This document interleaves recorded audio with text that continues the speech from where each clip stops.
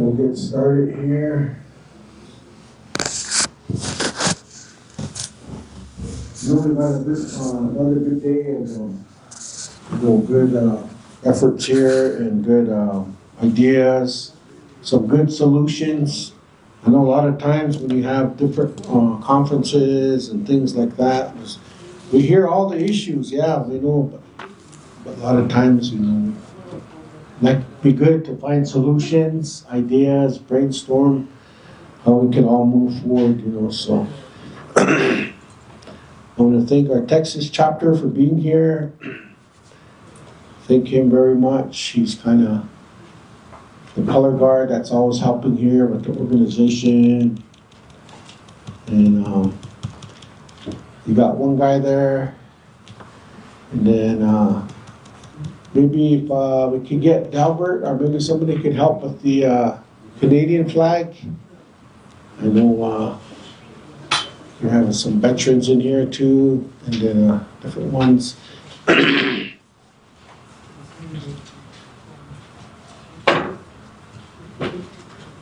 So once we get the colors going here, then we'll go ahead and get started here. So I know everybody is kind of making their way over here. Thank Chad for coming over. Thank you, Chad, for being here. I know he's on the agenda here. Appreciate him very much for being here. And everyone that's here, appreciate you guys taking that time away from your home fires, your job, employments there. Yeah, so I know you're going to get a blessing, because you're all doing something good here for the relatives. So maybe one of the nephews could help us out here with this Canadian flag. Yeah, so. Yeah, so.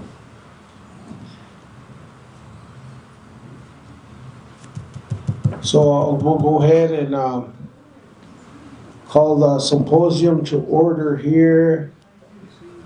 Just give me a thumbs up whenever you're ready. Okay. So first of all, I just want to welcome you once again here to the day 2 of the Symposium, Native American Church of North America, protecting and preserving our sacred medicine ceremonies through the inherent sovereignty. So at this time, I thank the color guard, day number 2, and all the presenters in advance. I want to say thank each and every one of you. And we'll go ahead and post the colors here, and we'll sing the Native American Church Sac and Fox flag song at this time. So relatives could help me out here. We'll go ahead and post the colors here. So. Yeah. Color guard. Okay.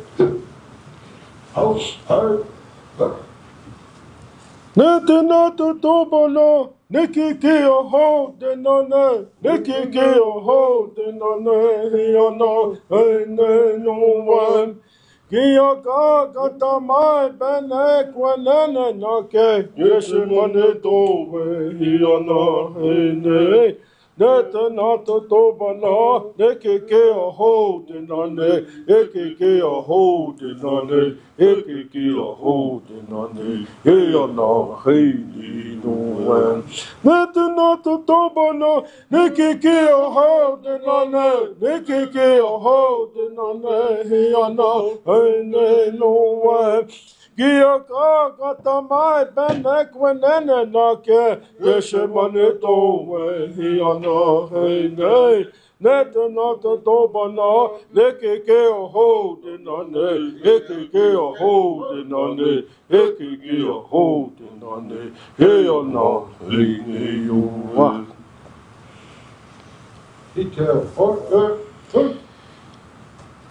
Voila. I want to thank our veterans here and our color guard.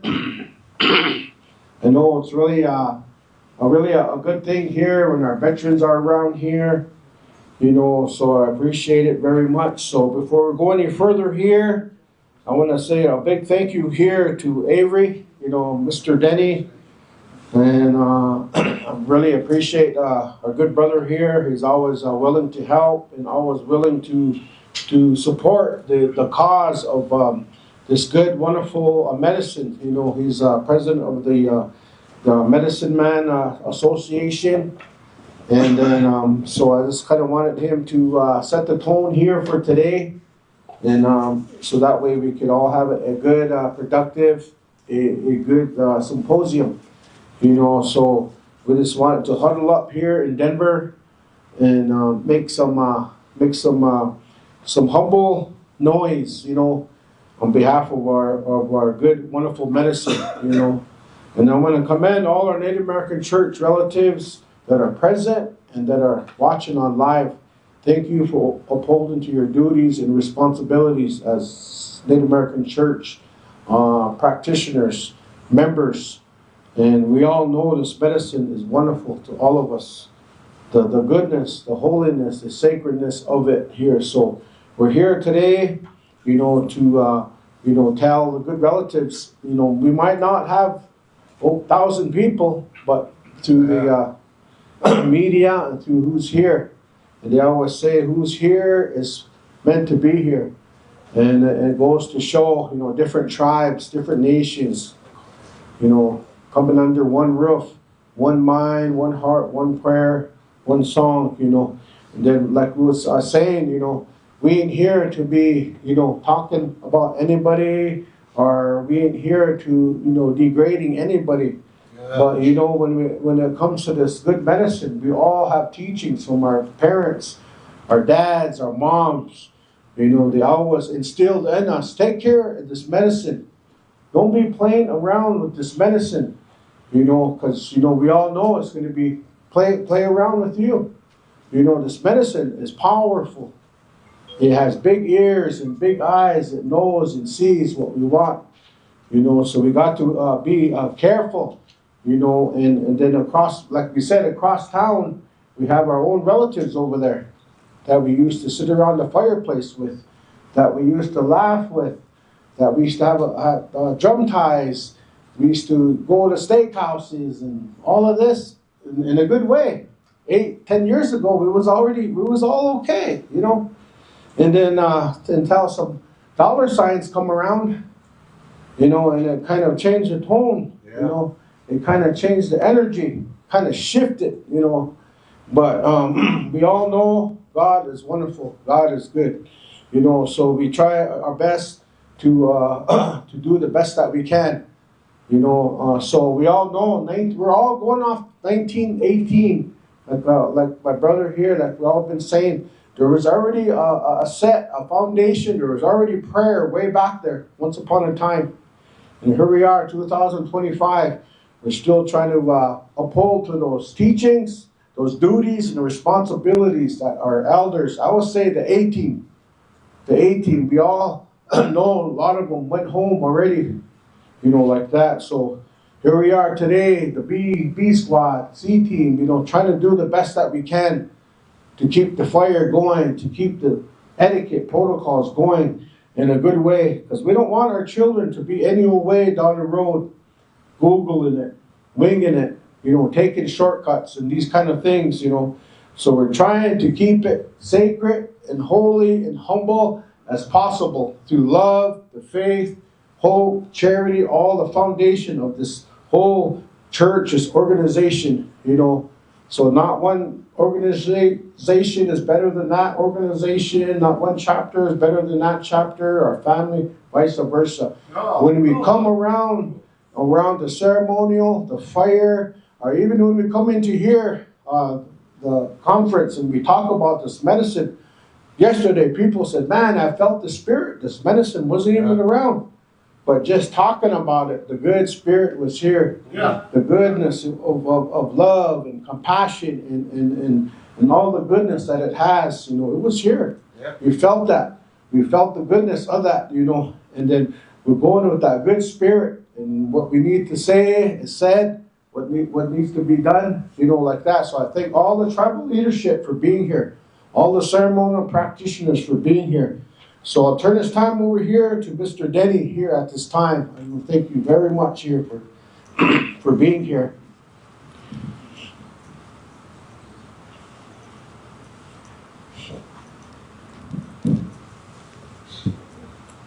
Yeah, hey, greetings and good morning to each and every one of you, relative, spiritual leaders, group men, our president, vice president, and our legal counsel, everybody that's listening online. So, all my relatives,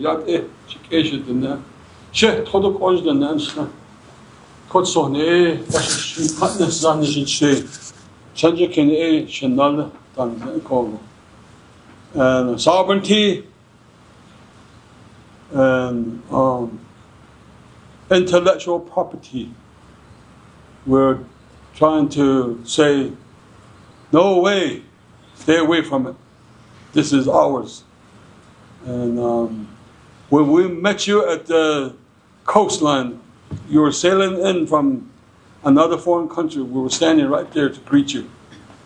We advise the European, the white man, and yes, we help you. But we want to say no more help, like you brought something that was very devastating, hurt, PTSD to our people. And that's what we're trying to heal from that. And we don't want to deal with that anymore. We're trying to heal with our own medicine, heal ourselves from historical trauma and everything that was new to us. And we do not have anything of that nature to heal it. We are trying to use our traditional medicine. That's all we have left. Yeah. And that's the reason why we are fighting to say no, stand here. So I want the cameras to be up because this is intellectual property. The song that I'm going to sing it's not for everybody to hear. Yeah. It's for that medicine, the natural order, the divine nature to listen. And I'm going to address them like that. So. Thank you, Mr. Denny here. It is appreciated. Your song, our song, and encouragement here to our good relatives. I know as Native tribes, Native people, I know we all have a unique way of praying, songs, all the goodness here. And I want to thank everyone for being here on behalf of the Native American Church of North America, and then on behalf of all our Native American Church people, tribes. This is a ceremony that's been around here for many years. This holy medicine has been carbon dated over 10,000 years. We all know that. And here we are today, 2025. We're trying to uphold to the duties and responsibilities that we have as Native tribes. So we can talk as an organization how we're blue in the face and all that, but it needs to come from tribal governments. Tribal government, they need to weigh in on what we're doing. So I want to thank all those that are helping along. So here today we have a wonderful, a good dear brother here, Mr. Grosbeck here, chairman of the Northern Arapaho Business Council. And about a month ago, I had a chance to sit around the fireplace. Got to pray with him, eat this medicine with him. And it was behalf of one of our nieces graduating in Lamdeer, Montana. So I'm really glad and happy that he took it upon himself and his tribe. So maybe some way, somehow, our tribal leadership, they could follow suit. They could kind of, and so happens last week, our Amanda Hadatsa Rikra tribe, passed a resolution too as well. So I want to thank everyone here. And we're an organization, we don't have a budget to do all these things that we want to do. We can be just like other organizations, go here and go there and do what needs to be done, but I'm really glad I have a wonderful team, our legal representative, Mr. Jones, Mr. Red Cloud here, and Mr. Daesh here, our editor-in-chief, and Mrs. Paulus, Miss Williams being our secretary, and our treasurer, Mr. Watson. And then we have a delegate at large that we have affiliated with the organization. I'm really glad and happy, Texas, Isaac Gardinas here. And because that's where all this medicine, that's where this where it grows. That's where our holy land, that's our sacred grounds where this medicine comes from. And we all know it comes from 4 counties, slow growing cacti. Yes, we all know that. And then along the way, we're just trying to uphold to the duties and responsibilities that we all have here. So I just want to express that, and then I'll turn this time over here to Keith. I know he had a busy schedule past 2 days. He's been in the Denver area, kind of just working on some tribal efforts, advocating, being at the Energy Department of Interior. So Keith, yesterday we had a really awesome, panel. That good spirit was here. There was a lot of emotions of sincerity, honesty, and humbleness, and people came out, that good spirit made them talk in a way that everyone could understand. Not only here physically, but through our life. We touched a lot of people, a lot of our elders that can't make it over here. A lot of our chapters that can't make it, they heard it from themselves, and we had a lot of good comments, a lot of good things. So maybe through this here, it can echo all throughout our tribes and our nations around the fireplaces. We all know now it's not just our peyote, our Lufuforia, woolly MCI, or however you want to address it to our language is Ma Body Walk, like that. So I know every tribe has a unique way of saying it. So I just want to turn this time over to you. Eden, you can come on up here. Maybe some good encouragement here. You can present some tobacco here, brother. And then all our presenters, we've been, and then all the ones here, we've been sharing tobacco with them in a nice way, because I know tobacco is a key and is to our efforts and to the prayers. And at the same time, you all come from good teachings and good ways. You want your ancestors, waiting there. Going to help you too here today. So I just want to say that here to you in a really nice way here. So thank you. Thank you. Yeah. I want to thank everybody. Tell everybody, Nyaket. Help. Meet you off the stage. Tell you, thank you, John Brady, for asking me to come over here, and present today. So I'm going to read our Northern Arapaho Business Council, our resolution, read it into the record here today. Yeah. And I've been pretty busy down here, and been pretty busy down here in our homelands, and trying to take care of business for my tribe. Had a good discussion yesterday with the Department of Interior for the energy sector, and just trying to make it happen for my people, for my tribe. Trying to put them in a good place, through hard work and for the federal government, and through praying, as a tribal leader and spiritual healer. I try to do my part on both sections, on both sides of the spectrum, as you would say. So I want to thank everybody for being here, and I want to be excused for speaking at a turn in front of our elders, the ones that are older than me. So with that, I'm going to read this resolution into record. Yeah. Northern Arapaho Business Council, resolution number NABC 2025-1952. Resolution to affirm the sacred status of peyote and opposes its inclusion in any psychedelic decriminalization or commercialization efforts. Whereas the Northern Arapaho tribe is federally recognized Indian tribe, and whereas the Northern Arapaho General Council is the traditional governing body of the tribe. Whereas on April 23rd, 1941, the General Council delegate to the Northern Arapaho Business Council, NABC, full authority to act on all tribal business affairs, and whereas the tribe has an inherent authority to govern itself and looks to NABC as the day-to-day governing body of the tribe.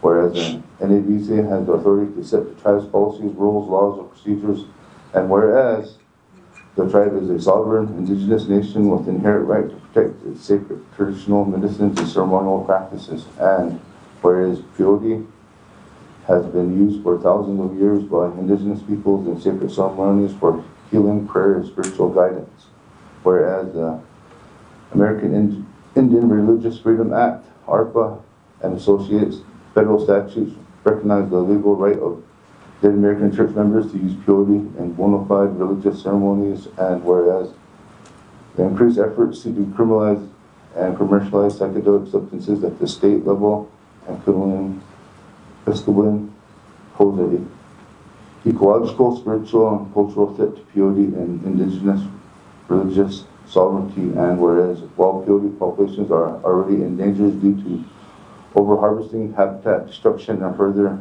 access could lead to extinction and loss of the sacred knowledge, and whereas any attempt to regulate or legalize peyote without full consultation and free, prior, and informed consent from sovereign nations constitutes a violation of tribal sovereignty and treaty rights.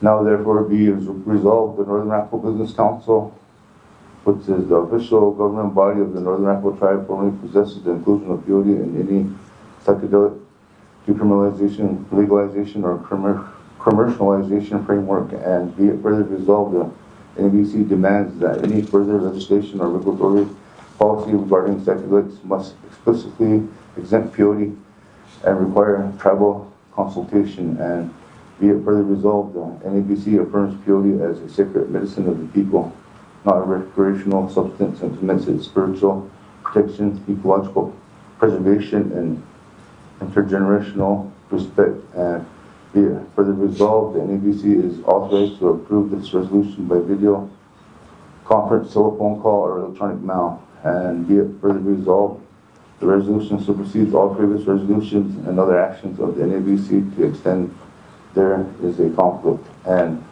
be it finally resolved, the chairman, co-chair are authorized to take all actions necessary to carry out this resolution on behalf of the tribe. The undersigned, as chairman of the Northern Arapaho tribe, Northern Arapaho Business Council, hereby certified that the Northern Arapaho Business Council consists of 6 members, and that 6 members were present, consisting of quorum at a regular meeting of the Northern Arapaho Business Council held on May 22nd, 2025, that the foregoing resolution was adopted by a vote of 6 members and 4 and 0 members against. Chairman voting that foregoing resolution has not been rescinded, amended, anywhere done in Riverton, Wyoming, this 22nd day of May 2025, signed by myself, and it was attested by Juanita Bell, Secretary of Northern Arapaho Business Council. Nah.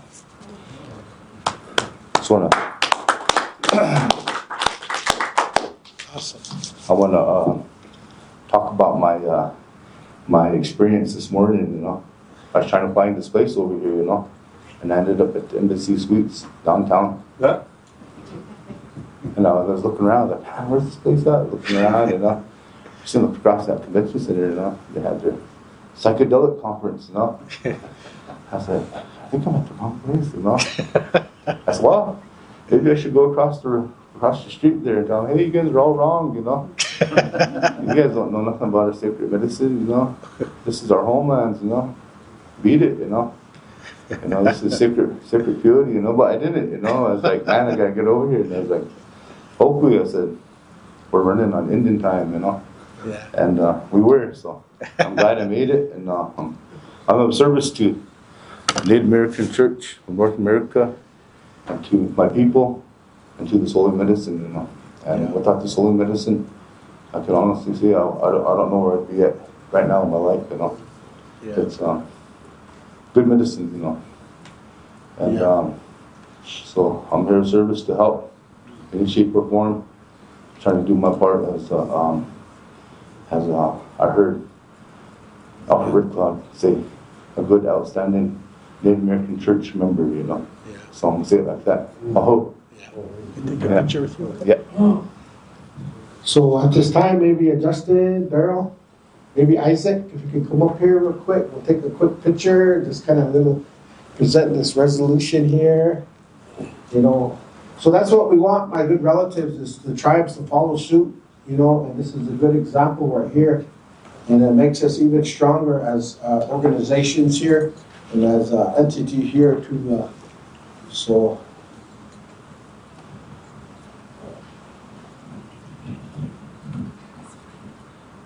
Ready? 1, 2, 3, smile. 1, 2, 3, smile. Alright. Oh, you bet. Awesome. So I want to thank Gideon for doing that on behalf of the organization here. So this is kind of what we need as tribal leadership.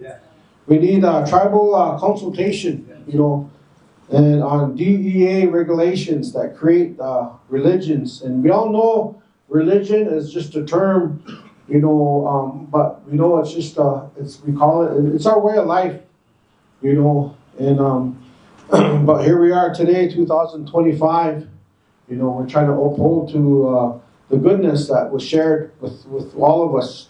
And then when tribes unite together and collaborate, it's wonderful. So this is a good example here, because a lot of times this tribal leadership, when they have their doings and have their things groundbreaking or whatever it may be in their communities, it seems like who they call upon. Maybe they call upon a spiritual leader within their tribe, within their community. It seems like it's always that way. So maybe with that gesture there, that they could see what we have to say and support what we're doing here. Support their efforts. Now it's not just peyote, it's all our medicines and all our ceremonies. So this is our way of life. So this is exactly the kind of advocating that's missing from the national conversation, out there. What's happening is wealthy and well-connected people are appropriating our sacred and native practices and claiming spiritual status. The government is in over its head, threatening all religions the same without understanding cultural or traditional contexts. The Native American church is being held up as a legal precedent. But the context of peyote protection came from centuries of prosecution, not no new startups or ceremonials for profit. Meanwhile, tribal voices are not being consulted, even as others try to mimic or legally inherit protections originally carved out for Native communities. And then there's these big psychedelics, these big mainstream interests. So when we say non-Native, we're not trying to people take it personal. When we say non-Native, it's these pharmaceuticals, these mainstream interests. Just like yesterday, what took place across the town over there, smiling, shaking hands, things like that. It don't look right. Our peyote shouldn't be talked about in these big psychedelic conferences. It shouldn't. It don't look right. It don't feel right. Yeah. It's not right. It's kind of disrespectful, most of all for our southern tribes that share these fireplaces with our good relatives. So, and then one of the big funders, Dr. Browner's case, a woman died during a psychedelic retreat tied to someone affiliated with Dr. Browner's company. The lawsuit was dismissed after settlement, likely with the NDA. This is part of a larger trend where wealthy organizations avoid accountability while continuing to promote unregulated psychedelic use under the cover of healing or spirituality. We need some action. We need some next steps. Yeah, we know all the issues, but we need to find solutions. We need some ideas. They say there's over 350,000 Native American church members. They need to come forward and help and be a part of the goodness here for the future. So we need tribal consultation. We demand the goodness of it. You can help lead or support a call for official tribal consultation before DEA establishes any final exemption rules related to psychedelics and religion. You know, we can draft up, you know, a simple language as an indigenous. Myself, I don't really like the word indigenous. It's not an American Indian Religious Freedom Act. Indigenous, they don't say indigenous in there. It's kind of seems like it's an everything word. Yeah. And they use it, they're abusing it, you know, and they're giving them a mile or going a marathon, you know. So we must speak clearly. Our sacred medicines are not trends, are loopholes. The Native American church is not a religion or a colonial sense. It is a way of life rooted within our communities, our ceremony, and our land. Any DEA rule that grants exemption based on religious claims must include formal consultation with tribal nations. Otherwise, the government is enabling spiritual appropriation and putting our traditions and lives at risk. Push for oversight. Demand transparency in how religious exemptions are granted. Insist on cultural protections so these laws aren't used to disrespect our ways of life. So I just want to kind of say that right before our Vice President makes her way up here. Miss Latoya, Vice President of Navajo Nation. I was saying yesterday to your delegation, you know, it seemed like the southern, west, southwest, and A tribes, you all have the most members, most chapters. And it seemed like once you guys could get it, what we're asking now, get it across the finish line, and it's going to be wonderful. And I was telling them, it's be like a slam dunk. It's like you guys have the ball now. You got legislation within your tribal government. And it's just a simple word. You could say you're not, you know, just decriminalizing peyote all you want, but what's muscaline? You know, if it's just as simple as this a slash muscaline. You have two resolutions going on. One says peyote, the other one says peyote muscaline. So if the other opposers really love, really think of this way of life sacred and holy, you know, what's the problem? What's the holdup?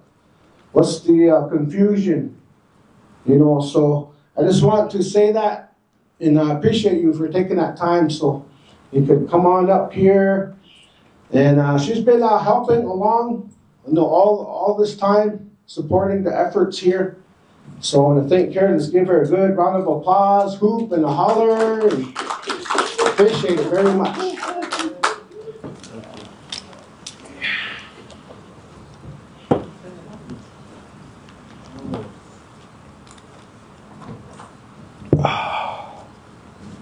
Yeah, I'm he had one quite show by Sendo.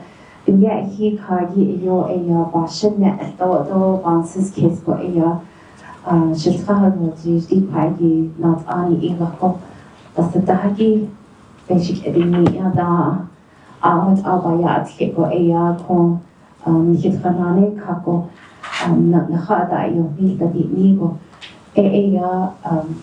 Diego, on this case, on city case. Good morning, everyone. Hello. Good morning. My name is Rochelle Montoya, and I am the Vice President of the Navajo Nation. I appreciate the time that I'm being given here today to speak on behalf of our beautiful ceremony that we hold in our hearts, hold in our homes, and that we've all been following for pretty much probably our lifetime that we've been here on Mother Earth. I've been working as much as I possibly can on so many issues across Navajo Nation and of course Indian country. And this was one of the issues that was brought to our attention when we were going across Navajo Nation campaigning about 2.5 years ago. And when I speak with individuals and we discuss what's happening, a lot of the times we are here, again, as mentioned before, deciphering, you know, which legislation are we going to support? What are we going to do? Why is it different? Why is this the way it is, and why is this the way it is?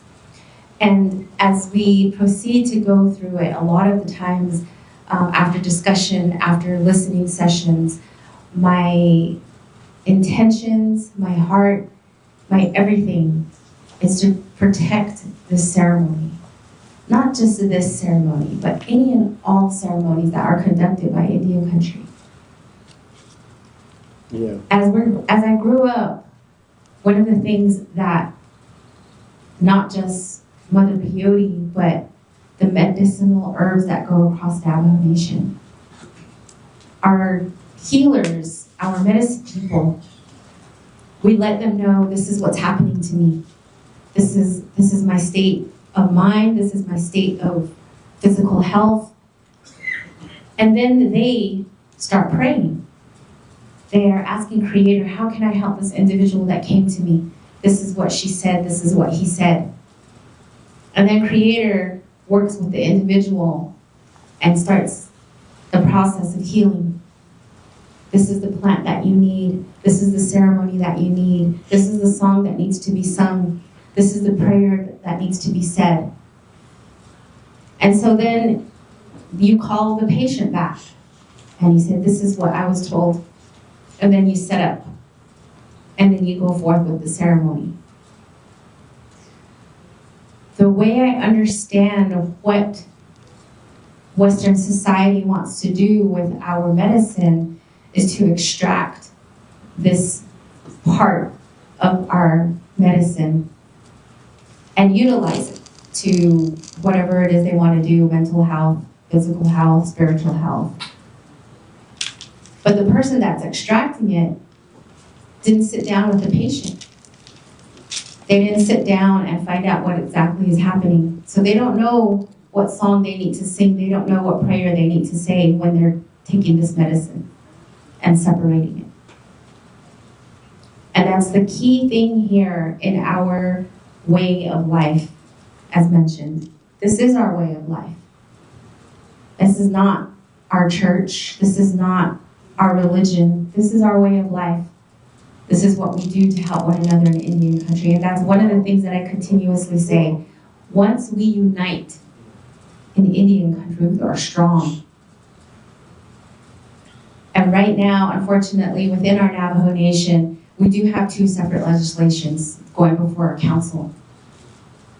And we are going to be having a work session as I remember the outcome of that legislation being presented on council floor about 1.5 years ago.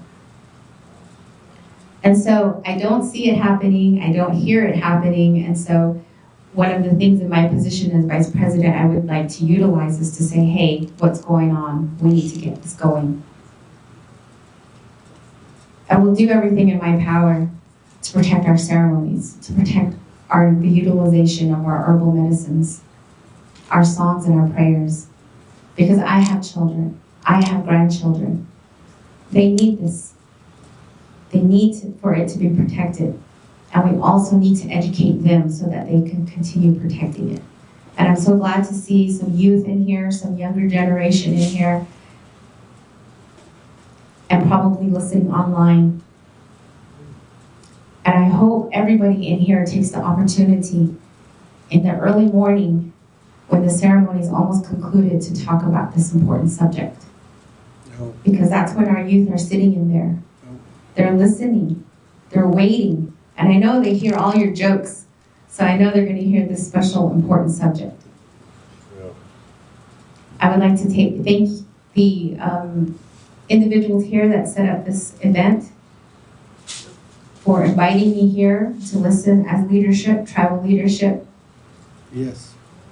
And again, I will do everything that I can with the power that my office holds to assist and to move this forth. Again, to be an example, to be the lead. Because Navajo Nation, we are a huge nation. We span across 4 states, New Mexico, Arizona, Utah, and we have our ranch in Colorado. And with that, to unite across Indian country. That is what we need, and that is what I see here. Thank you guys so much for this opportunity. Thank you so much for allowing me to be here to listen and to have conversations. So, yeah. Okay.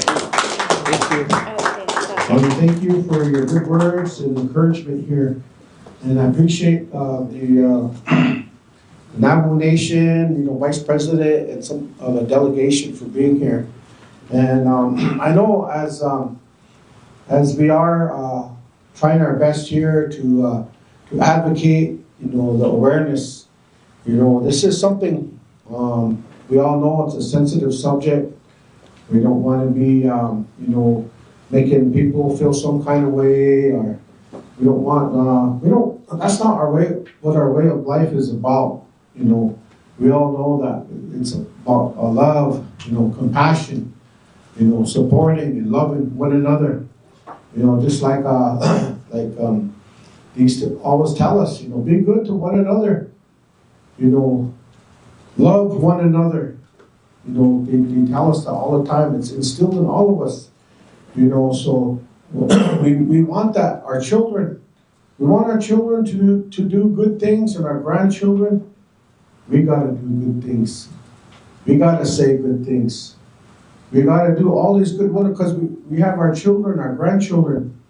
So while I'm in this position, I'm trying to be transparent, accountable, and I'm trying to be that way, productive as possible, because I'm halfway through my second term here. And to me, this is just a title. I wasn't asked to be here. My brother is here, different, all the rest of our officers.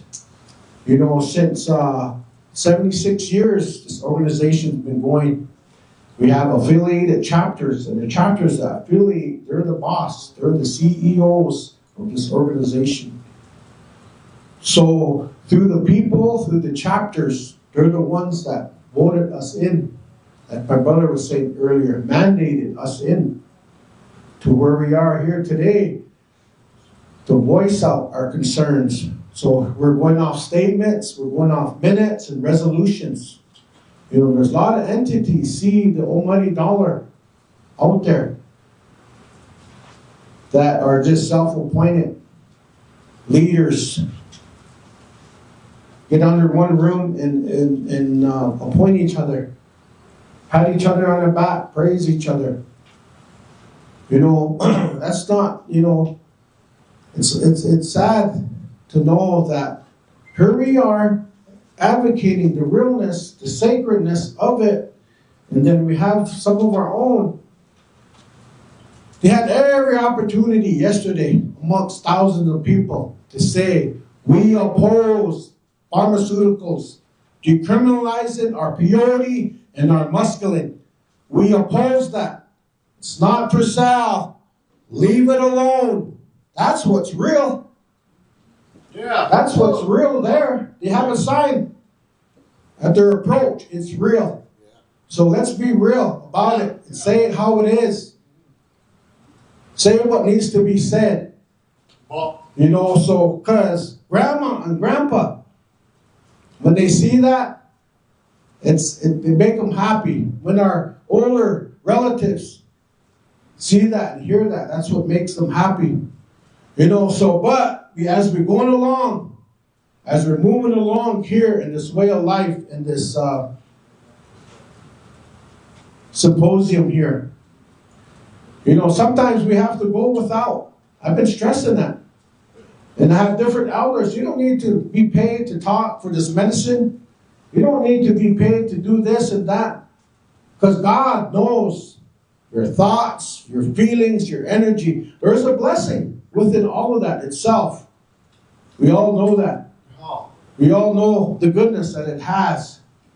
So here we are as a statement. Again, I want to address this here before we go down here to our next panelist. So a statement from the national organization. Today, the term religion is often used to categorize the beliefs and practices of different people. But as the native people, our way of life is not a simple religion. It is who we are. It is living, breathing, spiritually disciplined. It is practiced daily. The morning, the time we get up. No doubt everyone said your prayers, your offerings, your tobaccos. Long before colonization, we were spiritually grounded. self-governed, and deeply connected to the natural laws and elements of this land. Our prayer, our song are not root. They are our strength, our medicine, and our guidance. We walk in balance with creation, following the original teachings passed down to us through natural law. Across, there's 574 federally recognized tribes in this country. We each carry a unique languages, traditions, ceremonies, foods, medicines, and the ways of life. We are richly diverse, yet united by sacred responsibility to protect and honor the gifts of our ancestors. Our relatives fought and served in this country's armed forces to protect the freedoms we all hold today, so that our flag could fly free and even in the lands of our enemies. Since the 1800s, the U.S. government recognized that we are inherently sovereign nations. In that spirit, we have carried forward our sacred duties and teachings of our people. In 1978, American Indian Religious Freedom Act was passed to protect our right to worship, practice our traditional ceremonies. Today, ARPA is 47 years old, and yet, despite its passage, our way of life is continuously being tested. We believe our First Amendment would protect our ceremonies and spiritual practices, but we found ourselves still fighting and advocating to be heard and respected. Through the tireless efforts of our leaders and allies, the 1994 amendments, American Indian Religious Freedom Act were established, ensuring the legal right to use our sacred purity in religious practice. Well, that amendment gave us a level of federal protection. It is clear today that the lacks enforcement, oversight, and support. Since 1994, there's been no formal review or update to American Indian Religious Freedom Act. There is no dedicated office to handle ARPA issues. There is no budget, no federal oversight. A law that's meant to protect natural spiritual life is now being neglected, and our inherent sovereignty is being threatened and silenced. We are shining light on American Indian Religious Freedom Act and our spiritual sovereignty, and calling upon federal government to fulfill its obligations to uphold and enforce the rights promised to us. Our ceremonies, our medicines, our prayers, and our way of life must be protected not just in word, but by action. We ask all our native nations, our tribal leadership, spiritual leaders, our elders, our allies, and those in positions to leadership to join us, to call for this recognition, respect, and restoration here. So I just kind of wanted to express that, a statement there on behalf of the Native American Church of North America here, organization. Oh. So and I'll turn this time over here to, I didn't see here my sister Jennifer. I know she's on her way here. So we'll go down to Mr. Denny here. If he's good to go. I know I see Chief Philip Whiteman there. So this is panel number 2, our sacred ceremonies, medicines. This is our last stronghold. We must protect them from our non-native mainstream interests.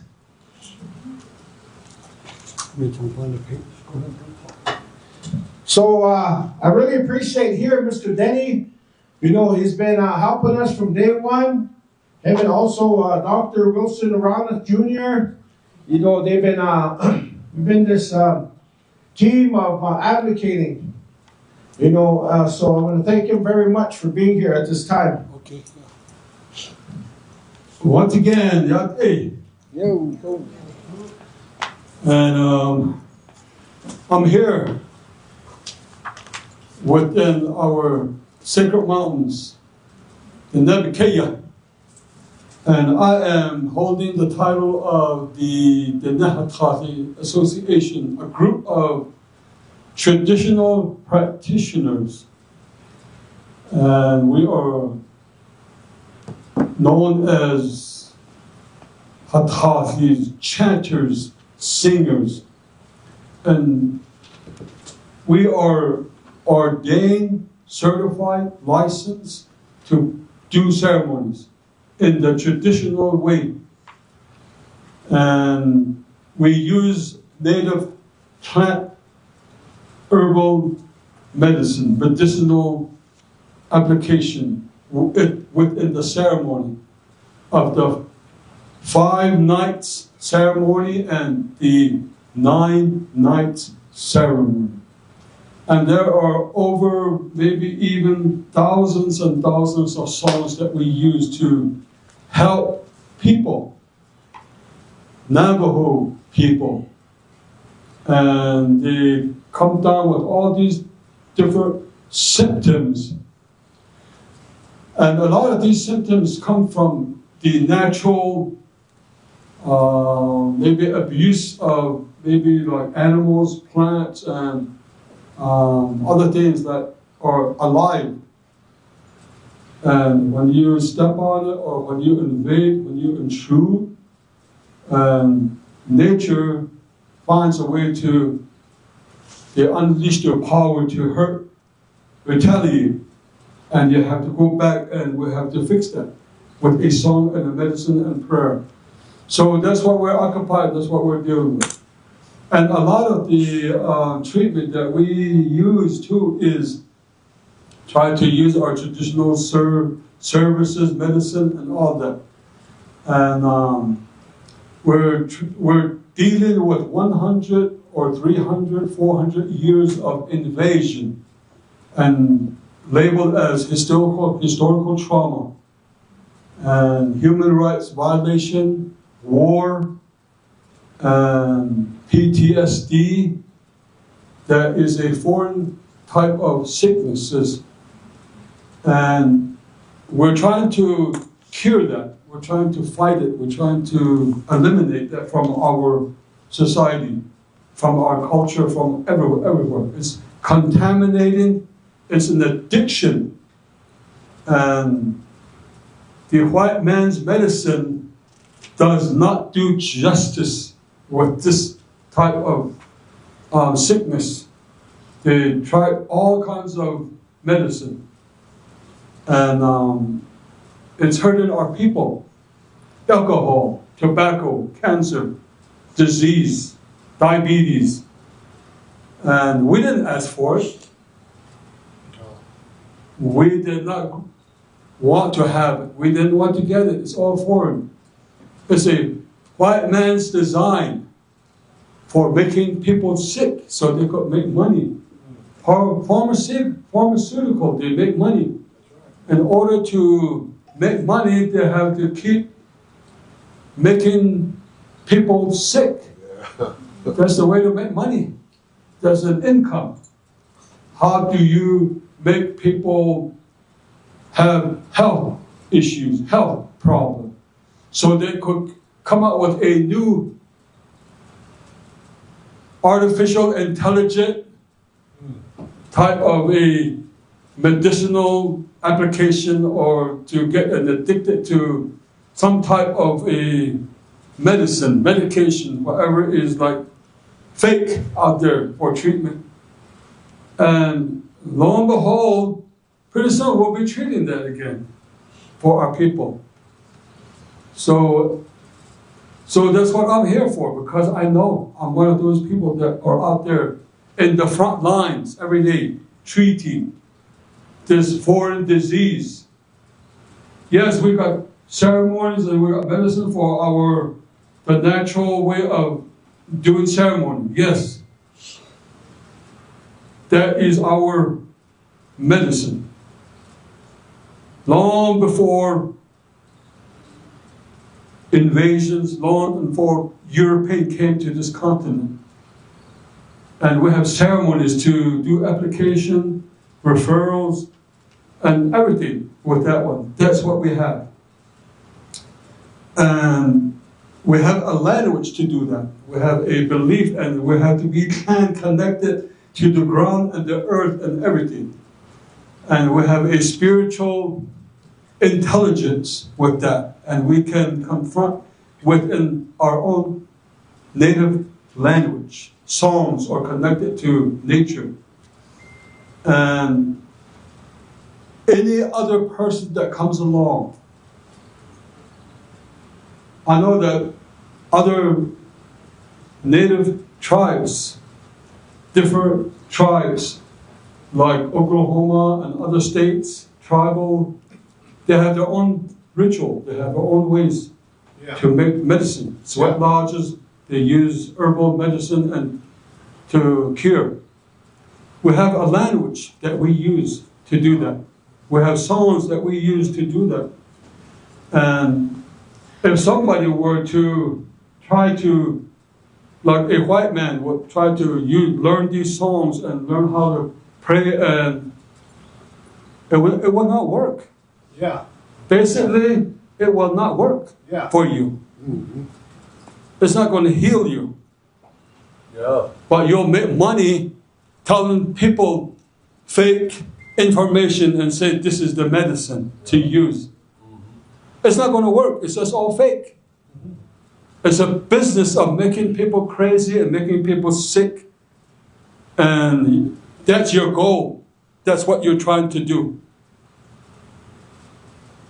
And the people that are all listening out there to see what they have to say, it sounds so fantastic. No, it's not. It's a lie. No. They're telling you something that they're going to sell you. They're going to take that money out of your pocket and put it into the bank. And they're going to run you dry. It's just you're going to just get high for about 1 hour. Your problem's going to still be there. Yeah. You're going to get a hangover from it. And you have to go back.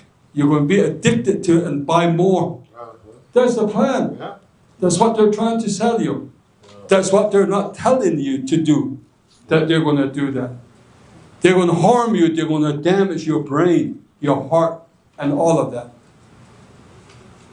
And I'm sorry to say that I won't be there to fix it for you.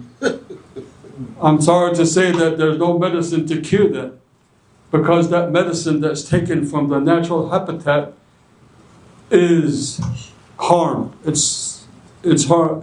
It became a harmful substance. And we have no song and prayer for that. We use it in a natural state, natural and habitat, the original form of medicine, where that medicine has a heartbeat and it's listening and it's looking at you to see how you will ingest it. And if you mean good, if you're all right with that, and if you're native, if you have a clan to that medicine connection, that's the only way it will work. Other than that, you're wasting your money. You're wasting your time sitting and listening to them. And these other Indian tribes are sitting in that panel. Wow! What happened to you, you know? And then you go to your teepee ceremony and you make that altar and you put that medicine right there. No more. You might as well just turn in your membership card and go totally 100% psychedelic, fake medicine. You can't do ceremony no more. Yeah. Yeah. You can't be fake. You can't be pretending anymore. Instead of get out of that teepee, get out of that lifestyle, and go live in a high mansion, wear your expensive shoes and a hat, and try to be somebody like a rich person. We are not like that. We're just like this. Yeah. And we want to live healthy, and we just want to live and survive. We want no harm and damage come to us. We want to be all right. And we don't want our families, our relatives to be hurt, to be suffering from mental disorder condition, health issues, because of all this, what's going on. It's a mess. And if you don't believe me, wake up, see, look, your environment. What you did to this land. You hurt the land, you abused the land, you took a lot of it out of our natural resources. And here you're suffering climate change. The water is angry at you. The fire is breaking out at you, where you live. You created war because of money. Look at what's going on over there. If you want to waste your money, if you want to do something for it, put your money over there and stop that war. Yeah. What's going on like that? Yeah. Yeah. Your own federal government is trying to distract you because it's a failing government. Mm-hmm. It's going down the hill. And my gosh, you're so intelligent that you're not aware of that. You're being distracted for this cause. And I say to you as a traditional practitioner with feeling from my heart and with feeling for my people, for my land, my medicine, my ceremony, I want to keep my medicine. I want to keep my ceremony. I want to continue to use it to help my people to cure and help them heal. And I want to save lives, more lives, using my native language, ceremonial way. I want to be a Thali. I want to be honest. I want to be upfront. I know that is not Tsagi, Hatali, Nahasad, and Okseniki, Ado, the Nan Okseniki. Sedashin Hashit Ashin, Hadok Sedoshin, a wasn't Chini Doti, Edoshin, Hotchen Nido, and Yahachin, Shidado, Nido Dalusen. And Kisha, Nikisha had and Dakai, Haishta Nokso. Nikiyedo. Tot adat nihiye dan hiyo chin hinda tot no I niheda hosan kat niheda hosan hat I wat a tot chino pata hat I wat a don is la linda sto hajoye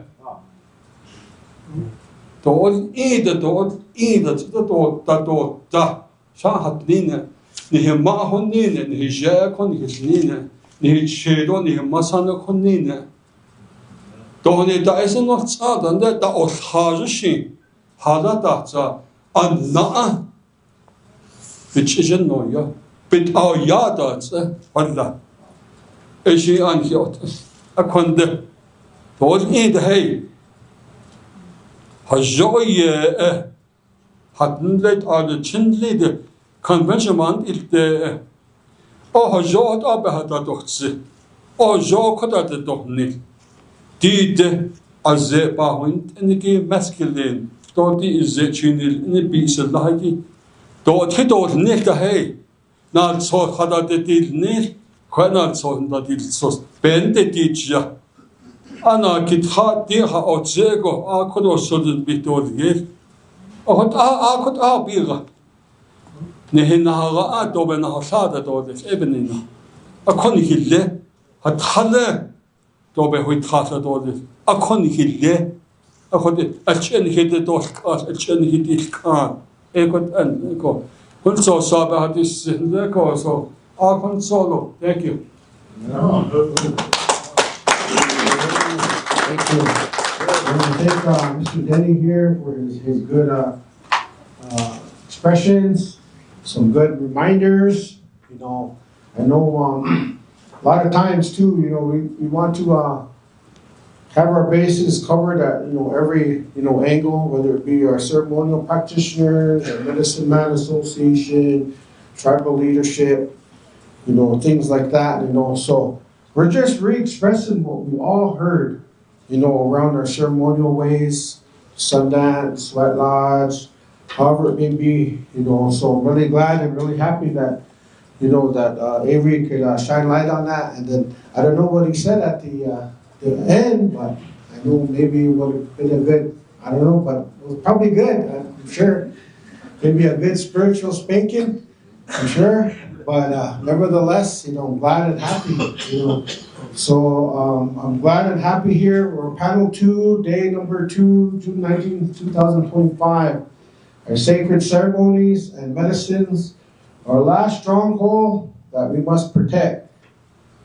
you know, from all the mainstream, you know, interests or non-natives, you know. So at this time, my dear sister Jennifer here, you know, the CEO of Native American Ceremonial Freedoms, you know, I know wanted her to express herself because we try to balance everything out, you know, men folk, lady folk, you know, because I was, like I said before, we know our ladies are important within our ceremony, you know. So I'll turn this time over to my sister here. So.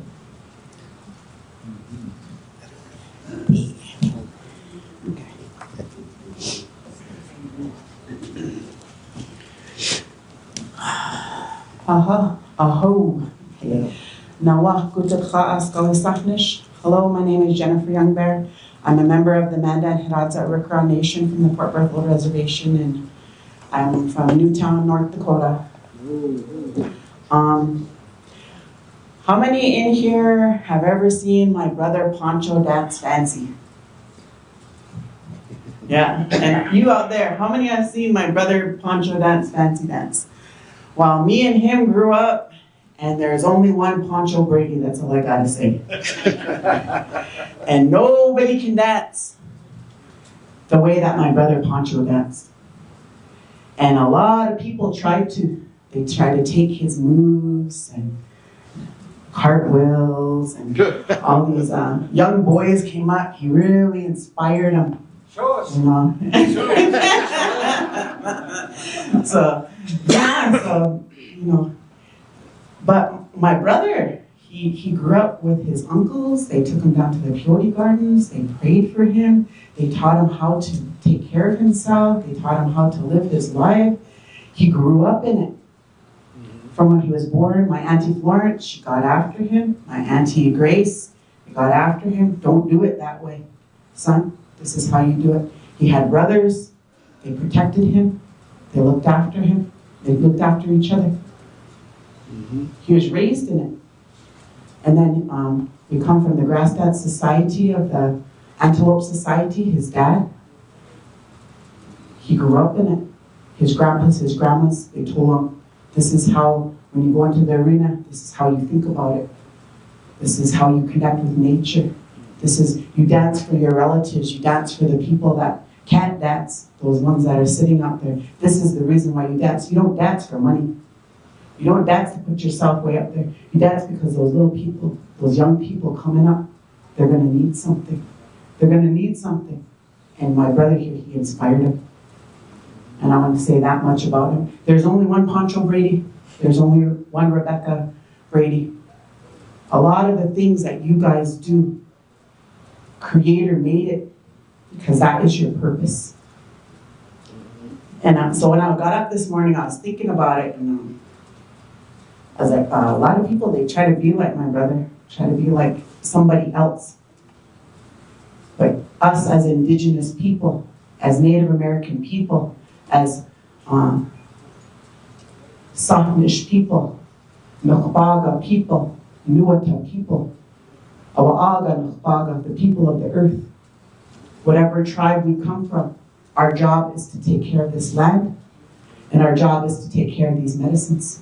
Yeah. We were given original teachings, like I said yesterday, when we came out of the ground, at the beginning of time. That's how long we've been being taught about how to live where we live. My people, we always lived along the Missouri River, all the way down. And when they find the artifacts and stuff, our people are some of the oldest people that they find. We've been here that long, thousands of years. The people that live in Mexico, they know how to take care of that. New Mexico, Oklahoma, Nebraska, wherever you're from, your ancestors, they were taught the original teachings of how to take care of that land, and they made mistakes along the way. And that's what our stories tell us about the mistakes that these people made a long time ago, and the consequences of those mistakes. And as Native American people, our job is to take care of our plant medicines. Our job is to take care of this earth. That is our purpose. That is what we're supposed to do. And you know how we do that? Is because we remember our stories on how we built those relationships with those plants and with this earth and with all of creation. from the beginning of time, how everything was created. And long time ago in those stories, they went through the same thing we're doing right now. There was those coyotes, those spirits came and they tested nature. But everything is in a circle, we believe that, right? Everything's in a circle. Well, we're going through it again. In the 1970s, anybody here born before 1978? Anybody out there born before 1978? Well, when you were born, you were not allowed to practice your Native American religious freedom. You were born into a time and you chose to come down here. According to our teachings, you chose your parents, you chose to be here, and you chose to go on this journey. Because Creator knew you were going to be brave enough. He knew that you knew what to do, and He was gonna give you the opportunity. Today is the opportunity. Whatever gift that is that you have, whether it be dancing, whether it be singing, whether it be using your mind in law school, whether you're a cop, whether you're a lawyer, whether you're a politician, whatever that gift is that you have to protect your people and to protect your children and to protect this land, step up and use it to do good things. They say if you take care of these things, your gifts from Creator, you take care of this medicine, you take care of those feathers, you take care of that drum, it'll take care of you. But you got to take care of it. And a part of it is you got to take care of yourself. These people, these coyotes that come in and they try to offer you things. In our stories, that's what they say. They say the things that are the prettiest when you're standing on the hill and you're fasting, those ones that come and they look really good, those are the ones you got to be careful for. They said, be careful for those ones. It's the ones that sometimes they look pitiful. Those are the holy ones. They talk about the arrows of the low-cap clan of my people. They say, when they gave him direction, they said, pick the most pitiful one. Because that's the holy one. Yeah. And so, as our relative was up here, he's saying, we're just as we are. We don't have to try to look beautiful or shiny or whatever. Because Creator made us beautiful just the way we are. We just have to remember why we're here. Why we came here. Did you come here to make money? Can you take that money? Are they going to put that money in your casket? You're going to take it to the other. We say we go back to the stars. Can you take that materialism into the stars? No. But you have a spirit inside of you. And how did you live your life when you're here? And when you go to that smoky mirror, in our stories, we go to a smoky mirror and you are judged. When you are judged, can you look in that mirror and say, I fulfilled my purpose to you, Creator. I did what I was supposed to do, and I did the best that I could do while I was there. And that's all we can do. We can do the best we can do. And when I got up this morning, I was thinking of a story my brother told me, Jazz Youngberg. He went around and he talked to a lot of my grandmas and my grandpas. He put donations up and he fed them, and they told him stories. And I'm not good at stories. His gift is he's a storyteller, so I heard a lot of stories growing up. Me myself, that's not my gift. But I remember the message that I got from this story. Yeah. And they say that the sun, when he comes up, there's a chair up above that he sits in. Right about noontime, he likes to sit in that chair. Well, when he said Coyote used to be up there. Coyote, he was up there, and he was mischievous. And he went and he sat in that chair, and the sun came upon him. And he said, "You're sitting in my chair." And Coyote just kind of flipped his. Yeah. I need you to move from your chair.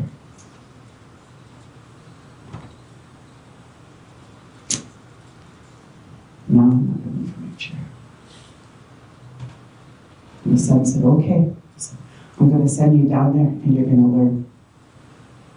And he sent him down. There's more to the story. My brother's a lot better than it. But the purpose of the sun, only the sun can be the sun.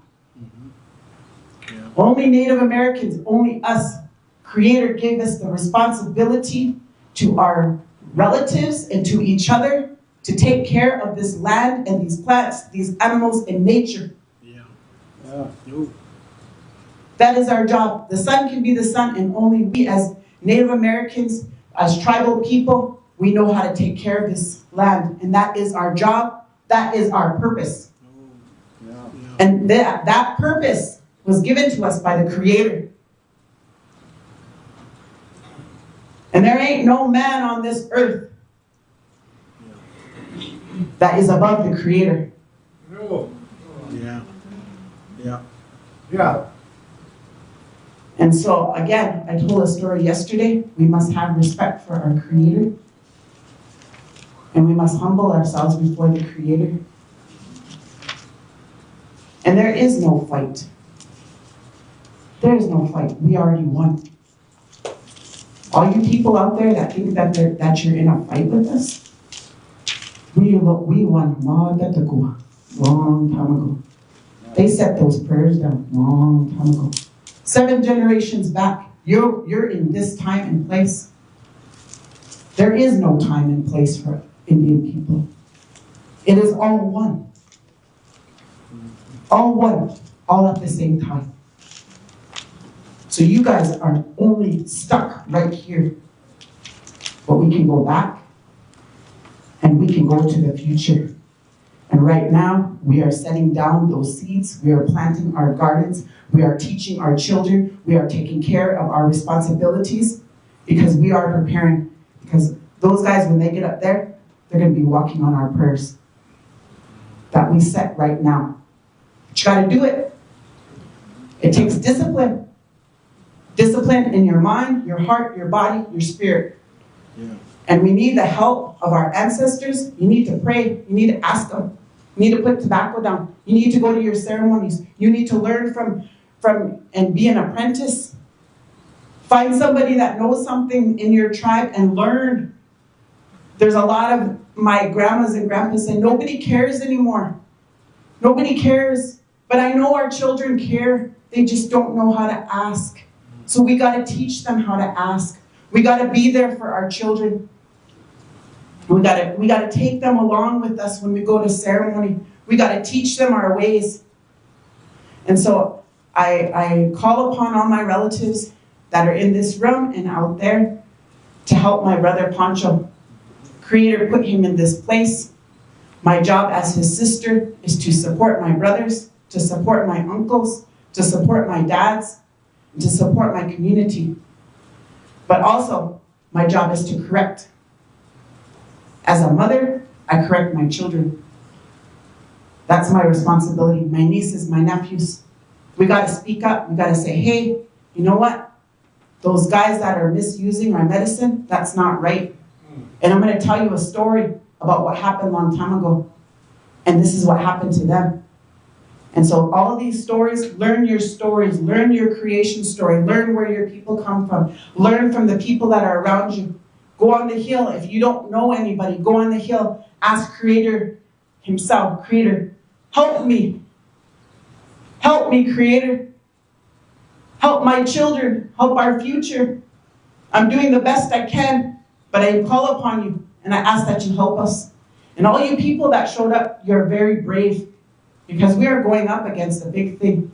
But our people have done it. In the 1970s, Yeah. we did pass the Native American Religious Freedom Act. We were born into a time when that wasn't there.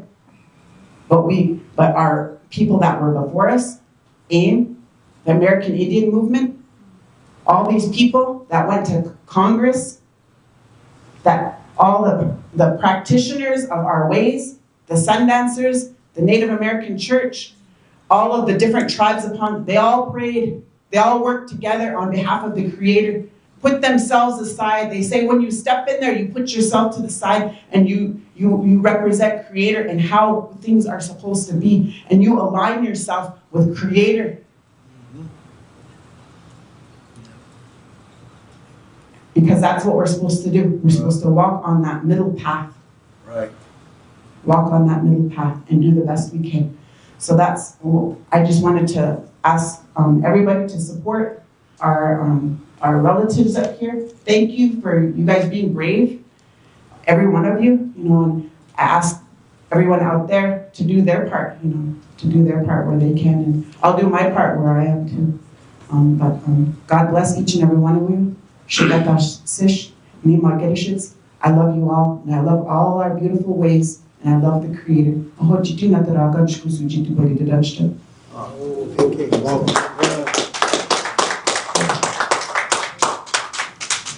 I just want to thank our sister here for, making an expression on a lady's role, lady's voice, etiquette. So basically, our medicines, all our medicines, every tribe was all gifted. They went on fast, went on a vision. They was gifted different herbs, different plants, medicines to help within their community. We didn't have IHSs back in the day.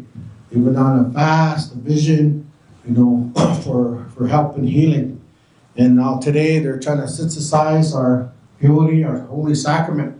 To me, that's like a man trying to play the Creator, God, the Great Spirit, and we could go on, and this medicine is only supposed to be around a bona fide, setting, a spiritual setting. You can't be going down to Walmart, eating medicine, or, if you have that much respect for it, just only utilize it. We're around the fireplace, and then a lot of times too, when this pandemic hit, my good relatives, I had plenty of knocks on my door.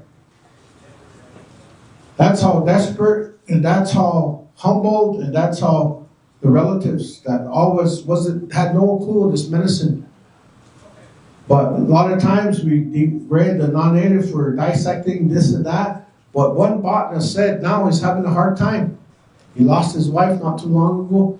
But he said, you Native American church people, this holy medicine has 12 alkaloids that as they partake it, no virus, no infection can survive in this environment.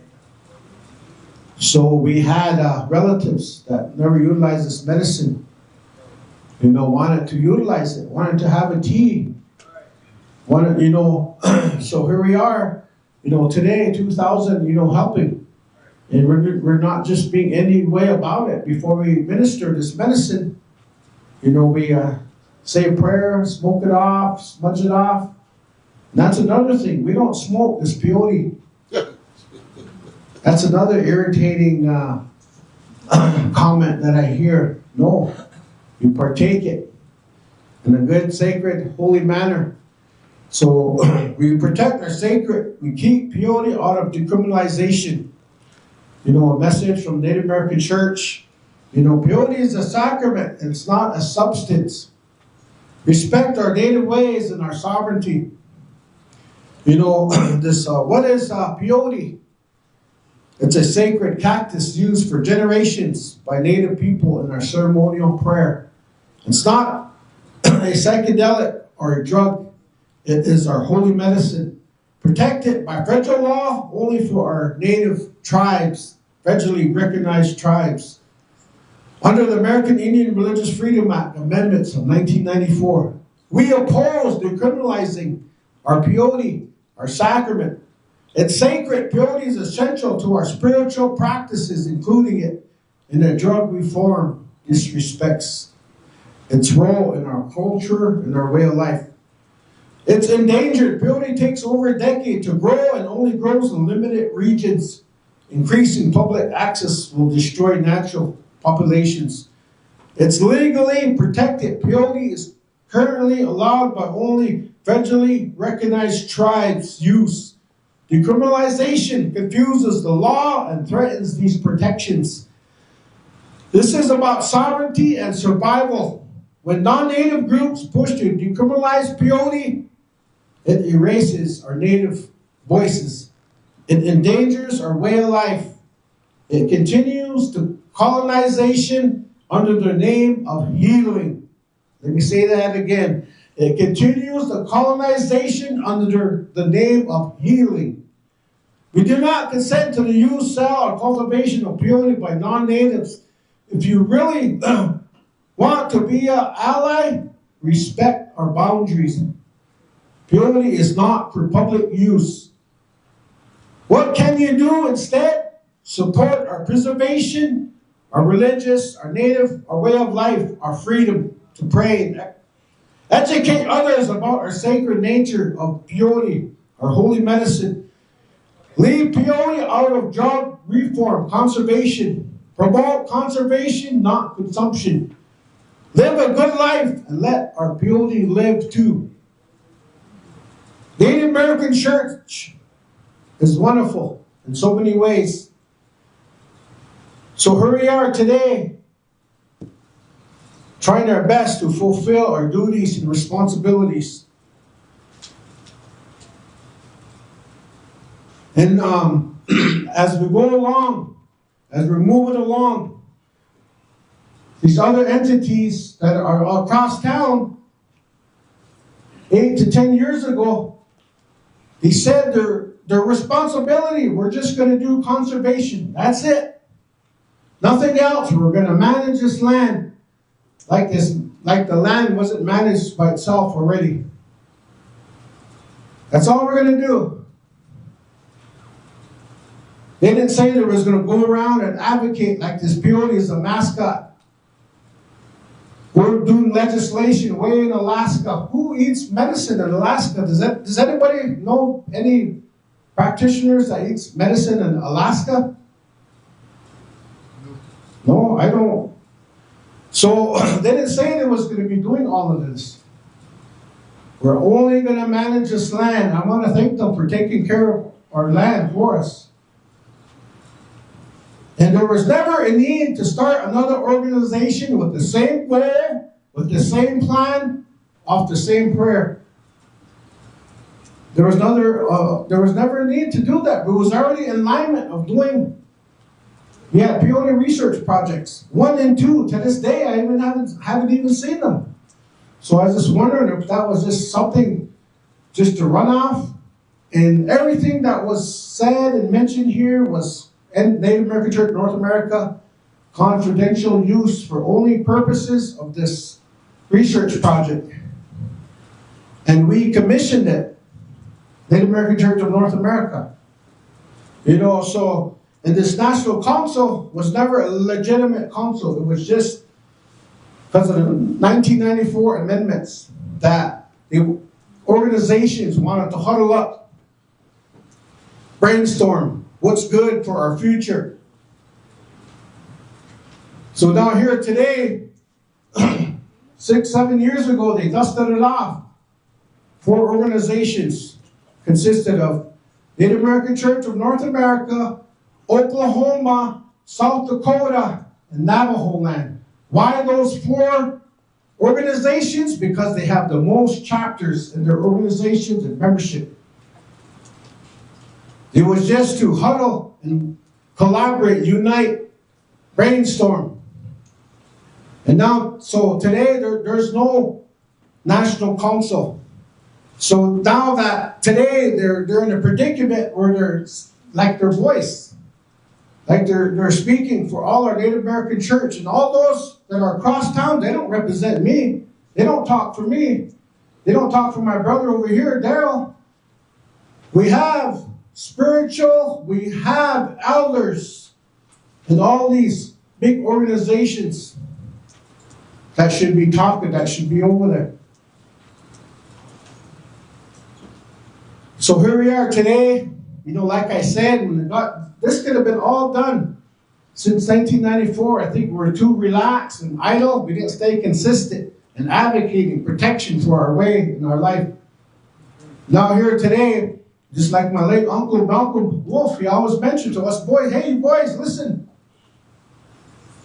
Don't be playing around in here. Help each other out. When somebody's singing, sing with them. Pray with them. Be careful. Because non-natives are going to come in here. They're going to see, they're going to like it. They're going to be on the side writing stuff down. Be careful. This was only meant for our native tribes, our native people. So here we are today. This is all new to me, too, relatives. And I'm learning as I go. I'm thankful for our legal rep, our vice president, our treasurer, our secretary, the delegates. Most of all, I'm thankful for my wife, my number one supporter. Because before I say and do anything, I ask her, because we have children. We have grandchildren. Nowadays, people get some kind of way. It says it takes a weak man to turn to their negative thought and their negative bundle. These bundles were made to help and heal our people. They weren't made to do other things out of the way. Maybe there needs to be some kind of a wording. Maybe all the tribes could huddle up like this Medicine Man Association. Gather all these ceremonial people. Get them in one area. Because our ways of life today are being abused. You see it. You see it right here in the heart of Denver. What's going on? Our peyote shouldn't even be mentioned. Shouldn't even be named with all these other psychedelics. I have a grandpa, Alfred Driver. Morning time, he used to always say, these non-natives labeled our medicine a drug. They needed to categorize it in some area because they're dissecting it. So they put it in the substance. So now here today, we have to deal with all of that. But to me, the substance, if they want to say it's a substance, the substance is this wind, the air, the lightning, the thunder, the moon, the stars, the sun, all of that. That's what makes it holy. That's what makes it unique, if they want to say a substance. So that's why we're trying to promote protection in the natural habitat. And we all know it's on private land. So here we are, huddling up, trying to do the best that we can for this medicine, for our children and our grandchildren. We want them to know that this medicine is going to go on for many more years, generations. So I just want to put a comma there. I know our good relative from the Northern Cheyenne tribe, Mr. Chief Philip Whiteman Jr. I want him to come make his way up here. I know he has a lot he wants to share. And just a few months ago, last month, we was up in this area. We had a ceremonial graduation prayer ceremony here. So, brothers, why don't you come up here and share the good news and share the peyote teachings. The peyote, kind of remind us and kind of help us all along, so you can make your way on up here. So thank you very much. Yeah.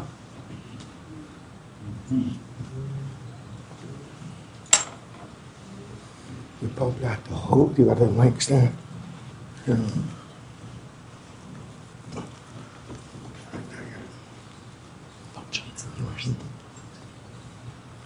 You got a mic stand?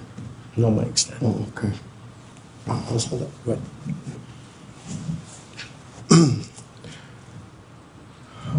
First, Niakshiman, Ahom, Highness, besides the eye and sit to hear with is the name of Nimitimanestis, and Birichish and the Omen, besides the eye and sit to the next with Highness, now she went down, Highness, the home of the one.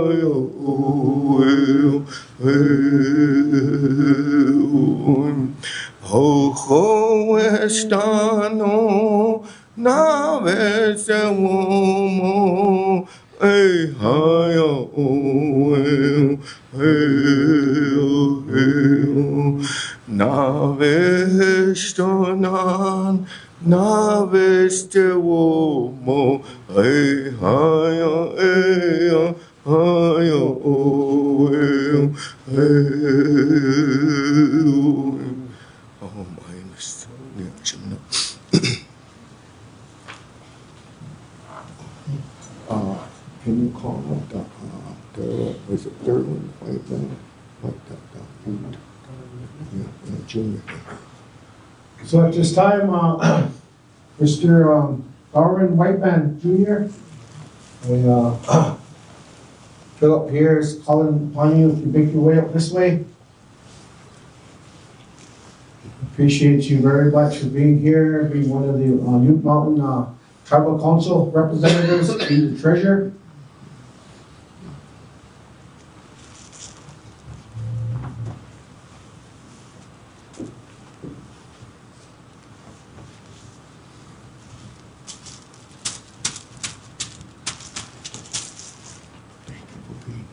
Mm-hmm. Okay, good. And then next, heed that Okay, at this time, my Chief Philip Whiteman Jr. here, he wants to call up upon the Northern Arapaho Tribal Chairman, Mr. Rosbeck. Come on up here, Keegan. I know he presented this morning. He was the first tribal council to kind of set the bar here with the resolution here. So, can you unsip that? Just wrap it around. This is really hard to get it. I know you got a suit jacket on, Yeah. but we'll put it on you like a superhero.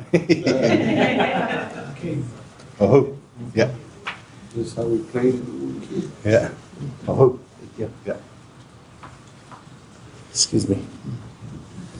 And then next I want to, the highest form of protection and acknowledgement is a rifle or a horse. And I want to give you a rifle before I talk. I'm going to give it to you for your protection. Yeah. And that's that. So at this time here, on behalf of our Chief Whiteman here, you know, so the and his Cheyenne ways here, the highest honor on his Cheyenne tribe, Cheyenne people, you know, he wanted to present this rifle, you know, and for the goodness of our organization, a good protection for all of us, you know. So He's going to present that here. So he just wanted me to make mention of that. So I say thank you on behalf of the organization here very much here for that kind gesture here with this. His kind gesture here, you know, is Cheyenne folks, you know. So in this capacity, this would be my second rifle here that I received, you know, and I know it's hunting, it's around the corner, so it's pretty good. So my first rifle was another Cheyenne relative. His name was the White Buffalo. He hosted a big celebration conference or a dance special, and I was presented that at that. Somehow I came out with that rifle. It was awesome. So this is the second one in a good spiritual setting here. I just wanted to make that comment here. Not trying to brag around. If I'm bragging how wonderful of a good medicine God that we have here. So I just want to say that. Hope. Now to go besides the ego sit home. Menasto the mat. Mata is the Nitsi Namat Vihop Namat Woodstaniot in the If I spoke to you in my language, if I spoke to you Mother Earth's language, if I spoke to you from the medicine language, would you understand me?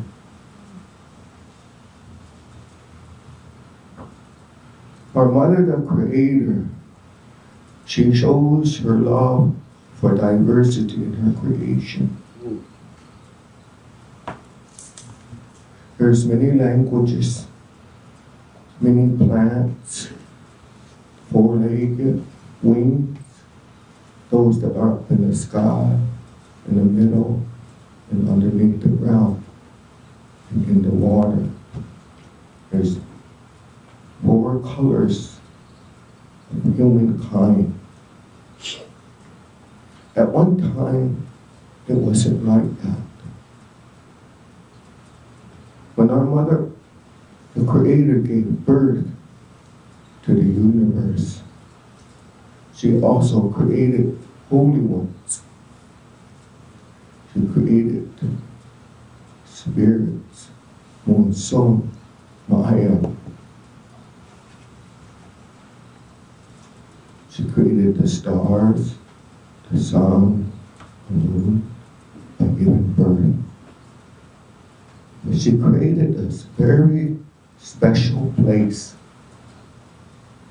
when she asked those spirits to go out and check on it.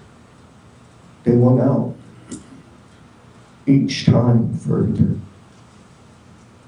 And each time they came back with no sign of this special place. And on the 4th time they found it when she encouraged them to go out further. And it's this place that we call home. This is not our home. We are spirits having a human experience. When my mother conceived me through my father, somewhere in her sacred womb, it was determined by the Creator that I'd become a male, and my sisters remain sacred. Mm-hmm.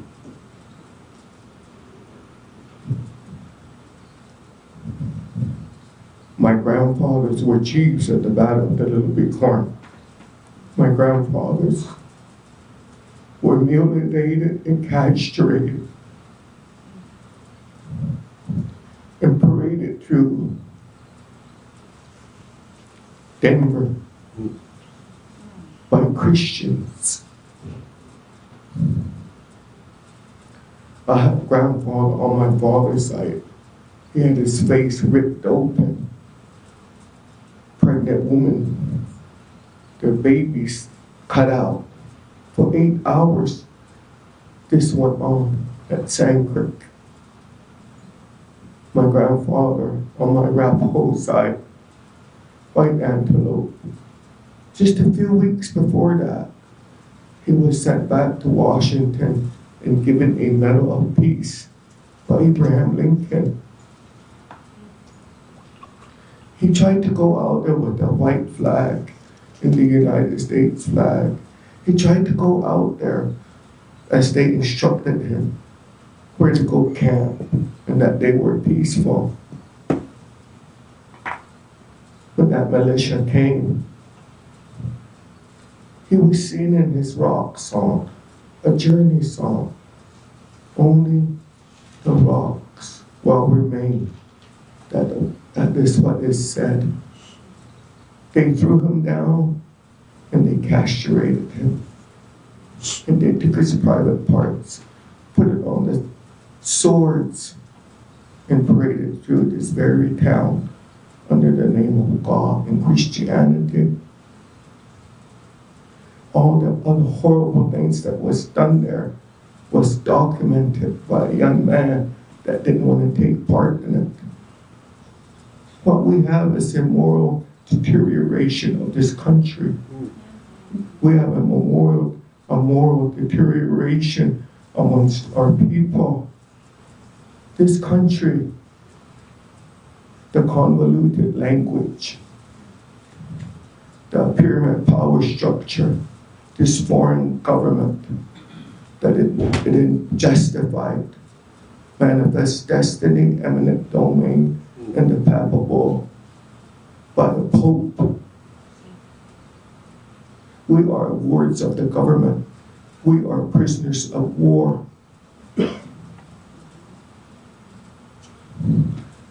We loosen our language, we loosen our culture, and we loosen our identity.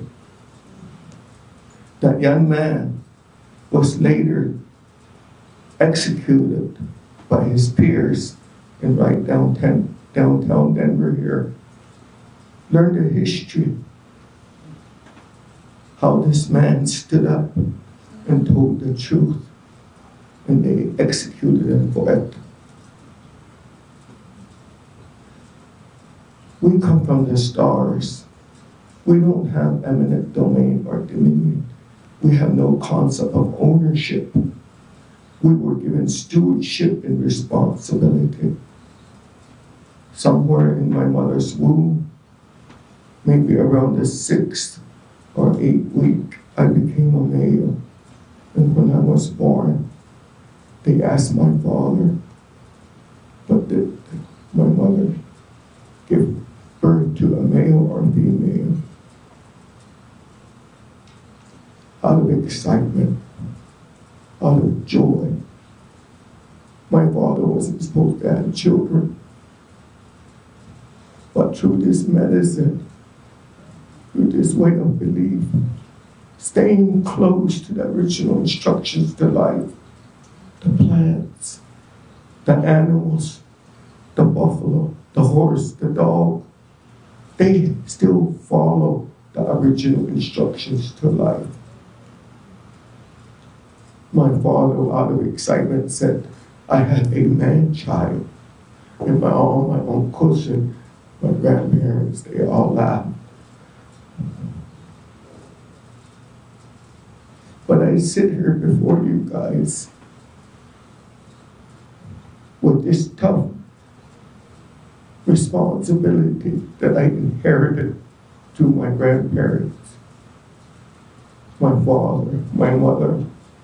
I can't give birth. I can't have baby. I can't conceive baby like my sisters. Somewhere along the line, the Creator blessed them to be the covenant carriers of air, land, water, and the way of life. I can't do that.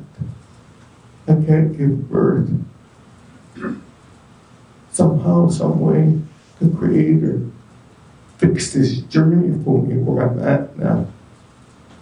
So at a young age, I was given an Indian name, Heowavicus, that connects me to the stars, astrology, the Creator, and all of life. He pierced my left ear, so I won't become too left brain and linear. They prayed over me. Then I had to listen to the same old stories over and over again. I had about 3-4 sets of grandparents. They wanted to make sure that I understood the language. One word in my language can mean many things in the English language. It takes many words in a convoluted language to describe one thing in the English language. The genocide process of our people, the extermination and the assimilation under this pyramid power structure, it's foreign, and this language is convoluted. I don't like to pray in my language because it holds me accountable. I like to pray in English because I can lie to you honestly. Today we have a moral deterioration in our spirit. We're caught at a fork. And my teachings tell me the decisions and choices that we have to make at this pivot point has already been made for us. It is really simple. Stand with the Creator.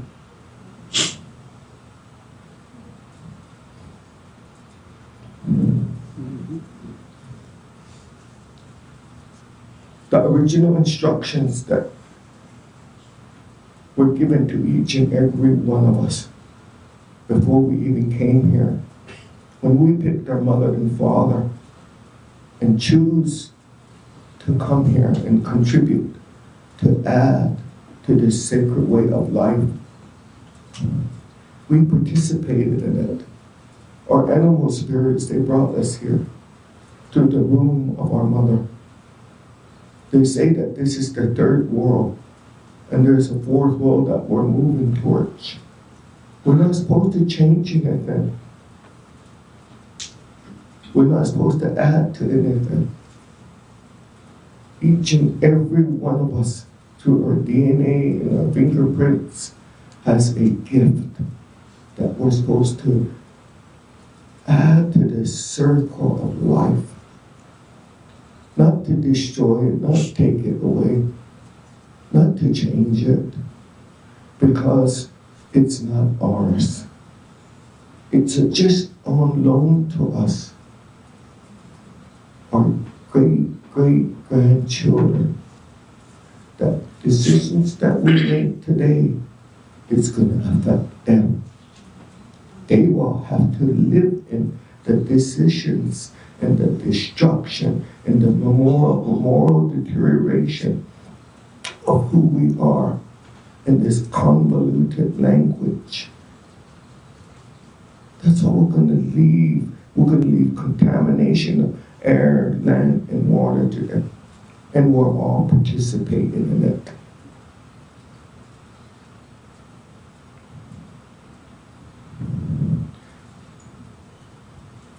It's not what you say, it's what you do and how you live your life. In this medicine, it has instructions. When it first come to the Cheyenne people,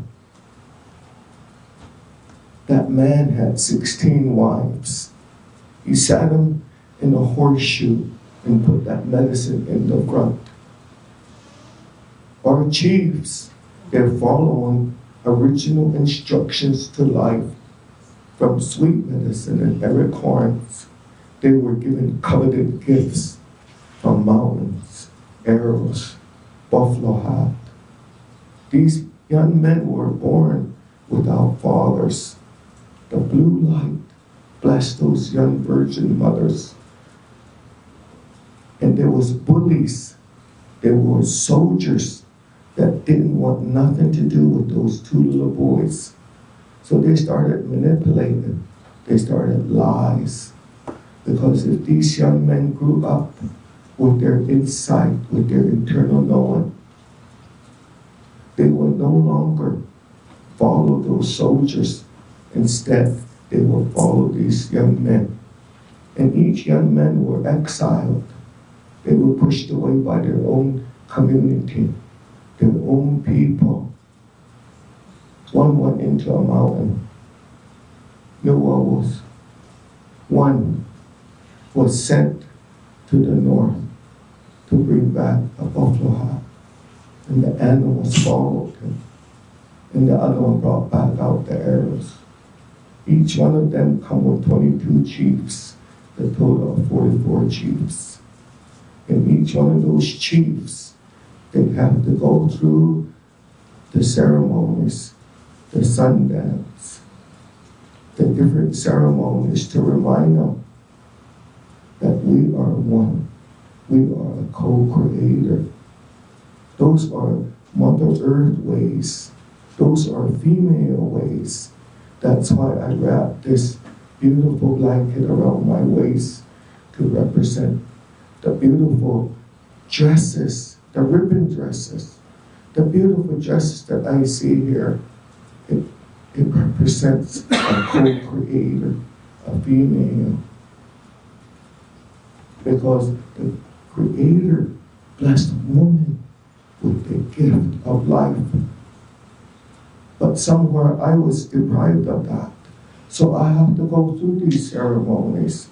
Man doesn't have a concept, the love that the mother has for a child. Somehow, some way, males don't have that empathy, that level of connection to their children like a woman does. That medicine that was brought to our chiefs, they put that medicine, once they understood it, once it came and communicated with them, they put their chief regalias on and they sat in a circle. And they replaced those women with a moon, horseshoe, a moon, a simple fireplace, a fire, 4 smokes, a trail of light. And that woman's dream of giving those positions, responsibility to male. Male can't have baby.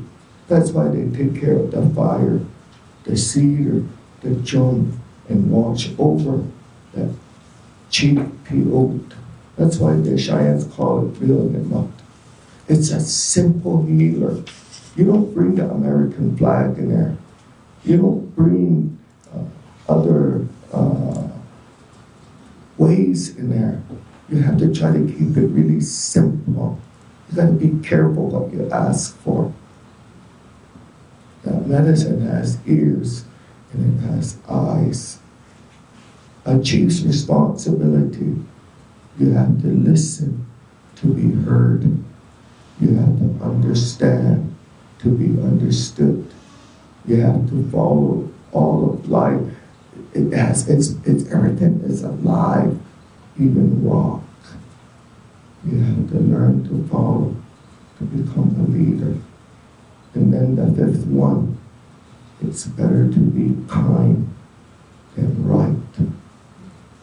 Those that have been spoken over through the original instructions, through the original language, as they were grown up as children, they call it is to sin, and they know better. They know better. But those ones that haven't been spoken over, those ones that grew up in the homes of the impact of colonization, those that know the teachings of our elders and the original instructions to life, those ones that only speak this convoluted language, those ones that their spirits and their minds are caught up in that trap of justification, rationalizing, intellectualizing, even a religious way of thinking. Those are the ones that we have to pray for. Those are the ones that we have to ask the Creator to come and take pity on them.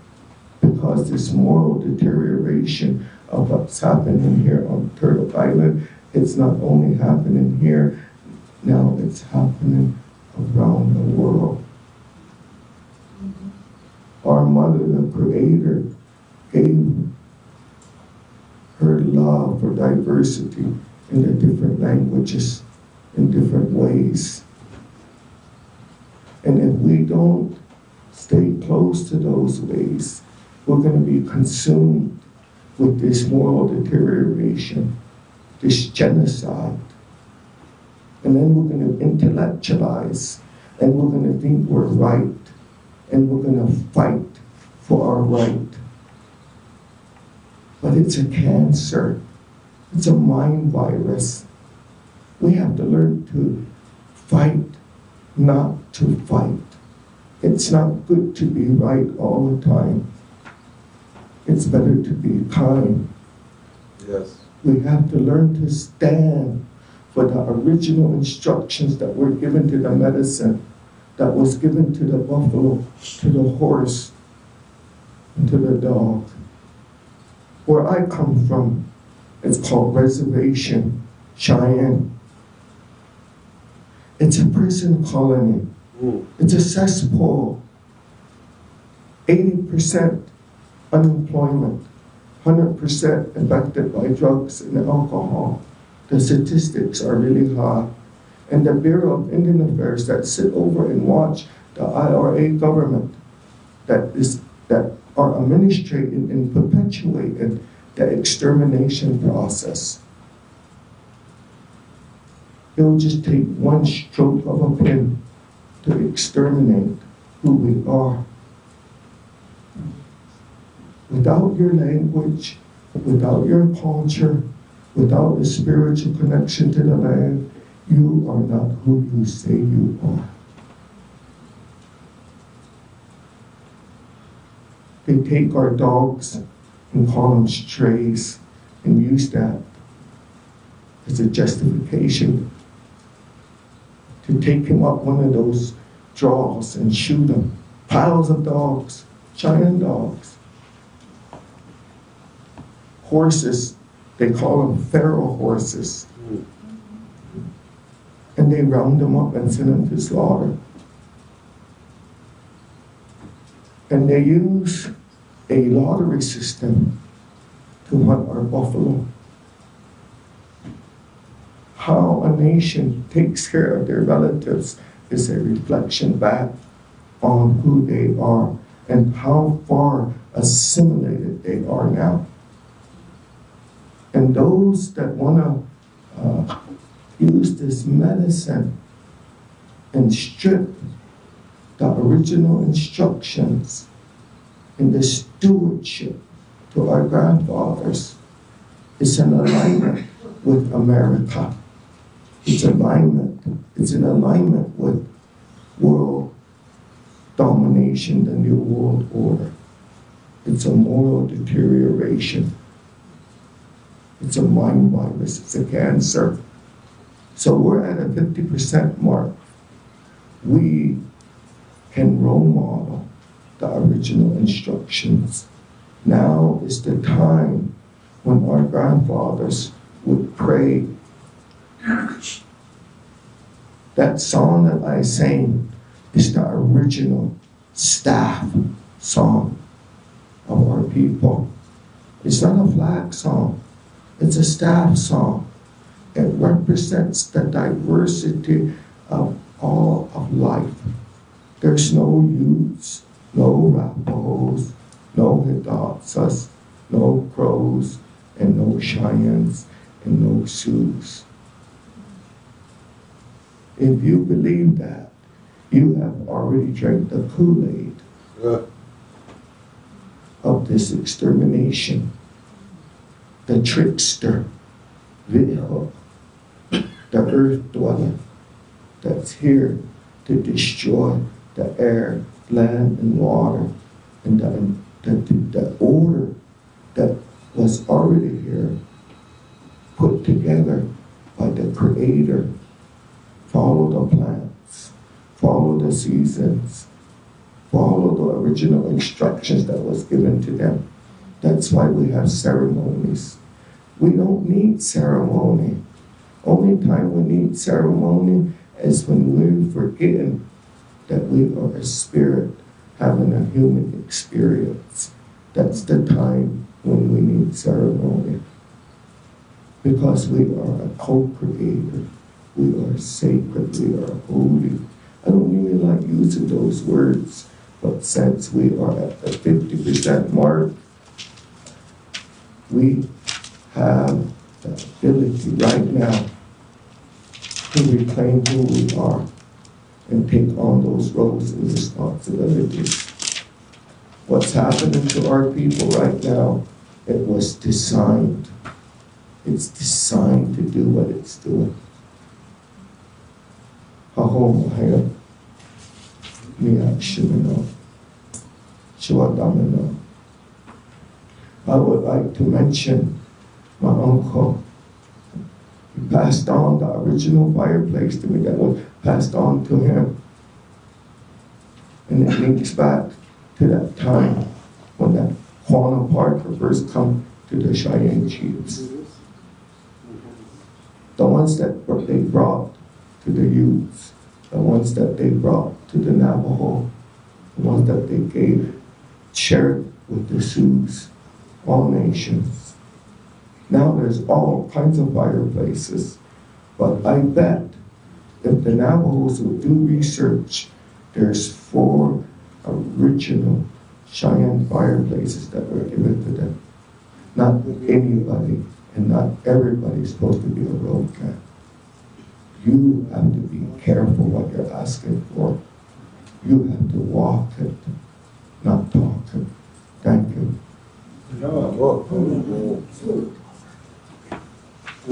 Maybe I talk too much. No, awesome. Give him a good round of applause.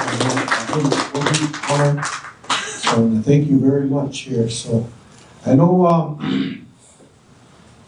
go down to our schedule here. I know it has a break on there, but at the same time, you know, there's some kind of want to keep it moving, keep that good spirit moving, you know. So we'll give Chad, if that's okay. You know, I know you're waiting there, so I want to thank Mr. Pfeiffer here for all his good expertise within his counseling and all the things that he does. You know, licensed counselor. And the falsehoods of psychedelic therapies, why it is only meant for natives, you know. So I just want to say, you know, how thankful that we are. And then there's some coffee, there's water, there's some soda, some diet drinks, and Coke there. So feel free to do that. Then we can't bring food in here, so for lunch we'll go ahead and find a place, maybe a buffet. However it may be, so maybe people could start looking.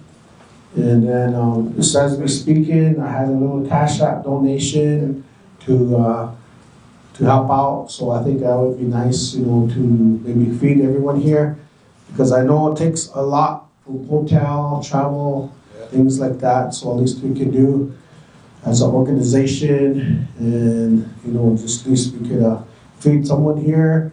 Some of the good relatives that are here. I know there's a lot of, we have some more that are over there in the heart of it. You know, they're kind of rallying up some of the people there. You know, letting them know, telling them red talk, I guess. Real talk, real vibes and energy over there. So when they're done over there, they're going to go back over here. And then we have some of them on the panel, Mr. Herschel Clark. So I'll turn this time over here to Chad here. So I just want to say thank you, Chad. You know, so just go for it here today. Well, good morning. Morning, brother Poncho. Good morning. All good relatives. Good to see my brother there, sons, and Arashnata, Yata, and Matseki, Auntie. Good to see you all. My Nelly, So, something like that. But real quickly, I know it's break time, then talking right after the chief, and then right between lunch too. Kind of a hard position here, but do my best to share some information to you all this morning. And so, you know, the topic that I was asked to present on is called the falsehoods of psychedelic assisted therapies, and then also why it's meant for natives. And that's the point, hopefully, that, you know, we get to take away from today's discussion. Yeah. Yeah. So, just real quickly for introductions, again, my clan's Twitch evening, the Schlendok, Hanani, the Nebashichin, Beshbich, Edashichin, Totsum, Dashnella. My mother's originally from Kayenta, Arizona, and my father's from Basebato, Arizona. So I reside in Albuquerque with my wife, my water woman, and then my son, my drummer, my fire chief, and then my daughter. She's our head cook also. So we live there in Albuquerque, New Mexico, and real quickly, as far as my professional, I guess, certification, professional experience is that I'm a independently licensed professional clinical counselor. So after my name, those are the letters. What they stand for is a licensed professional clinical counselor, and that's kind of like the highest level of licensure that I can get in my profession. And then also with that, in the state of New Mexico, I'm an approved clinical supervisor. So I also supervise up and coming counselors and therapists. And also I provide continuing education units. So I'm a provider with that, and I can sign off with the state of New Mexico. So those are some of my professional credentials. Yeah. And first of all, you know, the big question is, what is psychedelic assisted therapy or psychedelic assisted psychotherapy? And those two terms go hand in hand. So first of all, within the health profession, you know, whether it's as nurse practitioners or as therapists, different areas, you know, there's what they call within Western science the Hippocratic Oath of to do no harm. And also with that, you know, as the goals of psychotherapy is, you know, to provide clients or relatives with relief from symptoms and maintain and enhance daily functioning and improving their quality of life. So this is really important to kind of just to give some definitions as far as professional psychotherapy, and, you know, to be able to manage risks and benefits of the different modalities and therapies that are provided. So within psychedelic assisted therapy, I was looking at some of the research, and I do my best also to provide the sources for information. If you have any questions, you know, you can look up this information on your own also, but, you know, real basically, the kind of the layout of it is, you know, a preparation session where, you know, clients are given kind of instructions oriented as far as the certain psychedelic compounds that they may be ingesting as far as their therapy, then addressing safety concerns, then also instructing the client of how to best approach their psychedelic session. Then, of course, the dosing session where the client takes the psychedelic substance. And from what I've read, a lot of times it's like in a dark room, maybe some nice music going on, probably Kenny G or something like that to kind of relax them and reduce their heart rate a bit. And then, you know, also to looking at the length of the sessions, it can last between 4 to 10 or more hours. So then also the integration sessions. So a lot of times, you know, there are therapists that are available during the dosing sessions when the individual's under the influence of the psychedelic substance. Then the integration system is where, you know, therapists would provide the follow-up and helping to process the experience that clients may have had during their session.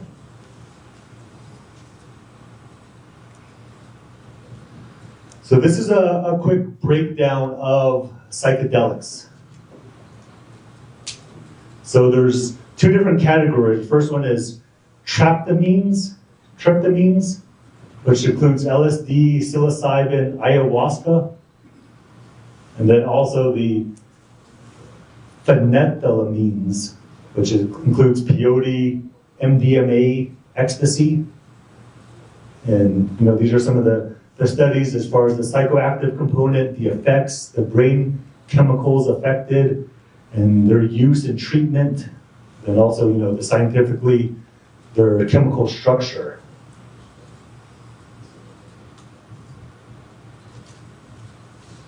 So with that, they're broken into those two categories. And as far as mescaline, the compound within peyote that we've talked about, and how that fits in is kind of being related with the MDMA substance and amphetamines. So just to give a background of how these substances are classified and how they're looked at from Western science. So this is a big definition here that I want you to think about as far as evidence-based practices. So within Western therapy and modalities, that's always the big push as far as evidence-based practices, and that's what insurance companies will pay for. If you are able to provide evidence-based practices, which are interventions that have been proven to be clinically effective. So through the research, clinical trials, and not to have skewed data, but for it to be researched in a very, I guess, clean type of environment without any interference. So in essence, it ensures that mental health treatments are not based upon opinion, intuition, but are rather, they've been proven to work. So, we hear a lot about research that's been going on, and within psychedelic assisted therapy, this is what they're looking to prove right here for their therapies to be deemed evidence-based. So from my research so far, and I've done a good job to look in recent research within the past 5 years, so what has been relevant in the current time is that they have not, through research, they have not been able to deem any of these psychedelic assisted therapies as being evidence-based. So a lot of it is, just theory of okay, we think that this works, this substance, it creates some kind of brain reaction. We can do brain scans and studies and see, what parts of the brain are being activated. And then from there, participants may report some type of reaction or certain insights that they gained. But overall, that data has not really been proven to be effective yet. So different research articles have cited that this is an issue. So, and as far as this one is specifically focused on psychedelics and evidence-based psychotherapy.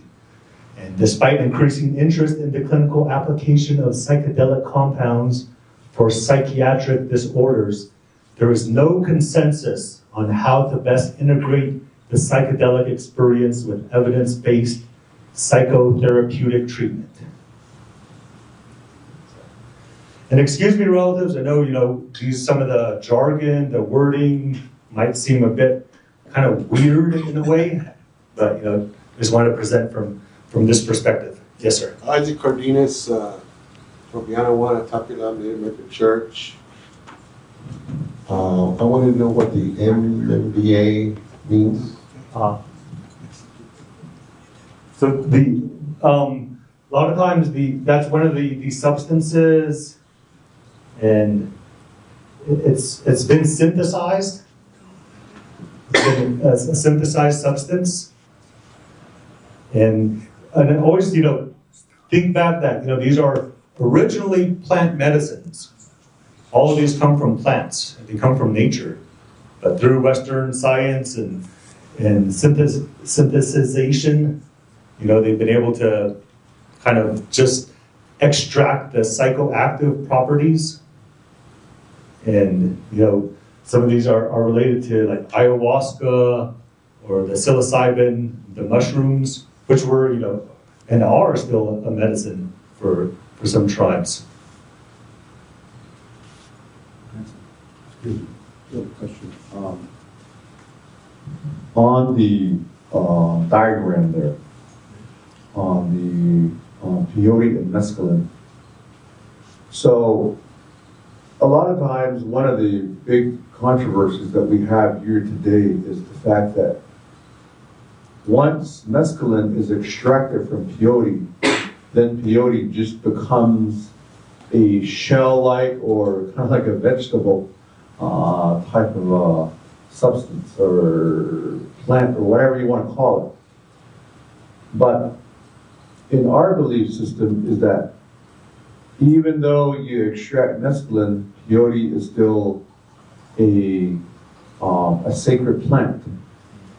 And you can't just take all of the mescaline out of there. You're still going to retain whatever the amounts of in either for it. So no matter what, peyote is going to be peyote, even though you take mescaline out of there. So the belief seems to be, or the controversy seems to be, that we can just take mescaline out of there. And then peyote still, we're not bothering peyote in itself. We're not bothering any of that in itself. So the American Indian Religious Freedom Act 94 Amendments is still intact. You guys are still intact. You guys are, your peyote is still okay, even though mescaline's taken out of there. So there's that controversy. Maybe you can kind of distinguish that. All right, we'll get there. So we'll put that in the parking lot. So hold on to that. We're getting to peyote. It's coming up.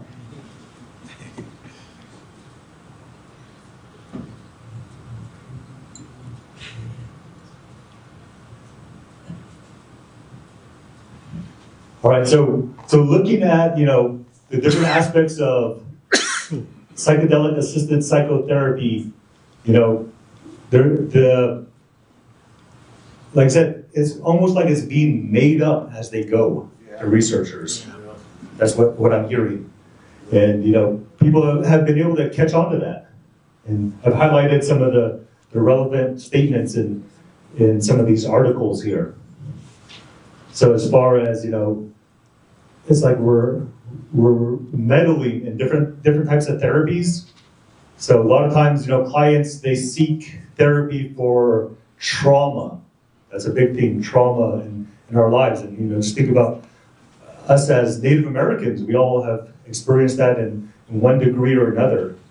But as far as trauma and the different applications of how to treat trauma, there isn't, I guess, a kind of a gold standard of how they go about that, especially with the use of psychedelics.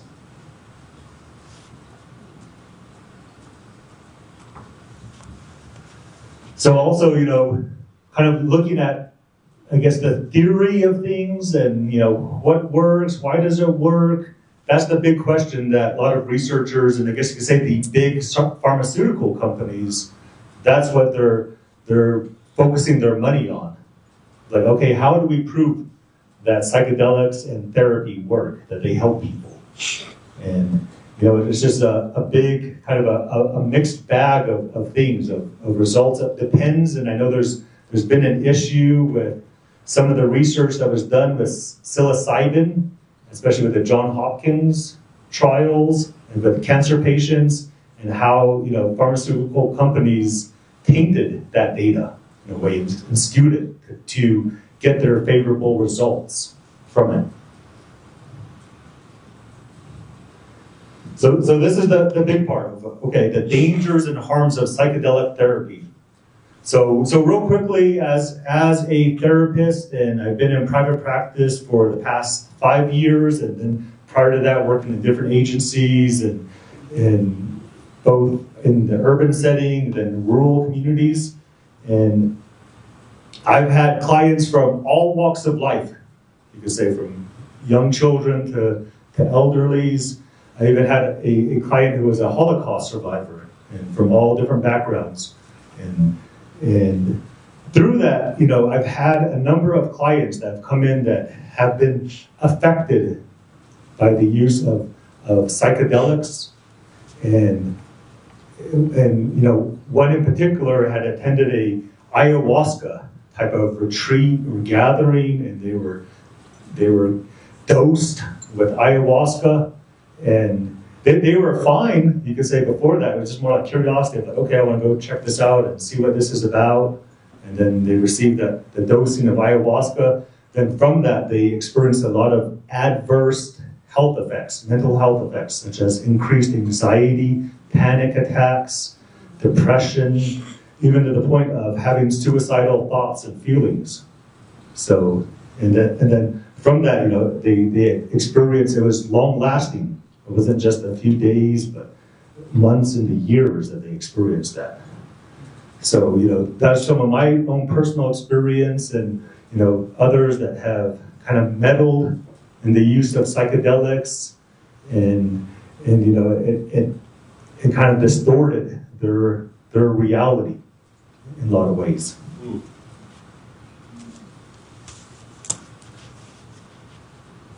I have a question Yeah. about that one, the ayahuasca.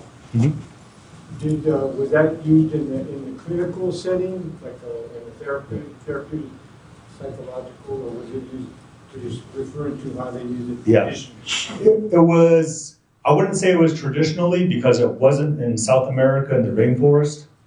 It was brought here to the United States, and then it was kind of used in a kind of an underground type of gathering. So.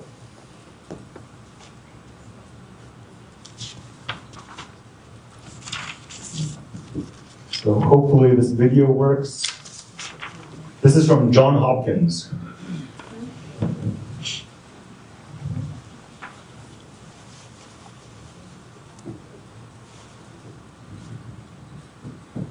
So as far as that's a good question. As the psychedelic tourism, I know that's a big thing, and they're probably talking a lot about that at the big conference that's going on downtown, where so many people, they've gone into indigenous communities and met with the medicine people in those areas, and that's been going on for a long time.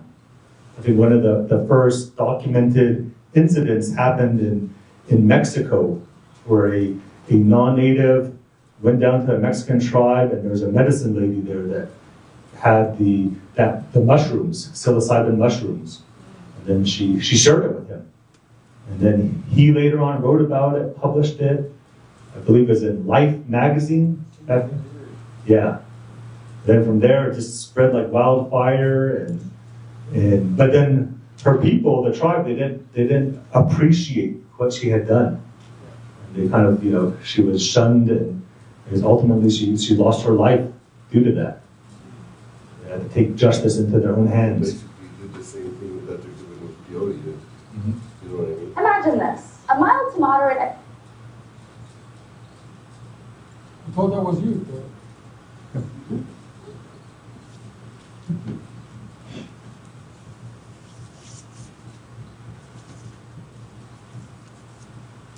We're almost there.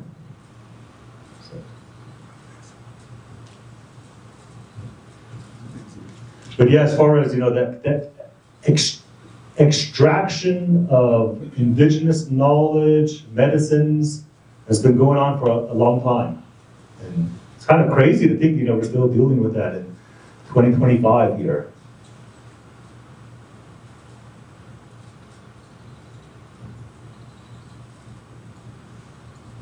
Thank you to the technology team here. A treatment that targets inflammation at a key source right where you need it. Without. You may have heard about the resurgence of psychedelic research as potential treatments for mental health conditions. Our center at Johns Hopkins was among the first scientific groups to restart this research. It's too early to say for sure, but it looks like psychedelics have some therapeutic potential. However, there are cautions to keep in mind, and those are what this video is about. Psychedelics that occur in many plants and fungi have been used by certain indigenous communities for hundreds and perhaps thousands of years. Synthesized psychedelics were studied in the 1950s and the 1960s, But this research was stalled due to regulatory changes related to the war on drugs. Now, research centers like ours at Johns Hopkins and many others are launching new, more rigorous studies. This research has received a lot of press, some extremely negative and some extremely positive. We want to make sure to get the message out that this research is still ongoing. There is a lot that we still have to learn about the risks and benefits and quantifying more precisely how often they tend to occur. In clinical research settings, we screen people for certain pre-existing conditions, provide preparatory sessions before drug administration, provide clinical and medical oversight, and multiple follow-up sessions after the drug experience. While you may be hearing about new clinics, retreat centers, or other forms of recreational use, these places may or may not have these safeguards in place, especially in places without licensed clinicians or in places where psychedelics are illegal. Again, psychedelics taken under safe and supportive contexts in a research setting have shown promise in clinical trials, but there are some risks related to psychedelics even in these settings, and these risks are likely increased in contexts without these safety precautions or if taken alone. Minor risks or side effects, called adverse events, related to psychedelics include headache, nausea, dizziness, anxiety, and distortions in visual perception. More major adverse events related to psychedelics include confusion, suggestibility to negative influences from others, panic, paranoia, psychosis, dissociation, mania, increased heart rate and blood pressure, and other potentially serious conditions. It is also possible that these drugs may evoke lasting negative reactions, including mood fluctuations, feeling more fearful, or socially disconnected. These lasting negative reactions may be more likely to occur in those who have a personal or family history of psychosis or mania, and among those who are using psychedelics outside of a supported clinical setting. In general, we want to make sure that people are aware of these risks as psychedelics become more visible and widely discussed. Our intention here is to get the word out to remind people that, like most psychoactive substances, psychedelics have risks. But note that our intention is not to fall into the fear-mongering that has occurred for decades that exaggerated the dangers beyond the data. We also do not intend to encourage recreational use here. To learn more about our scientific work, go to https://hopkinspsychedelic.org or social media at JHPsychedelics.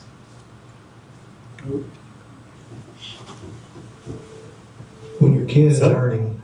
I thought that was really interesting that, Johns Hopkins is kind of one of the, if not the, but one of the leading research centers here in the United States.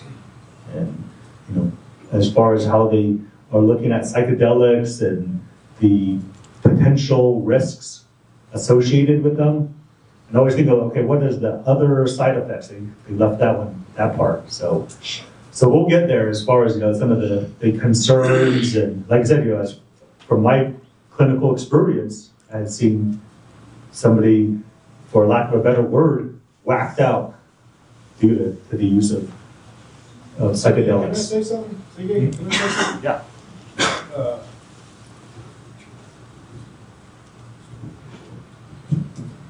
Thank you, Siggy. I just want to take a little bit of your time here because, this is very important and crucial. I've been hearing a lot of words this morning. I'm going to thank the gentlemen for presenting and also for our sister, our niece over here talking. And, we need to re-identify where we're at, what we're doing, what we're trying to explain, because our Indian way of viewing things, knowing things, how we perceive it in our own way as Indian people from one tribe to another. What came to my mind was when Dad was still here, and I would go down to Hawk Creek, I should talk to my dad about different things about this Native American church and the peyote. And he always kept me on track. He said, Don't put this thought in there or that thought or whatever feeling. You keep it right where it's supposed to be. Right there. I heard those words yesterday. He said, and each one of them said, don't add to it or take it out. Because when you take something out, it loses its meaning. It no longer signifies anything. In other words, he was talking about the abuse of this peyote. It is misused by different people.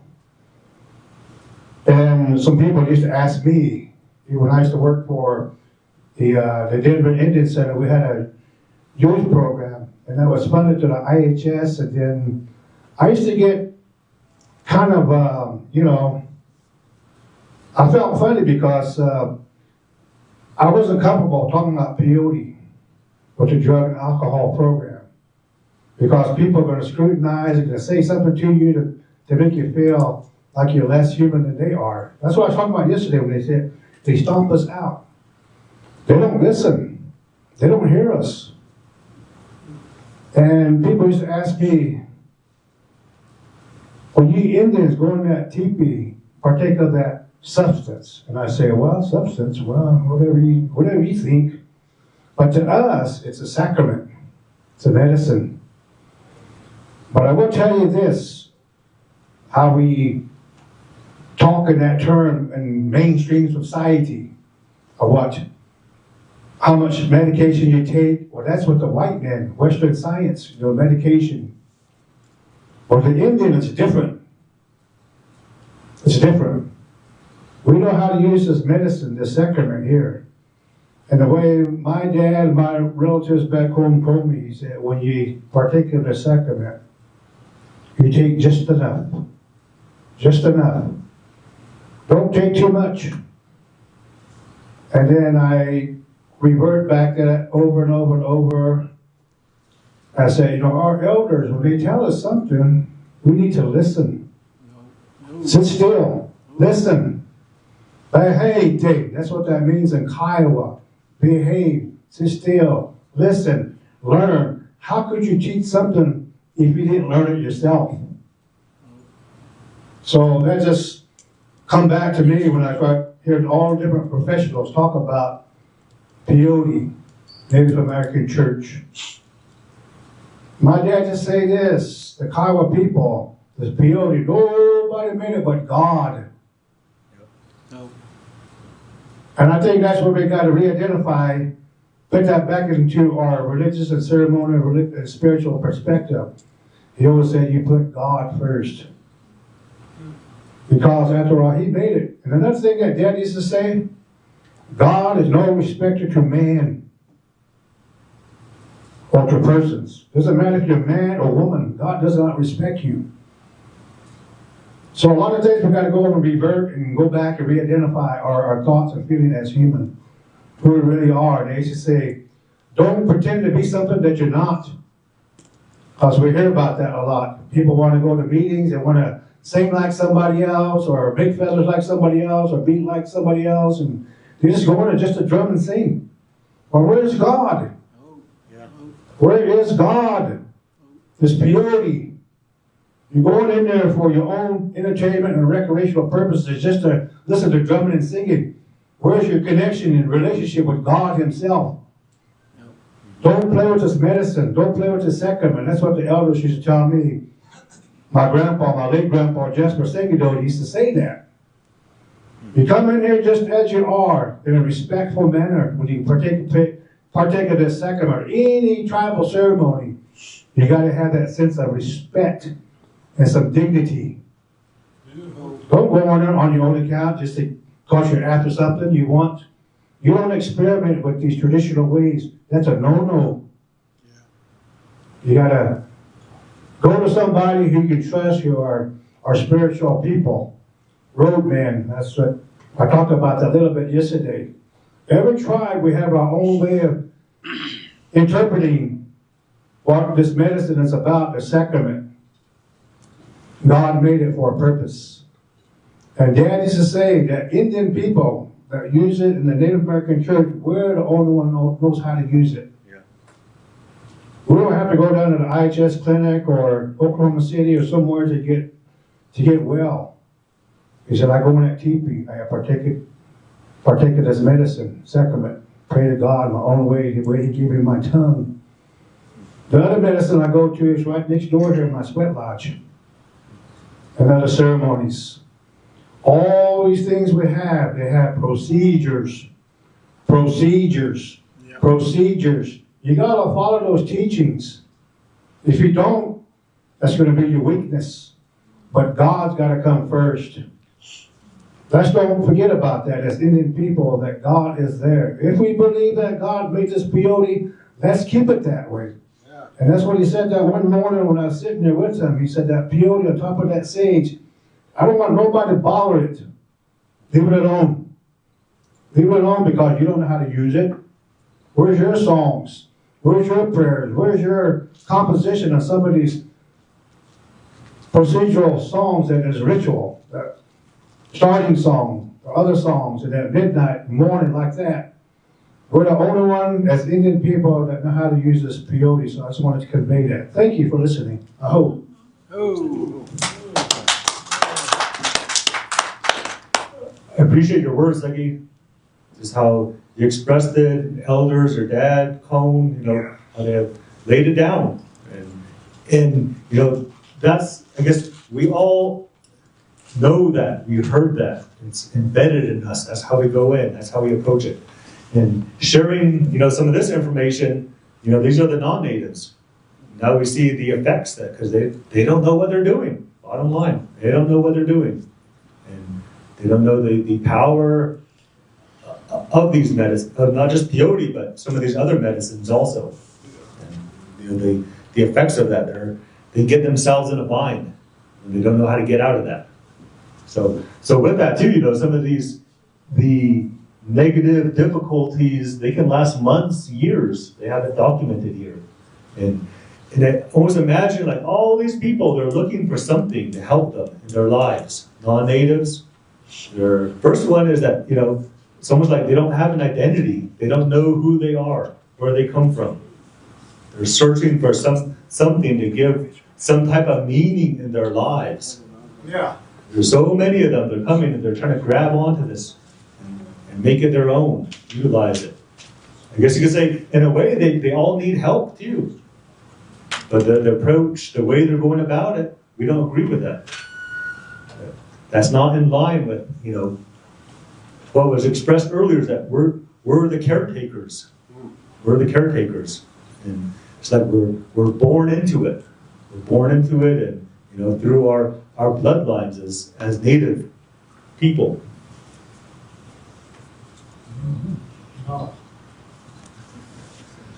So with that, you know, some of the concerns also is the absence of regulatory infrastructure to adequately monitor both the drug and psychotherapy components creates a situation which, if legalized in their current form, unevaluated and potentially harmful practices will be imposed on vulnerable patients seeking psychedelic assisted therapies. That's the kind of like red flag that researchers are saying. Like, hey, wait, you can't just, we gotta slow it down, what you guys are doing. And you know, there's been some harm that has been done by therapists in this process, and even down to, you know, some of the patients were physically and sexually assaulted during these psychedelic therapies, and with that, you know, there's been concerns that, you know, some of the therapists, they're not even licensed. So okay, they don't even know what they're doing with these substances, and then they bring in somebody who doesn't even have adequate training or understanding. Of course, someone's going to get hurt. Someone's going to get hurt. Well, they get paid for it, though. Yeah, that's the main one. So it says right there, as long as money is at stake, we can also expect problems to persist.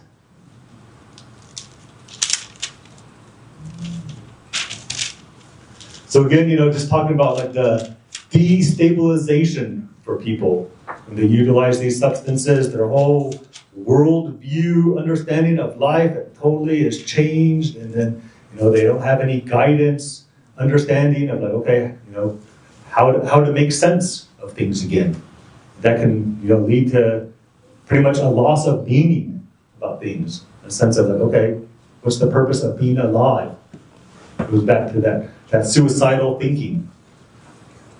And what's interesting is right there, in one recent trial of psychedelic-assisted therapy, they found the risk of suicidal thoughts and behavior was increased 8 times higher. So that's pretty high. No pun intended. So also, these are some of the looking at to ethically and safely move forward. The field must invite researchers without personal or financial ties to psychedelic medicine to retroactively assess work completed. So not to have pharmaceutical companies or special interests being the ones running this research. And I think that has been probably the biggest issue right now is that, it's just the money is controlling everything and how this goes. So, okay, switching back to peyote and mescaline. I know there's been some debates and discussion of, like, okay, there are 2 different substances, but from all of my research, and I guess you could say, the majority of research out there, it's together. They tie, mescaline comes from peyote. And, there's a few other cacti that exist. I believe the San Pedro cactus and Bolivian torch cactus, but all those exist in North and South America only. It's the only place in the world. It doesn't exist in Europe, Africa, Asia, Antarctica, only exists on those continents. I guess you could say on Turtle Island. And I know I had a late dad, adopted dad, he was Oto, Seminole, and Creek, and he said, God gave us this medicine, and it's only meant for us. If he wanted other races of man to have it, then it would grow over there, but it doesn't. It only grows here. So looking at this is really interesting, kind of like going through all the scientific type of jargon. I have no idea what it means. I was just like, wow, this is a lot of looking at how peyote affects, or mescaline, the hallucinogenic effect of mescaline, which is the active ingredient of peyote. These people who do all that study like that, they're not in the TV with us. Yep. They don't know what we're doing, and then they go out and talk about things in Western science or Western society. But when I go to a meeting, I don't see you in there. Yep. You're not in there with us. Yeah. Yeah. So through all of this research, what really caught my eye is what I highlighted here. The biosynthesis of mescaline and peyote alkaloids in general in the peyote cactus is not yet fully understood. So right there, I guess you could say, we're the only ones that know that. We're the only ones that know that. But they're trying to find it. They're trying to find it. They'll spend millions of dollars and so much of their resources trying to understand that. Yeah, curiosity, I guess, what it sounds like to me. Yeah. In a way, so to speak. So, we hear about the aspect of mescaline being synthesized, and these companies looking into it. They want to reduce the nausea that mescaline, the effect of the nausea, and they're trying to alter that and maybe provide some other type of medication to counteract it, and in all these aspects. And they even come to understand that the power of peyote is within a group setting, within a ceremony, that's where there's power to that also. So they're really looking and examining indigenous, native rituals and ceremonies. We're trying to make sense of, okay, how can we replicate that or put that into a clinic and administer it? Yeah.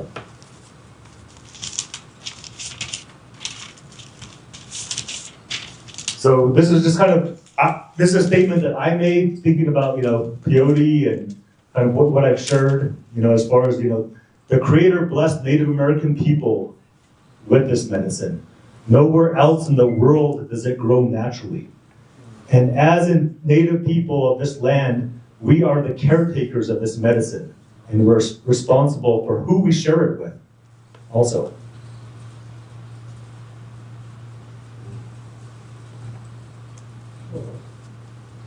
So going back, I know there was that evidence-based practices, and I heard this term from actually a Blackfoot researcher and scholar, Joseph Goen. And he said, okay, as Native people, we have practice-based evidence that we know what works. We don't need to research it and have all these studies, but it's been handed on generation to generation as far as our ceremonies, our rituals, our medicines, and through the use of our language, we know what works. And I guess we get results from that also.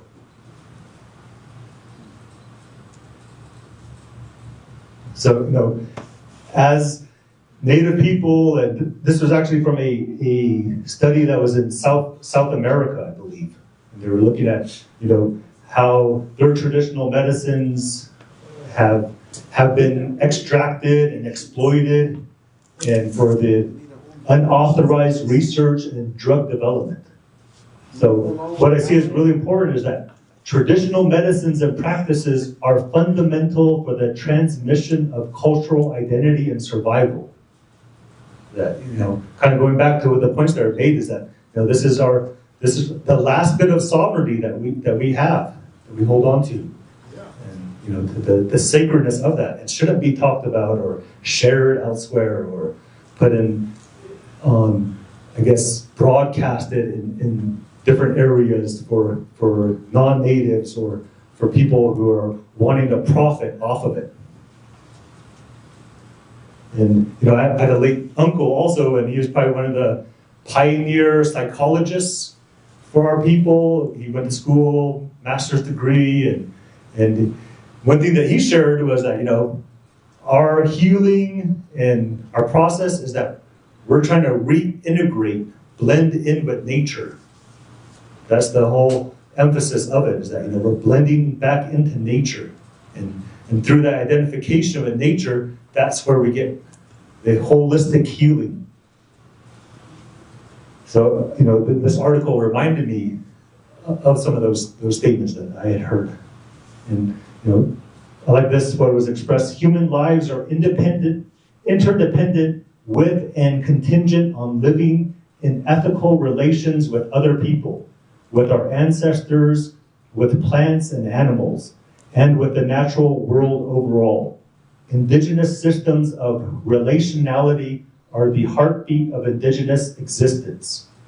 They help to illuminate approaches to physical, intellectual, emotional, and spiritual health.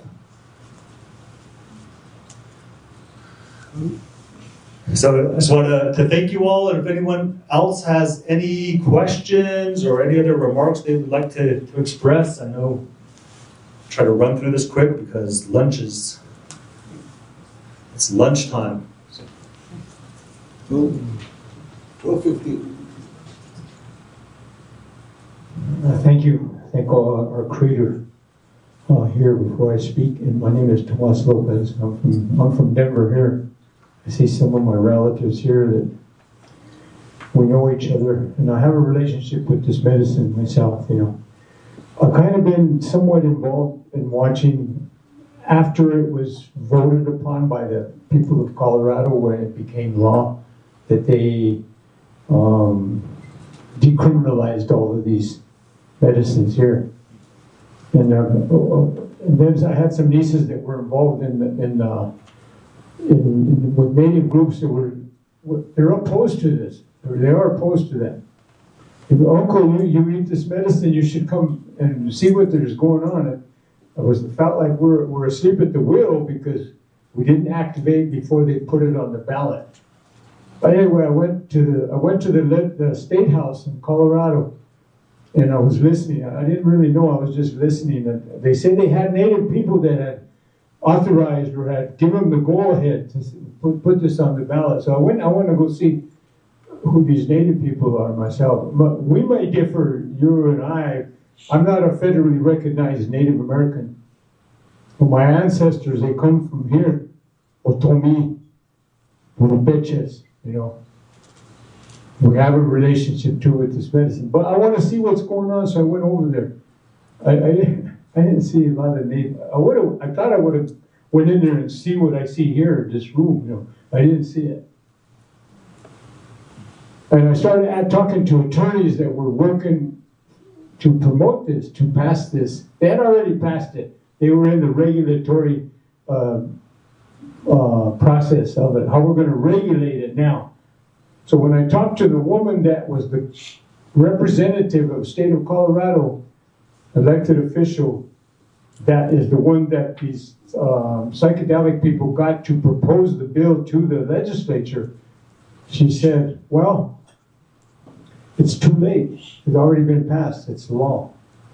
But, she said, in consideration for Native American people, we decided we're going to leave the peyote out of it. That's what they told me there. Even the attorneys told me that. I said, well, where does it say that? Because I'm reading it all, and the peyote's in there. Well, myself, if they're going to say that, well, we're going to take it out. Well, I want to see it in writing. Otherwise, I don't trust them. But anyway, they talked about, extracting the mescaline from the plant. Well, we won't mess with the plant itself, but we want to create it in the labs, right? The synthesized part of it.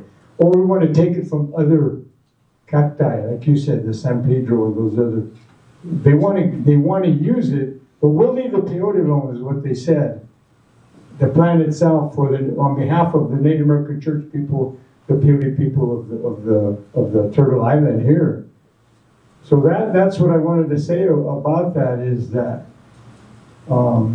they said they're going to leave it alone. But what everyone here is saying is, we all know, is when the money is the generating factor here. That's why they passed it. And when all the people that voted for that, they don't know, like you say, they don't know nothing about this. They just know that if they could eat it, well, they must have read the books, you know, that they want to smoke peyote. I heard someone say something like that, you know. So they don't know anything, but they vote yes on it. And just like everything you're saying, without knowing anything about it, they want to let everybody use it. And I'm against that. I'm against that, no matter what it is you say. Anyway, I just wanted to say that much. You know, thank you for your time. And what you're doing here is going to be the only way that you can change the law. You can change the law, but you got to be a collective body and put it together, and then you got to start lobbying and go through that whole process to bring it to the vote to change the law. That's the only way you're going to diminish the power that the psychedelic science people have right now. Right now they have full power. They're not going to listen to any of us, any of you. They're not going to listen. I tried to get on those panels, the virtual panels, and I put my name in there, and they said, well, my nieces said, well, they didn't accept your name on there. I said, oh, all right. Well, I don't believe they want to hear anyone speak against what they're doing. So I want to encourage what's going on here to continue on. Yeah, that sounds like animosity to me, because a lot of times why these people making decisions without letting us know. Yeah. So I'm gonna thank Chad here for his good presentations. Give him a good round of applause here. Very understandable, accepted here. So I'd like to thank the gentleman for this question here. So that's why we need this tribal government. to weigh in on all these efforts. Like yesterday, they said there's about 8, 9 states legislation on the table. So I'm really glad the Ute Mountains is here because this is all happening within their backyard. You know, so it needs to come from the tribes. There's no consultation. We don't have a say, you know, at the table. So as a national organization, there's no enforcement on American Indian Religious Freedom Act. You know, so that's why we need this tribal consultation. So that's why I'm really glad that Ute Mountain's here. And we asked the Southern Mountain Utes to be here as well. So so that's why we're trying to encourage this tribal consultation to all these states, because that's what's happening. We don't have a say, we don't have a voice. So I would thank you for that question. You know, like and then there were just a handful self-appointed leaders thinking they're talking for everyone, thinking they're representing. No, they don't. They don't represent our organization. They don't represent. You know, I'm sure everyone feels that way. You know, so we have people out there that they look behind them, and there's people. They got support. You know, they got people. They got ancestors. They got realness behind them that is supporting what the cause is. So. You know, so I want to say thank you for that. So we have June. Yeah, they passed it, and yeah, we're not too late. They had last couple of years. They had a bill in California, SB 519. You know, we heard about it, and then we got word, and we put all the send letters to Governor Newsom and his staff, and they vetoed that. So thanks to the prayers, most of all, thanks to our legal rep. And also we have eyes and ears in DC, Hobbs and Strauss. So all of that, with everyone's prayers, they vetoed that bill. So they are trying to, yeah, we're not messing with peyote, but yet, you know, they want the heart and soul, that's the masculine. So there's no way that these cops are going to drive around with a synthetic lab, going to tell the difference. Oh, this ain't from peyote, or this ain't from, you know, there's no way there's going to be, you know. So the bottom line is we asking these states to leave it alone, you know. So we got this year, by 2026, they want to pass this mushrooms, psilocybin, and peyote, mescaline. So we have some time to set down these markers, awareness, in this tribal government. So that's why we're having this symposium. And I'm going to thank the Ute Mountains for being here, because they have that voice, you know.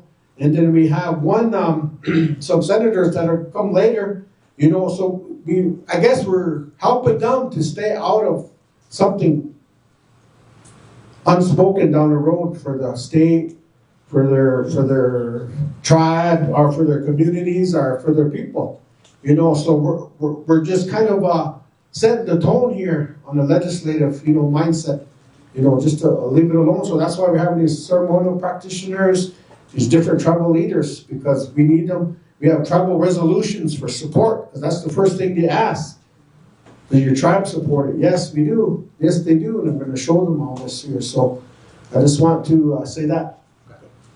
Real quickly before I break and end this presentation, thinking about, okay, peyote, these different cacti that have a mescaline. So think about mescaline only exists naturally here in the Americas. It doesn't exist anywhere else. So with that too, okay, they extracted it, they made it, they could say, okay, this is what this compound is, this psychoactive compound of this plant. But to us, we see it all together. We don't extract it or dissect it. So that's where, you know, we say, okay, just, you know, mescaline also, leave it alone. That's not for you.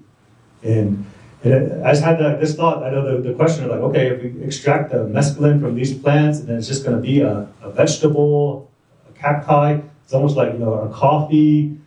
If we take out the caffeine, it's just going to be decaffeinated coffee, or, you know, different things like that. If we take out the nicotine from tobacco and just use, you know, just nicotine, maybe, you know, that could be the extent of it. Okay, we take a pill of mescaline and then we use a nicotine vape to pray. You can only imagine what that would look like. It doesn't sound right, it doesn't make sense.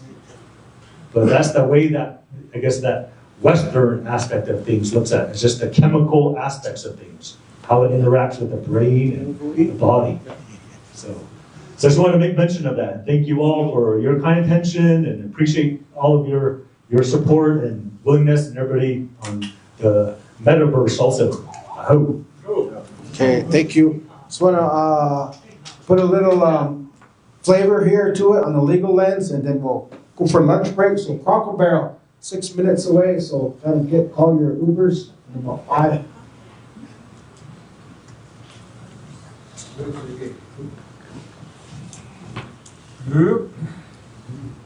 I think a way to really understand a lot of these things is to try to bring it back to reality and make those contrasts in one way or another. So I gave several examples yesterday concerning what we're doing here. And I think that the way that the scientific, the actual therapies that are being carried out, and then the presentations by the medicine people here today, the way that it was presented today, when you contrast all of that, and it comes back down to just one simple point, is the fact that you will never know because it was not meant for you. Yeah. That's just the bottom line. And as I've expressed yesterday, what is the problem? What is your problem? Why can it not come through your ears and then generate an understanding of it? And so our argument, our position is the fact that we can talk about all of these psychedelic drugs, psychedelic this and this and this and that. The non-Indian have been doing that for years. And we have a story in our Navajo culture where there were these two twin warriors that made their journey to the sun for a reason. Because there was something that was going down here.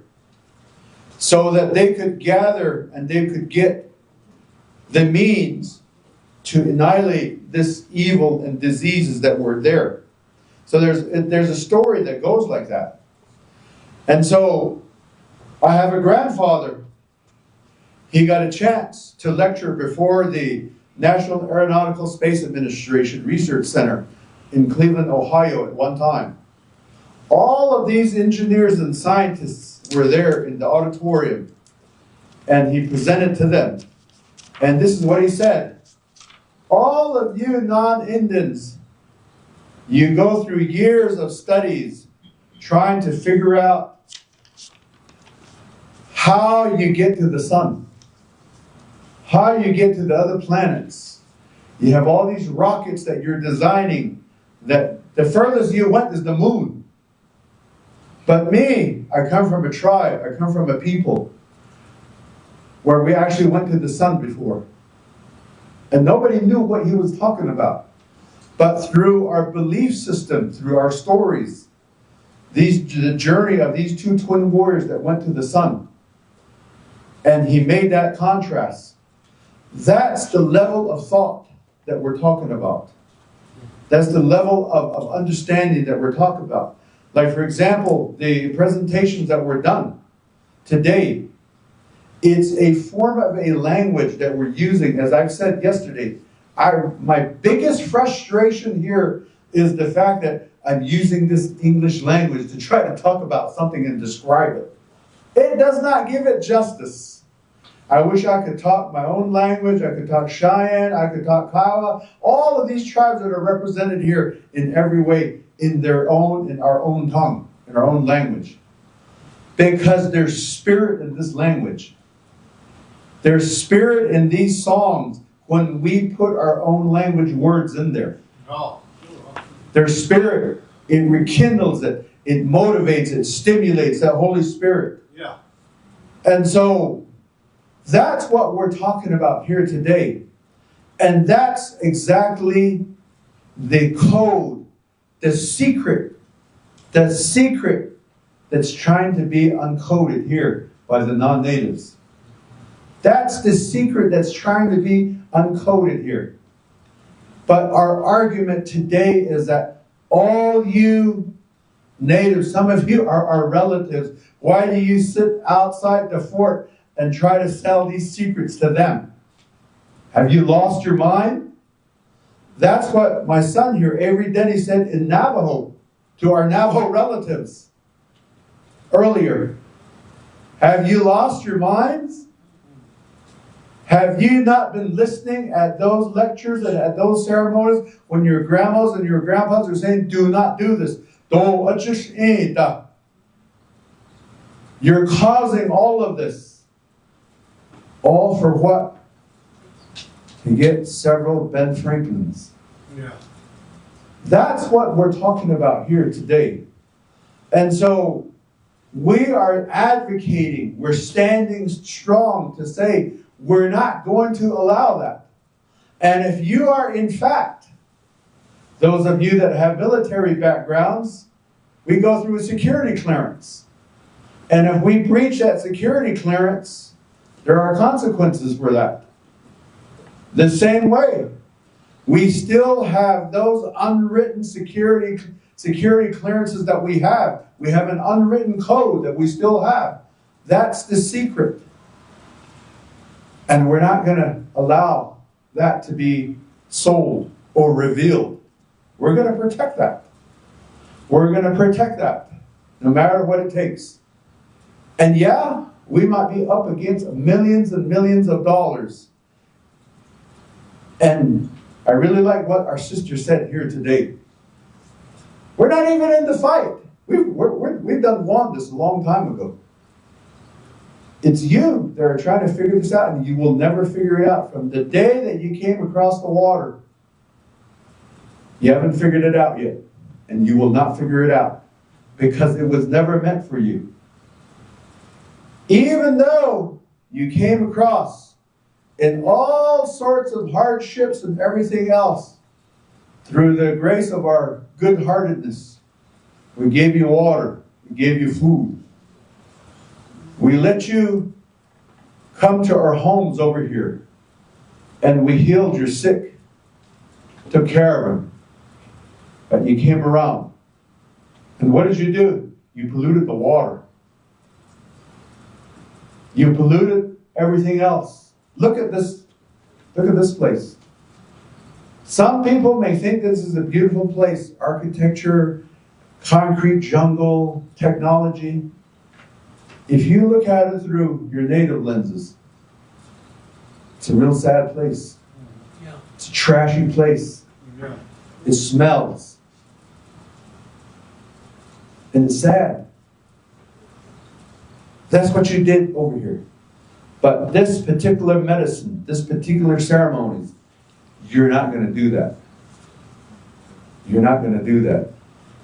Yes, in history, you might have connived your way around. You might have connived your way around, but not this time. And I'll leave you with a story again. On June the 1st, 1868, we signed a peace treaty with the federal government. Navajo Nation did. They were given two options. One option was that if you don't sign it, they got rail cars ready for you. They're going to herd you in there at Fort Sumner after they were herded over there for over 500 miles. We're going to load you up. We're going to haul you to Oklahoma. And we're going to haul you to Florida. Option number two, if you sign it, and you have to agree to all of this. You have to agree to education. You have to agree to all of this to bring this into your lives. You get to go home. Split second, the chief said, we already know what we're going to do. We're going to go home. Because home is where our stronghold is. Home is where our heart and soul and spirit are. But here's the caveat. There were good lawyers. The chief said, Let's learn all of this. Whatever that they're offering, let's learn it all. Let's be lawyers, let's be scientists, let's be engineers, let's be military tacticians. Let's learn all of this. So whatever that we learn, we can use it back against them in days to come. It may not happen tomorrow, next month, it may happen a generation, but eventually we'll have an opportunity to take all of this and to throw it back in their faces. I believe that's where we're at today. We're on that journey now. And let's keep that fight going. And I want you to address the intellectual property. You hit the Lenny Trinity. We're going on to Zoom and media and all that. Singing, blessing away songs, and there. What either? We're just blessing ourselves. We're just giving away ourselves. What either? our medicine man here is a 9-night singer. Sits in the ceremony, has patients throughout the course of the winter months. 9 nights that they sit there and they go through the ceremony. Our songs are sacred. Our prayers are sacred. And those tunes, those words in there, and the way that we go about them, they were never meant to be sold. They were never meant to be publicly broadcasted. They were never meant to do that. That was one of the ceremonial rules that we've had. But yet today, it's just open. It's just open. That part of it, and that really relates to the presentation I made yesterday. If we're going to talk about protecting and preserving all of this, it begins with us at home. We have to tell each other, no matter how painful it is, how embarrassing it is, we're going to have to say, do not do this. Do it like this. And there was a mention earlier today, this morning. We have the capacity to correct people. We have the capacity to correct one another for the sake of the protection and preservation of what is being wrong and being done wrong. So if that's going to be the case, then if these songs and prayers and all of these things, then we have to correct that at home. And so that was my presentation yesterday. You tribal leaders that are here, you tribal governments, you need to pass some laws to protect them and to correct that. You cannot sell these. You cannot do this. You cannot sell things at the flea market over there. These are corrections that need to be made. Yes, it begins with the home. But on the other hand, the governing bodies and the governing individuals who are responsible for these are responsible to make those corrections as well. So that's the concept that we're going by. It doesn't make any sense that we're yelling and screaming to the state government or the federal government when at home it's still like that. We have to correct this, and we have to put this into motion and to correct ourselves and be able to say, no, that is not the right way to do it. Today, we don't do that. I grew up in a Native American church setting when the men and the women folks were harsh. They didn't allow us to do anything. If you fall asleep, say, hey, get up. Eat this medicine. Don't just pass it. And eat it this way. Don't just chew on it and do it this way. If you're going to utilize those instruments and sing, make sure if you sing the first round, sing throughout the whole night. Don't just say, don't sing one round and don't sing another round. Don't do it like that. Yeah. When you want to go out, tell the chief you want to go out. You can't just go out. If you want to talk, take that medicine, take that tobacco and talk to God. Don't talk to us. If you're young, don't try to talk. be quiet, shut up, sit over there, pay attention. That's the kind of environment, the same way with ceremonies. Our traditional ceremonies were the same way. These people still exist. You go to a ceremony, you come in there for a reason. There's certain things that you do, certain protocols. You can't just hang out. Ceremonies are not social gatherings. No. They're not social gatherings. It's not a place just to hang out. It's not a place just to check out who has the latest feathers. That's not a place for it. That's the kind of environment and discipline that we need to put back into our homes and our communities. So we have to tell our leaders now, maybe you need to make some rules and laws that will enable, maybe we need to do that. Because it seems like nobody's saying that. You don't really have ceremonies anymore where even the roadmen themselves, even the medicine man themselves say, hey! They don't really say that anymore. And so we're just kind of leisurely, just kind of doing and going about it. We're afraid to say that to one another. Why? That's $1 million question. Why are we afraid to say that to one another? To hurt each other's feelings? Well, if that was the case, then maybe we might as well throw in the towel. But that's not what we're going to do. There's a way to say things, whether it's a little bit more stern or whether there's a little bit more of, there are methods that we use for years to do that. So that's the point here. And so whether we do it at the national, state levels, we have to do it at home too, at our tribal levels. And that's the message that we're trying to relay here.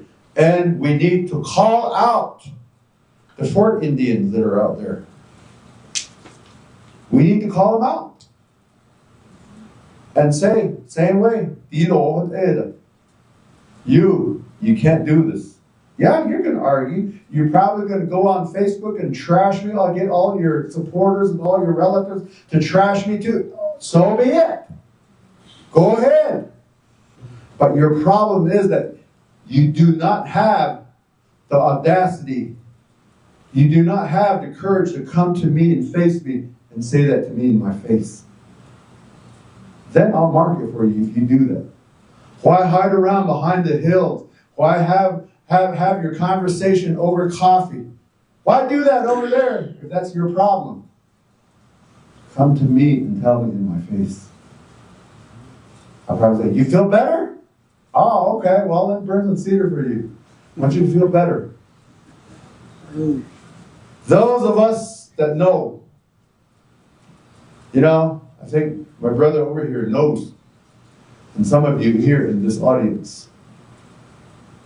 We know what it feels like when rounds are coming down range. When somebody's actually shooting at you, trying to take your life. We know what that feels like. So all this other stuff that people say on Facebook and everywhere else, it's nothing. Wait till somebody is coming after you. Whether it's a personal weapon, by aircraft, or by heavy armor. Then that makes you think. When a mortar goes off a couple of yards from where you're at. Yeah, that's real now. So all this other stuff, nah, when you say do anything. But that's our point here. That's where we're coming from. So I want to say that, to interpret some of these things, to add on to it, and then to clarify some things. What are we really doing here? This is what we're doing. If we're not clear, then you're not listening, or you don't want to listen. And so that's where we're coming from. We're not in it for popularity. We're not in it for anything else. Nobody's paid me to be here. Nobody's paid me to be here. I want to be here because I want to be here. all of the people that are here, you're here because you want to be here. We're not trying to look for likes, or we're not trying to look for numbers. No, this is real. With that,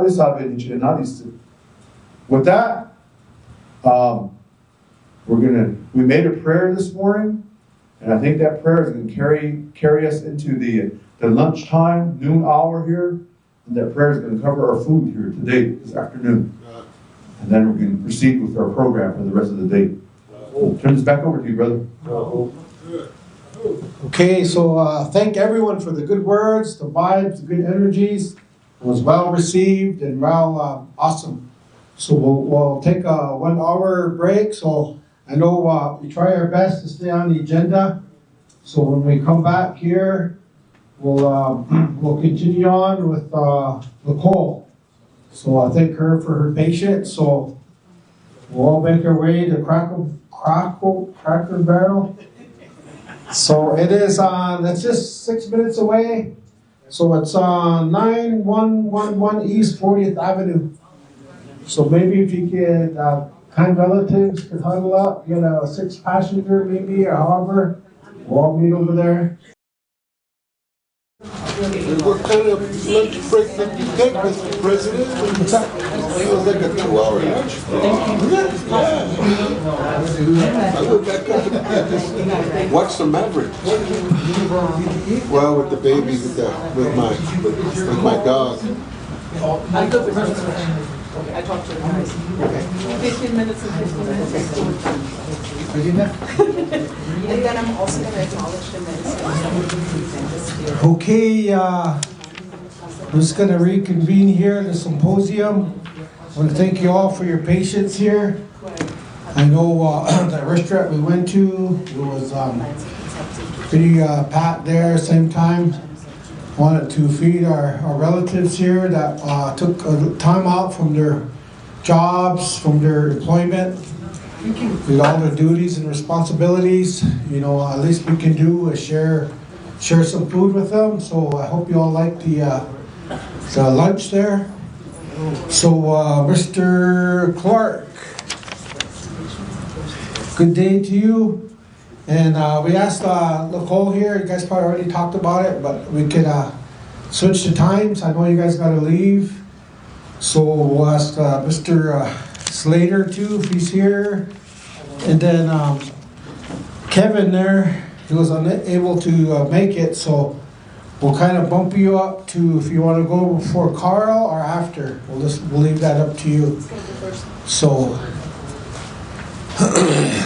and then if everybody could make sure you sign in, and we got agenda up here. We got some brochures, all the things that we're doing here. So, good to go now. Okay. All right, so at this time, we'll turn this time over here to Mr. Clark, his Vice President of the Council of Peyote Way of Life Coalition. So this coalition building, getting tribal governments involved, moving forward, you know, so I'll turn this time over to him. Thank you, here. Yeah, thank you, Mr. Brady, President. Also the Vice President, Mr. Red Cloud. Yeah, thank you, and your delegates here. Good afternoon. My name is Herschel Walker Clark, and I appreciate giving me some time to be on the agenda here. For my relatives back home on Facebook, social media, the Bethlehem Bashtin, Ushin Hinshache, Tetnatani Chanele. I'm from Tisto community. Chinle is originally where I'm from. And I'm coming to, I guess, to this kind of talk about something a little different from tobacco, but it relates to exactly, or a little different from peyote. I think our main focus coming from the issue of the psychedelic movement and what they're trying to do to our medicines. And the medicines is what we're talking about here too as well. And I work for the Black Hills Center for American Indian Health. We located in South Dakota, then we have an office in Southwest Navajo Tobacco Education Prevention Project, working in Winslow with the Navajo Nation. And my background is in public health. We do tobacco control, prevention education. We also do research in regards to how we look at public health in tribal communities up in the Midwest and also with the Navajo Nation. And we do a lot of work with our traditional healers when it comes to tobacco, ceremonial tobacco, disnoto. We all have a connection to this plant from a variety of different tribes and a variety of different plants throughout, regionally wise. And it really is an interest when we talk about what we're trying to do to protect and preserve our medicines. And we're talking about the tobacco too as well. And throughout the days, here and also at the convention in Wisconsin, we're talking about medicines now, not just our peyote. And there's I think the vice president mentioned this, Mr. Red Cloud, he mentioned about the sacredness of keeping these plants in our natural habitats. And then when you disconnect that plant from its natural habitat, it loses its sacredness. It loses its spiritual connections and what it helps us to heal our mental or physical or psychological and our emotional well-being. And we know what happened with tobacco industry. We know what they've done to our plant. So my question is that what we need to address too within our ceremonial settings? And I show displays like this when we do demonstrations to our communities. We show them the difference between our disnoto, which are our natural tobacco. We talk a little bit about that. Then we show them the commercialized tobacco and cigarettes, hookah, roll your own tobacco, chewing tobacco. There's all those different types we're talking about. They're all synthetic versions of these natural plants that were originally used for a good purpose to heal us. And I bring this one up because this is part of what we use in our ceremonies, right? A lot of our Native American church organizations, we use pipe tobacco. And we have all these different types of flavor. This one is cherry Cavendish. Then we have like vanilla, we have grape, we have all these bubble gums. So my question when I was getting into public health was, is this right? Going back to our communities and really working with our traditionalists and our practitioners. And they questioned me, even my own family said, what are you trying to do, Hirsch? But if you really read it, a couple weeks ago we were in a ceremony with my family and they brought in the main smoke. They put the smoke right here. And I said, read that. It says, warning, this product contains nicotine. Nicotine is an addictive chemical. Then in the back it says, warning, this may cause cancer. And we're using this in our ceremonies. And that's kind of the question that I have. And I'm coming in a way from the work that I do in my professional life. And the reason why I think this is important is because we have a lot of experts out there, a lot of our relatives, a lot of our kids who are well educated now, and they're experts in their different areas. And I think we need to include them in how we wanted to protect our way of life. And I'm trying to do my best in the work that I do in public health. And I think that reaching out, we're talking about coalition building, and that's something that we've done with our coalition. We developed a Reclaiming Sacred Tobacco Coalition, and it's with an individual, his name is Clinton Einsham. He's Anishinaabe, he's from Ojibwe tribe in Wisconsin. And we've been working with a lot of tribes throughout Indian country on how we bring awareness to the work that we do in commercial tobacco, to bring awareness on the ceremonial tobacco. How do we protect and preserve that from the work that we do as professionals? So we developed a coalition called Reclaiming Sacred Tobacco Coalition. And we started off a year and a half ago.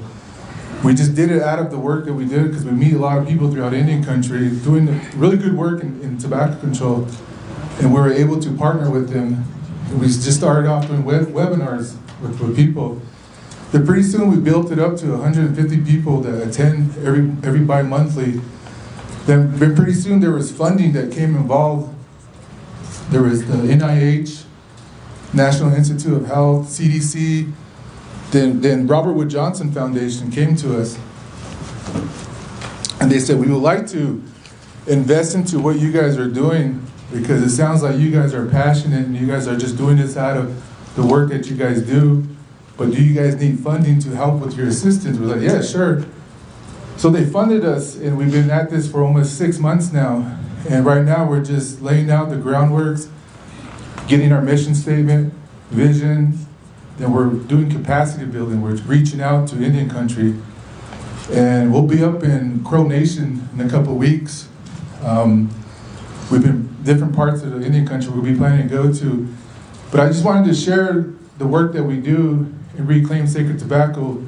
We're trying to define that. We're trying to understand what that means to us as natives. And the work that we do, I always explain that it's really about research, the types of research, what types of research we're doing. How do our people look at this issue?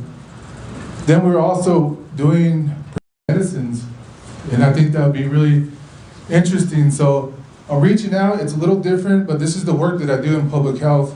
And there's a lot of experts out there, a lot of our relatives, our kids, they do work the same work that I'm doing. And maybe that's what we need to do is reach out, and that's one thing I do is coalition building. We invite anybody and everybody, and then the common goal will come eventually, the mission. So it's just an opportunity. I really appreciate the work that we do in public health, and it's very supportive of us, but I think the concern, is really about this type of tobacco that we use in our ceremonies. And if we're talking about protecting, preserving our medicines, I think we really need to talk about the commercialized of our tobacco that we use, because we know the history. They took this, something very sacred from a lot of our people, they synthesized it, they manufactured it, they modified it, they put chemicals on it, then they returned it back to our communities, and it's impacting our kids, our people. There's vaping, there's e-cigarettes, there's chewing. We have some of the highest use of commercial tobacco throughout Indian country than any other race. So it's an issue that we should bring, and we're here to support our group, my background in public health, our organizations. We're here to support the issue that is at hand, and it's going to be all hands on deck kind of a sense. So I just wanted to kind of bring that to North America, the work that I do professionally, even though I'm involved with the coalition too as well. But it's my expertise that I bring to the coalition that enables us to move forward with the issue with the coalition too as well. So maybe that's what we need to do, is really bring our youth, our kids in it. They're tech savvy, they understand how to mobilize, they know how to do on TikTok. There's some things that we got to protect, but there's some things that they could use and utilize to get people aware and bring capacity to the issue that we're facing. So I just wanted to thank you. I want to keep it really quick. I want to give more time to delegates later and then the speakers next. So, but thank you. Yeah. Just a real quick comment. Where is that RFP going to be located? So right now we're building social media. We're having a platform, Facebook, and then I'll have a flyer out with a QR code. But we're thinking in October, November is when we're going to release it. Then we're going to have like maybe 3 months, and we're going to get all these applications. I know there's going to be a lot. So that 200,000 is not going to, it's going to go fast, we know that. So, but we're going to evaluate that maybe within, we're saying maybe in a month we'll evaluate that, we'll release where the funding is going to go. But I would say that three months from now we'll have something out. What will it be called? It'll be Reclaiming Sacred Tobacco. And I have a flyer that I could give to anybody that's interested. And it could be from your chapters too as well. I don't know how you guys work, but if you guys have work that you guys want to work with youth on kids in regards to what we're doing, you're more welcome to apply for those grants too. And a good example is a lot of our people in the Navajo Nation, they want signs at the hogans for no smoking. So we're going to fund at least $5,000 to our Era's Life Health Coalition, and they're going to develop signs and give it out to our medicine people that want those signs. So that's just an example. But is there a movement to grow your own? Yeah, I just met a couple people from downtown too. Natives, urban natives really want to start growing their own natural tobacco. Minnesota does that, yeah. So those will be grants for that too as well. Right now it's not a big, it's just everybody's garden. Yeah, yeah. And we don't allow outside tobacco use that regular. Yeah. It's really, those RFPs that you apply for, we're going to evaluate and make sure it's coming from a legitimate organization, a legitimate family that's really doing work in tobacco control stuff. But I think it'd be really interesting for Native American Church to apply for this and maybe do a summit about how do we protect and preserve our sacred medicines. And that could be easily $10,000 given to you guys, as long as you guys have talk about tobacco. That's really something that we would really support in some sense. But thank you for the question. Yeah, we don't allow any tobacco in any of our events whatsoever. We're all.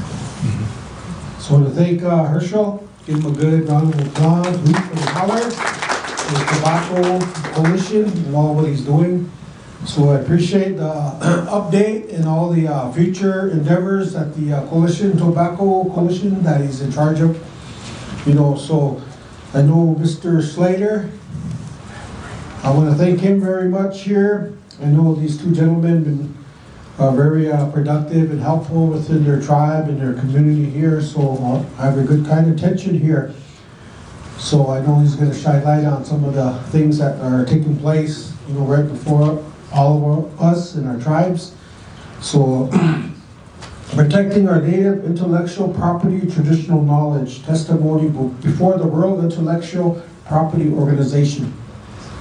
So let's give him a good round of applause. Thank you. Thanks. Yeah. Can I sit right here with my, yeah, thank you.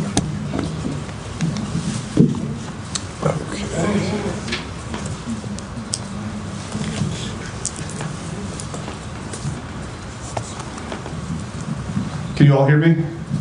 Yeah. Or do you need me to stand up and then I'll...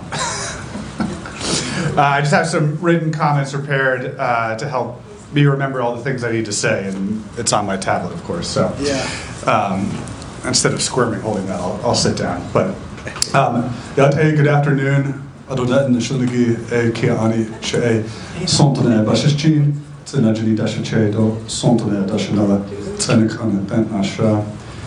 Carl Russell Slater. So I'm Carl Slater. I'm Kiani, born for, I say, the Star People, for the Magen David, the Star of David. And I'm a Navajo Nation Council delegate. I wasn't able to crack Tribal Leaders Day. Staring Mr. Jones, my constituent. But I'm very honored to be here and be able to hopefully contribute some information to all of you related to a few different items in work that we've been engaged in at the council, and then tie it into some other stuff that people might not appreciate as being connected to, I think, the work that we're all engaged in trying to protect traditional plant medicine that is really under assault by pharmaceutical companies, by commercial interests, by fetishists and voyeurs. You know, they want to understand, you know, how they can become an Indian and do all this stuff. And having spent I was at, for a few hours yesterday, the Psychedelic Conference, and then was able to participate in a panel this morning where I went over some of the same information with Mr. Daesh, Mr. Sandoval, Mr. Clark, and who am I forgetting? Elroy, what's his last name? Watson? Yeah, so I won't speak for them, but conveying, I'd say, a sort of icky feeling that you get seeing some of the behaviors and the attitudes and how people comport themselves at the conference, and trying to arrest their senses into recognizing disrespect that they are engaging with, but also, you know, how they can become allies if they genuinely care about the protection of sacred plant medicine. So a few months ago, I had the opportunity to provide an oral testimony in a consultation with the U.S. Patent and Trademark Office and the Department of Commerce.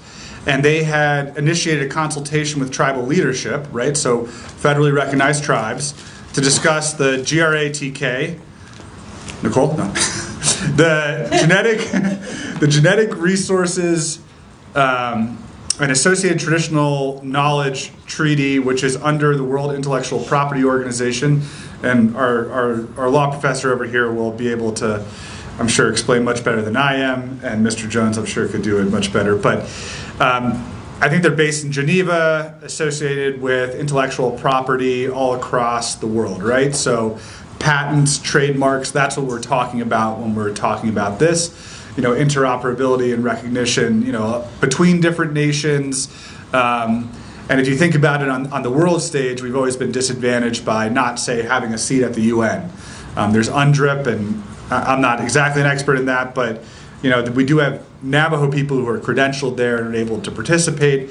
But as a full nation, equal to other nations, we don't have that same recognition, and it can affect just how things move. So in essence, I was asking for the United States to sign on to the WIPO GRATK treaty, and I'll walk through that.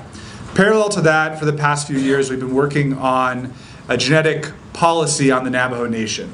And if you think about it, I can't speak for other tribes, but on Navajo, we really don't privilege humans much greater above our other living relatives, right? And so that can be insect, plant life, anything that's imbued with a natural living essence. And the same protections that we would seek in human genetic research, we should ensure for protecting for research on plant and animal medicine. We learn these lessons from plants, animals, our non-human relatives that guide how we interact with the world and how we seek harmony with the natural order, and do that in a way, if we've had a transgression, say, against a certain aspect of the natural order. So I'll say the WIPO treaty because GRATK sounds weird. I've never heard anyone else say that. So it requires patent applicants to disclose the origin of any genetic resources or associated traditional knowledge, ATK, used in their invention, improve transparency and prevent biopiracy. It's a ridiculous name, but I can't believe we have to deal with that in this day and age, especially the patenting of stolen indigenous knowledge, right? If you think about, there's certain plants, right, and you have to activate a certain aspect of them with another plant or with something else, or, stimulating it somehow. Those are the types of things that, could potentially be covered. Allow countries to develop indigenous-led information systems to help verify disclosures. Respect tribal sovereignty by allowing self-determined data governance. So it's not retroactive to things that have already, patents, existing IP, but it also works with existing U.S. law. So we said for the Navajo Nation that it does align with and reinforce our own laws and really decades of policy development at this point. So in 2002, we issued a moratorium on all genetic research on the Navajo Nation. And it wasn't just a pause, it was truly a sovereign act. And we drew a clear line that research on Diné people, plants, animals, and ecosystems would only happen on our terms. And we needed to get expert advice, engage with what the Western scientific tradition, but really consult with our Hatatli, our medicine people, and understand, what and how we should do this that is consistent with our values, that's consistent with our outlook, our spirituality, and our religion, if you will. So, we claim the right to decide when, how, and why research will be done in our bodies and our lands. And we started building that policy from the ground up with a lot of grassroots engagements between 2018 and 2024. The Genetic Policies Working Group held over 30 community engagements, met with traditional knowledge holders, drafted a policy rooted in both science and Diné law. So I'll read that policy statement just for those of you who are curious. It's only 3 paragraphs. And we passed a resolution. I have the legislation number, not the resolution number, I apologize. It's 24124 if anyone's jotting this stuff down. It reestablished the working group so we could start to get into the protocols and the policies and the procedures for if and when we would ever lift the moratorium and maintain the moratorium. And then it also created this policy statement. And I would say most importantly asserted that the Navajo Nation owns any outcomes, data, or intellectual property resulting from research involving, Navajo life forms. So here's the statement. The Nabakiyatu Committee, which is our committee of the whole, hereby recognizes the following as the official statement of policy on genetics research that guides the working group in the development of genetic research policies, codes, and regulations for the nation. The policy of the Navajo Nation is to ensure that all genetic and genomic research is conducted to promote the well-being and health of all life, and to ensure that all genetic and genomic research, which includes Navajo people, plants, animals, ecosystems, and any other associated forms of life on the Navajo Nation, will be conducted in a culturally safe manner to include Diné culture to prevent any potential harmful genetic and genomic research conducted by researchers and or all applicable parties. The Navajo Nation retains ownership over any intellectual property, products, and services, and all other outcomes that may come from genetic and genomic research with Navajo participants and all associated forms of life within the Navajo Nation during any step of the research process. The nation will determine when the data will be shared for the benefit of the Navajo Nation. And that's some of the main points right there. There's a couple other sentences. So it's a data sovereignty act in one essence. And on the other side, it connects to preservation, and I think fighting back against the commercialization of spirituality and religion and commodifying that for,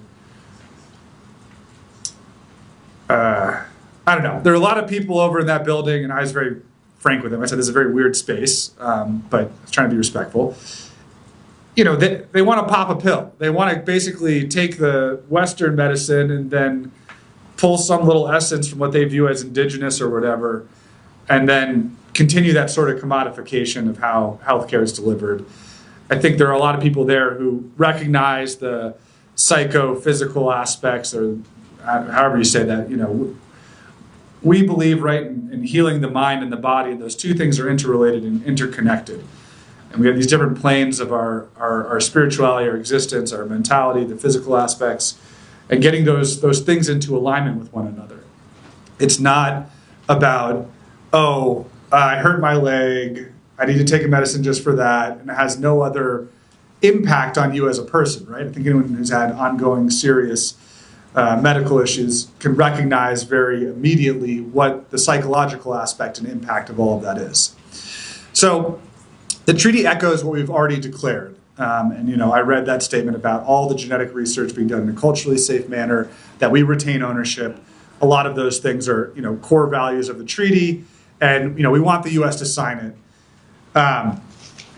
Anyone here who, I mean, I don't even know the last time the United States signed a treaty. Okay, thank you. There we go. So this is 60 or 55 years later or something, 50 years later. Yeah, I mean, we're talking like big international treaties. Maybe there's some bilateral investment treaty stuff that we're not super familiar with. But the point is, we have it's a pretty conservative nation that is skeptical of binding ourselves to laws that we don't have control over, even if they're consistent with our values. And the Senate has to ratify it. So good luck getting, I think, 2/3 of the Senate to ratify a treaty. It might be a simple majority. I don't even remember. But the point is, we're not going to sign it realistically. But we can petition for aspects of that to be incorporated into state and federal law, local recognition, and tribal law too. And make sure that there's a mutual understanding and intelligibility between each of us as we talk about the sort of legal aspect of something that's very important for our spiritual health as a people and as individuals. So, in my opinion, and what we testified to the U.S., that this does fulfill a federal trust responsibility. It aligns with U.S. intellectual property and tribal sovereignty laws and deters biopiracy while preserving space for ethical innovation. So, maybe a tribe wants to engage with researchers on understanding some of the chemical aspects of plant medicine so that they could work on preservation or making them more resilient if that's what they want to do.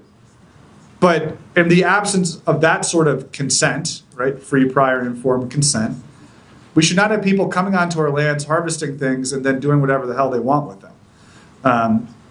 With the increase in temperatures around the world, right, and worldwide human-made climate change, there are so many pressures on our traditional ecosystem, or the ecosystems that support our traditional plant medicine. And those pressures, combined with profit motives, have the potential to kind of rip into our communities and pit people against each other, right? Some people might be more comfortable with one form of, consuming medicine, and others might not. And then if you have someone dangling money in front of them saying, if we can do X, Y, or Z, then it might lead to these fractures and hurt our ability to be unified and work in an intertribal manner. So, I think that our policy is a good model right now.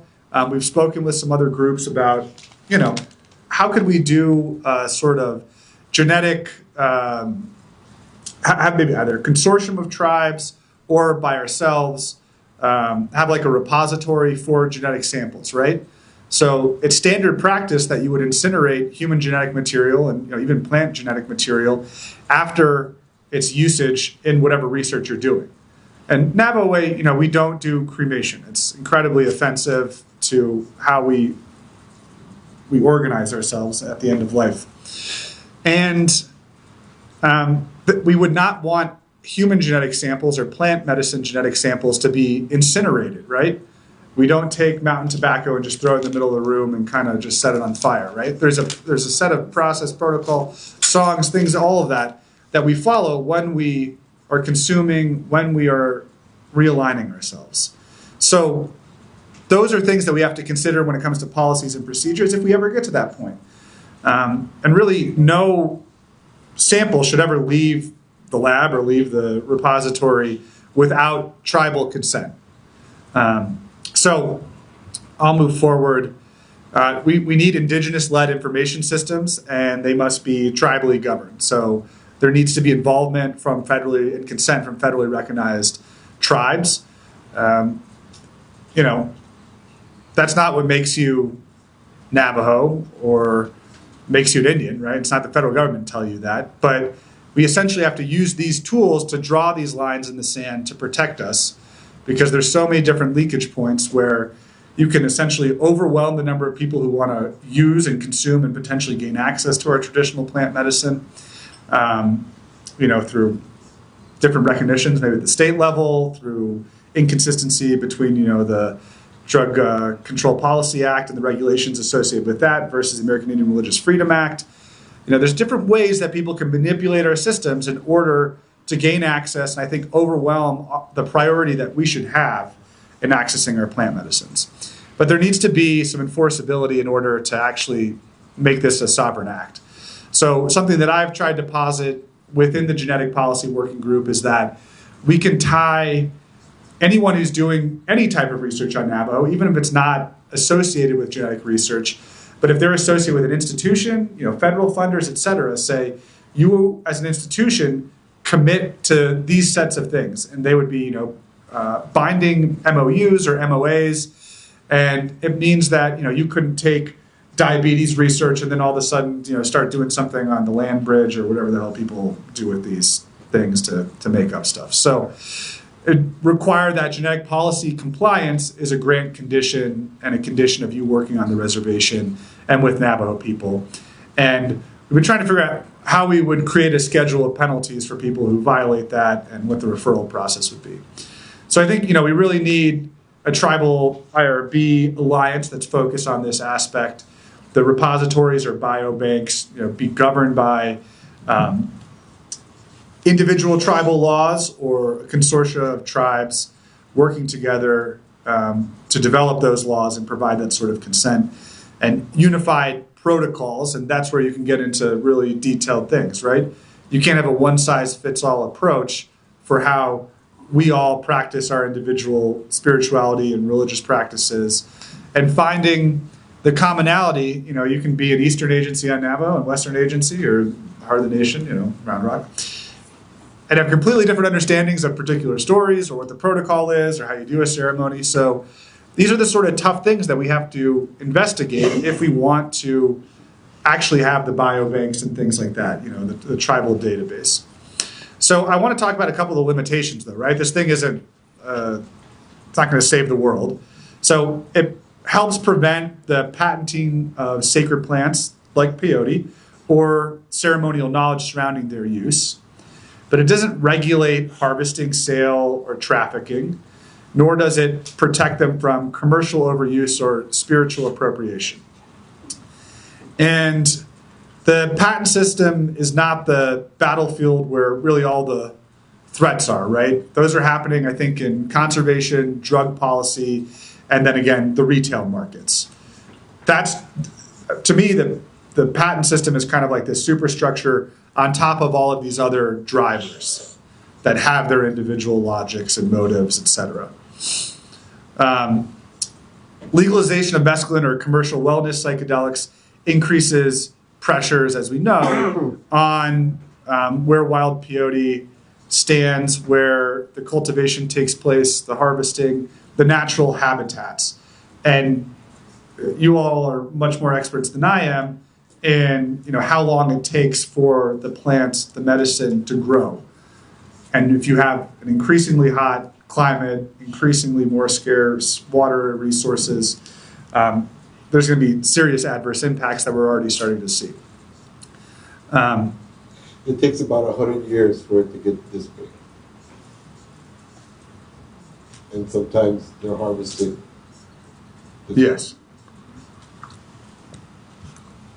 So we can see how plant medicine narratives erase indigenous voices and commodify sacred knowledge. And while this says indigenous, right, using the sort of pan-Indian, pan-indigeneity, all that stuff, it can, by the same token, create solidarity, but also minimize individual traditions and voices, and also open up. We had a woman come up, and she's from a tribe in Mexico, descendant from them. It brings up these interesting questions about how can she access her tribe's traditional medicine, which is peyote, in the United States, if she's not a member of a federally recognized tribe. And also, she is fairly disconnected and is trying to re-engage in an appropriate way. Those are all things that we need to have answers for and need to start coming up with them fast. But I, in responding to her, was emphasizing, if people want to engage from that perspective, you have to hold responsibility on helping us figure out big solutions to these issues, because we have to rely on the minimum legal protections that we have in order to protect our sacred knowledge and to protect our ability to perform our ceremonies. So tribal sovereignty means that we retain authority over access, research, and ceremonial use, especially as outside interests in mescaline surges. So I've talked about sort of where we're at right now. In 24, we passed this new policy that reaffirmed things. And I think going forward, the United States should exclude peyote from decriminalization bills unless a tribe explicitly consents within some very narrow area. But it's hard to see how that could practically make sense. Create federal habitat protection and tribal controlled cultivation programs, and support, tribally controlled certification programs for whatever those protocols may be. Those are things that may make sense. I'm not saying that is the answer and that one entity will have control over this. But I think that those are things that need to be considered, and there needs to be coordination between organizations such as this and federally recognized Indian tribal governments, because that's the access point into the trust responsibility. You always have the individual, Indian to federal government, but when you bring in the tribal resources, the tribal leadership, we have 3 wonderful tribal leaders right here. My colleagues' voices are very strong. Your political leadership is very strong when you go to DC, when you work at the state. So I think it depends on tribal law, cross-border collaboration, and enforceable cultural protections. So the treaty is not just about patents, it's really about justice and how we have not been served by justice or by the legal system in protecting American Indian bona fide religious activity, our traditional ways of living, and making sure that future generations are able to learn that knowledge, are able to use the same plants and medicine that we've always used, since time immemorial, since the Holy People taught us how to use these things and what we should be aligning ourselves with. So I think we're the governors of our future. We're not the relics of the past. We really have an opportunity here, and I applaud all of you for engaging in this work. So, yeah. Thank you, Mr. Slater. Appreciate it very much here for the update and all that you're doing on behalf of our native tribes. It's very appreciated here. So we'll go to Nicole here. I know she's been waiting here. We had Nicole here at our national convention. She works on an international level. And then also she's a professor, kind of helping with these the law, being a professor here. And I want to thank her for taking that time to be here and to, for protecting the sacred through native laws, traditions, inherent sovereignty, knowledge. So I want to thank her here. So thank you for your patience. No problem. So here you go. Okay. Unless you have a forward button, I'm going to stand somewhere here. And so I just want to start by acknowledging the knowledge keepers and the rights holders in the room. And it's hardly ever that we are at conferences where you have so many first language speakers of indigenous languages and who are really the experts and the leaders on this issue. And so it's a real powerful moment, and I just really want to appreciate all the knowledge that has been shared. So I also want to acknowledge the powerful voices in the room, including of women who have been speaking up for the medicine. And I want to acknowledge the sacred medicine as a living being with a spirit, reminding us that it is important to take into account the physical, emotional, mental, and spiritual aspects and try not to separate them. I think you could feel it, and I've been feeling it in this room, from the emotion to the spiritual aspect. And I often feel when we talk about legal issues, and I hope people don't tune out, it's like it only goes to the mental aspect. You know, Western law, that's how we teach Western law in law school. And I just want to acknowledge how much I've been learning, also feeling that deep connection and that we can't forget that spiritual dimension and that it's a living being with a spirit. And I also want to acknowledge the indigenous peoples of this land and that these peoples and lands have been subject to genocide, from massacres. We heard Chief Phillip talk about his ancestors in the Sand Creek Massacre. You have representatives here in the room who are related to descendants of the Beaver Creek Massacre, and probably many of you as descendants from boarding school survivors. And that also meets the international definition of genocide, and to acknowledge the intergenerational effects of genocide. And really, I deeply believe that this medicine is part of the counter-remedy to addressing these intergenerational effects. So my first source to substantiate that, what we are looking at is genocide is actually the first convention that ever came out of the United Nations. It was adopted in I have it sourced down below, on December 9th, 1948. A year before, the UN had actually adopted the Universal Human Rights Declaration. That's why we celebrate International Human Rights Day on December 10th, and that's also always when the Nobel Peace Prize gets handed out. But the reason I wanted to show you the Genocide Convention is because it talks about all these incidents of genocide. And it's not just limited to killing members of the group, it's also causing serious bodily or mental harm to members of the group. So there you go, massacres, boarding schools, all the way down to forcibly transferring children of the group to another group. That's your boarding schools, right? And those are the intergenerational effects of genocide we're dealing with, and that also have to be acknowledged. And so to put this into context, if I can.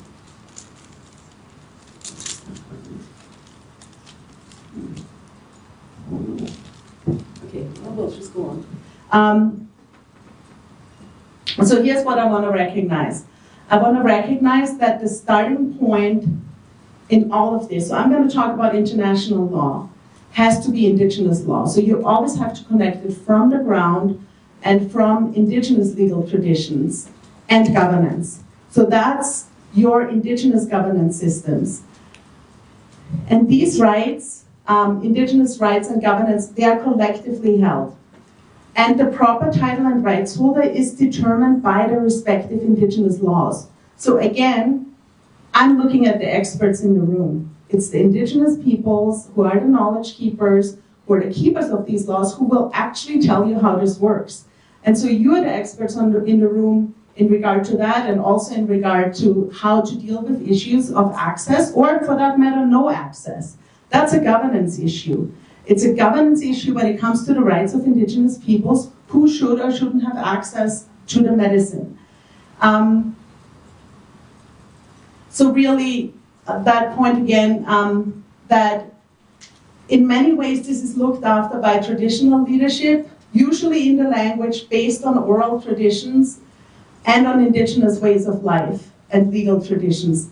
It is different from tribal laws that can often protect that, and for that matter, federal Indian law, north of the medicine line, it's called Canadian Aboriginal law. So what is called federal Indian law here in the United States, you had some representatives from tribes in Canada here, it's called Canadian Aboriginal law. And there's constitutional protections for that can be used to help protect, but I think it's really, really important to recognize indigenous jurisdiction, indigenous sovereignty, indigenous laws. And the inherent sovereignty, that's the topic of the symposium, of indigenous peoples, not delegated authority. You know, so that's why the Navajo representative was saying, well, it's not federal law that can give you this, right? It's in your inherent sovereignty. Now, this is something I've been learning, and I really want to acknowledge indigenous teachers, including Chief Philip Whiteman, who was speaking about this at the National Convention, that indigenous knowledge and indigenous ways of thinking, and I have it in the right column, although I think it was on my right column on my computer, it might show up on the left on the screen. But the right hemisphere of the brain is connected to indigenous ways of being. And still today, most indigenous children, and so most of you also, are born right brain connected thinkers, which means you see the big picture and you see everything interconnected or as one. And I heard speakers talk about that, how it's all integrated. We need the right hemisphere of the brain to survive, and I don't just mean that as a single human being, as humanity, okay? Because if we are dominated by the left hemisphere of the brain, which is what we're increasingly seeing, we're going down the drain fast, including with climate change, with exploitative mindsets, etc. I'll talk about the left in a second. And it's the right hemisphere of the brain, connected thinking, that sees the medicine as a living being with a spirit. And indigenous peoples as stewards of the medicine and the lands and the waters that it depends on. Now, if you contrast that, once the left hemisphere of the brain, and we obviously both have both and we need both, but it's a question about who calls the shots. And if the left hemisphere of the brain calls the shots, it no longer sees things as integrated and connected. It compartmentalizes. Does that ring a bell with what we are talking about? Oh yeah, we can just extract the mescaline and not have to talk about the medicine as a living being with the spirit. We'll just compartmentalize and take that out. And what it also shows, and this is, I'll show you a slide in my reference as a left brain connected thinker from a neuroscientist who basically says the left hemisphere of the brain has been increasingly colonizing the right.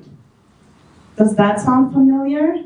Is that probably the experience of your relatives who survived boarding schools, who were forced into that left brain dominated way of thinking?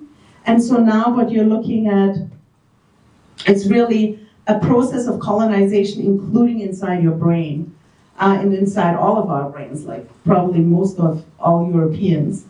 And the ultimate, I think really that ultimate way of colonizing is to break down the sacred medicine into its components, to synthesize it, and to sequence it. And yes, that is biopiracy. And I kind of like the term, because it talks about colonizing what the representative was talking about, what in Western law we call genetic qualities of the plants.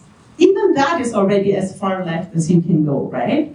Like, you're no longer seeing it all as integrated, but you're just seeing genetic material. Then here's what you do, you sequence it.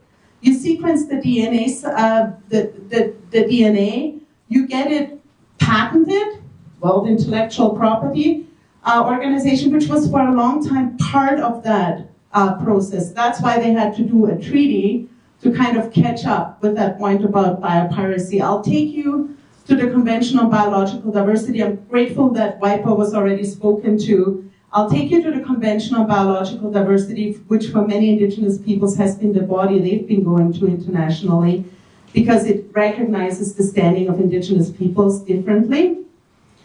And so, but are you seeing the difference of how far it's pushing into the process of colonization when it goes after the genetic sequences of your plants, of what you keep sacred, and frankly colonizing your brains and all of our brains, right? So to take it from there, so that's the reference. It's a book by a neuroscientist, British neuroscientist, who spent like 20 years of his life talking about that left and right hemisphere of the brain difference, and especially the difference in terms of which one calls the shots, and who suggests that it's the left hemisphere of the brain increasingly colonizing the right. And then he spends the second half of the book talking about the time when this happened in human history. And each time it was when empires went down. Feel familiar? It's kind of when you're seeing, and he's basically saying it's never been as bad as currently under modern rationalism. And what we're seeing happening with climate change, with that whole exploitative mindset as it goes to the medicine now, and we can legally analyze that, that's why we are at the brink. And he says, with the hope for the future of our grandchildren, I hope we figure this out before it's too late. And that's what you're trying to do here. And that's what your elders, who were speaking your languages, were really talking about. So there's one more principle, and this is kind of how Western law is trying to catch up with what indigenous peoples have always been saying, and I feel a little bit like an idiot as a Western European lawyer saying this to the experts in the room. But in Western law, they are trying to catch up with what indigenous peoples have always been saying. The plants, the medicines, the rivers, the land, they are living beings. And so in Western law, the way you conceptualize that is give them legal personality. They call that rights of nature, okay? So there's a movement, the Yurok people have been pushing for it with the Klamath River. There was some reference to that. The first ones to actually be successful in getting legal personality recognized for a river were the Maori people in Aotearoa, or New Zealand, where I come from, and I'm a mountain girl from mountain people. They're talking about giving legal personality to mountains. Listening to you, I think this can be conceptualized for the medicine. Legal personality for the medicine. And that again is Western law trying to play catch up with indigenous law, right? Like indigenous laws and your legal traditions have much stronger conceptualizations of this than Western law ever will. Yeah. The other thing that they have much stronger conceptualizations of is collective rights. Western legal traditions are often focused on the individual and again compartmentalized, and they exploit, right? Which is the opposite of how indigenous peoples and legal traditions look at things. Now, I do want to, and I'm going to take you to international law and how international law can help protect, hopefully, your indigenous rights and your indigenous legal traditions. So again, it always has to start with on the ground, with your laws, with your legal traditions, but I'm just talking about how can international law hopefully help you. In the past, it's not always been helpful, okay? Let's be clear, international law, as we know it in Western law, arose in the colonial encounter. It's not even that old, okay? It's when the Spanish kings sent Christopher Columbus over, and he was Italian, but anyways, and he wanted to go to India and kind of took a wrong turn. And, sorry, but it's in this colonial encounter between the crown, the Spanish crown, the Portuguese crown, the British crown, who were all fighting over, guess what? Your land. And now we're talking about fighting over your genetic resources, if you want to call it that. But really, your medicines, your connection to the land, all of that, you know? So it arises in the colonial encounter. So what I just talked about is the legal conceptualization under the doctrine of discovery. And here's what the UN calls the indicators of colonialism: dispossession, oppression, and dependency. Feel familiar? You know? And I'll talk about this in the context of what we're dealing with here with the medicine too. But really, the counter remedy in international law to that, to colonization, is the right to self-determination. Okay? So I think that's a really important concept that we're going to be sitting with. But also, and obviously you all understand that, that's when you say indigenous governance, right? And the inherent right to indigenous governance. So that's just what I want to connect it to. But let's also be clear, I actually believe indigenous peoples had a law of nations amongst themselves long before Europeans. Talk about the Haudenosaunee Confederacy. Talk about other confederacies amongst indigenous peoples. Treaties you had amongst yourselves.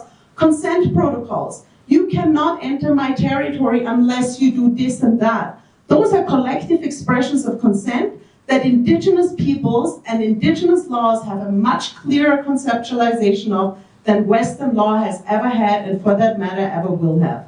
Because when they look at consent and in the treaties, what do they look at there too? Exploitation, you know? But from a Western colonial perspective, from an indigenous perspective, again, there's sacred collective rights here. And so that's why you can actually trace the inclusion of the principle of prior informed consent and of treaties to indigenous peoples. Western law didn't even have that. I deeply believe this comes out of indigenous legal traditions, so it's very powerful. And you just have to keep pushing it. Now, this is one of the treaties for the representative that the United States actually has signed on to. There's two covenants that are known as the decolonization treaties or decolonization covenants: the International Covenant on Civil and Political Rights and the International Covenant on Economic, Social, and Cultural Rights, ICCPR, ICESCR. The US only signed on to the first one, which is administered by the Human Rights Committee, which sits in Geneva. So you can make complaints to the Human Rights Committee about violating your human rights, and for that matter, your indigenous rights. The reason why I believe these are important treaties, and treaties are one source of international law, customary international law, and principles of international law are others, and I'll speak to those briefly. But really, because the US is a signatory to ICCPR, to that first big decolonization human rights treaty, you can hold their feet to the fire. And this is the provision I'm talking about. Article 1 of both ICCPR and ICESCR, and it's really the most important one, just like in UNDRIP, the most important article is Article 3, because it speaks to the right of self-determination. And it says, all peoples have the right to self-determination. By virtue of that right, they freely determine their political status and freely pursue their economic, social, and cultural development. This is what you're talking about. That's that inherent right to indigenous governance and to make decisions about everything, okay? This was recognized by the UN and by the, of course, it's a nation-state dominated system, and by the nation states, the US signed on to it in the 70s, in the process of decolonization that had been happening for Africa and for Asia. But guess who they wanted to deny it to? As good, this is cynical me speaking, really bad, settler colonial states. They wanted to deny that right to indigenous peoples, okay? So, and that's why I actually like the term indigenous peoples, because it's the term that's used internationally. But what I really like about it is the peoples, and never drop the S. Please never drop the S, because the S speaks to that nationhood, to that right, to that standing in international law. So indigenous peoples, it's not just a group of people. It's peoples, nations, with standing in international law. And your ancestors, your elders fought to get this included. at the UN. So where the United States, Canada, Australia, New Zealand were some of the lead, and the colonial motherland, the United Kingdom, were some of the ones that for the longest time really opposed that reference to indigenous peoples having that right to self-determination. I'll show you just really briefly here. This is Article 1 of ICCPR, binding on the United States, binding on Canada. Most of the countries in the world have signed on to it. Next to it is Article 3 of UNDRIP, that recognizes that same right and now makes it abundantly clear there can never again in the history of mankind be a debate about whether indigenous peoples have the right to self-determination, because by now, all countries of the world have signed on to UNDRIP. There's no longer a country that is opposed to the UN Declaration on the Rights of Indigenous Peoples. Initially, they were. And I was actually going to ask you, who are the 4 countries that initially voted against the UN Declaration on the Rights of Indigenous Peoples? Because of that reference to self-determination, also to land rights, also to prior informed consent of indigenous peoples, 4 settler colonial states. The United States, Canada, Australia, and New Zealand. Just wanted to show it to you, okay? But they have all since reversed their positions. So that's why, with that other source of international law, customary international law, which requires 2 things: the belief that it is law and state practice. And we now have that, so there can be no more debate. Jim Anaya said it when he was UN Special Rapporteur on the Rights of Indigenous Peoples. He's based here at the University of Colorado in Boulder at the law school. But he said it while they were negotiating it, because UNDRIP actually became the longest negotiated human rights instrument in modern United Nations history, because these settler colonial states were making it so difficult to recognize those rights for indigenous peoples. And I did want to make one quick just point, because John, you were saying, I don't like that term indigenous peoples, and I get it. But I wanted to just tell you where it came from internationally. So after the time of prohibition, and in Canada, you had a chief speaking here from Canada yesterday, until the 1950s. So from 1927, when indigenous peoples were very actively taking these issues to the League of Nations between the 2 world wars, Haudenosaunee went there, Secwepemc people from the West Coast, indigenous peoples from across Turtle Island, were raising their issues. And guess what? What does a settler colonial state do when they don't want indigenous peoples to show up? They prohibit it under their law. So in Canada, they amended the Indian Act from 1927 until 1951. If you organized around land rights, you could be criminalized and thrown in jail as indigenous peoples. And if you had lawyers working for you, they would be debarred and thrown into jail too. It took until the 70s for indigenous peoples to really come back to the international level. And so the first international organization was the World Council of Indigenous Peoples. Some of you might know the International Indian Treaty Council, IITC. The international branch of AIM came on about 2 years later. But there were indigenous peoples that got together in Port Alberni, which is in British Columbia in Canada. But there was, George Manuel was the national chief at the time in Canada. Joe Dela Cruz was the national chief of NCAI. There were indigenous peoples from Australia, from around the world, from Sami people, from Northern Europe. And they made this solemn declaration. And I have had the privilege of working with some people who were there. I was not born then. But if you ever go and ask Oren Lyons, he was there, from the Haudenosaunee Confederacy, faithkeeper for the Onondaga, and he said they debated for the longest time what they should call themselves. Should they call themselves Indian people? Because in both North America and South America, those were the colonial terms. Indian Act or Indian tribes, etc., federal Indian law, Indios in the Spanish-speaking world, and then in the end, the Aboriginal people in Australia, etc. So they agreed to actually call themselves as the pan-indigenous term, and I totally agree with this point. It's like a broader term. but they agreed to call that indigenous peoples, but most importantly, keep that S on it, because it speaks to that standing in international law. And I do totally agree that the best word to call yourselves as nations and as indigenous peoples with that right to sovereignty and self-determination is by your own name, in your own language, right? But if you refer to a whole bunch of peoples together at international law, that is the term that is in the UN Declaration on the Rights of Indigenous Peoples. I kind of wanted to tell you where it came from. But really, again, refer to yourselves by your names in your languages. That's what I would do. So I've already spoken to Andreb. And I just want to take you to a couple of these provisions that are really important to the issues we're talking about and that also speak to that broader right to self-determination and that indigenous concept of consent. In international law, it's called prior informed consent when it comes to nation states. That's how they control access to genetic resources or to lands and resources when there's international corporations coming in, etc. They use that term prior informed consent. Under the UN Declaration on the Rights of Indigenous Peoples, it's called free prior informed consent, sometimes referred to as FPIC.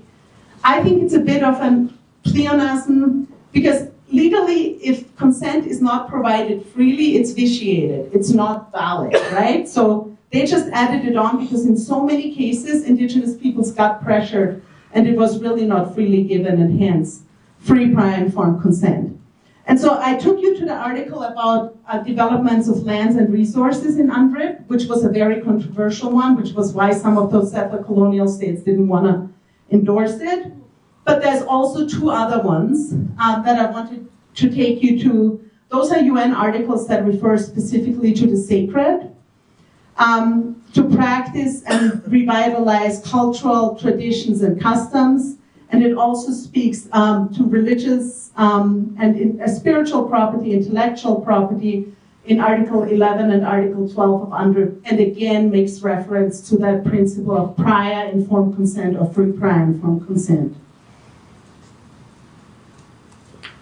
The reason, and I'm grateful to the speaker before who was already talking about WIPO, frees me up to talk about the Convention on Biological Diversity. It's one of the 3 conventions that came out of Rio. They are known as the Rio Conventions. There was the Earth Summit in 1992. The CBD is the little sister to the other convention that is probably known a lot more. They're meeting right now in Bonn, and I've been following international environmental negotiations for 2 decades. Which one is the one in Bonn? You just spoke about it. UN Framework Convention on Climate Change. So UNFCCC, UNFCCC, the CBD, and then the third one is the UNCCD, Convention to Combat Desertification, which I think is very relevant to the peyote habitat too, because you're probably running into, like desertification and depletion of habitat, etc.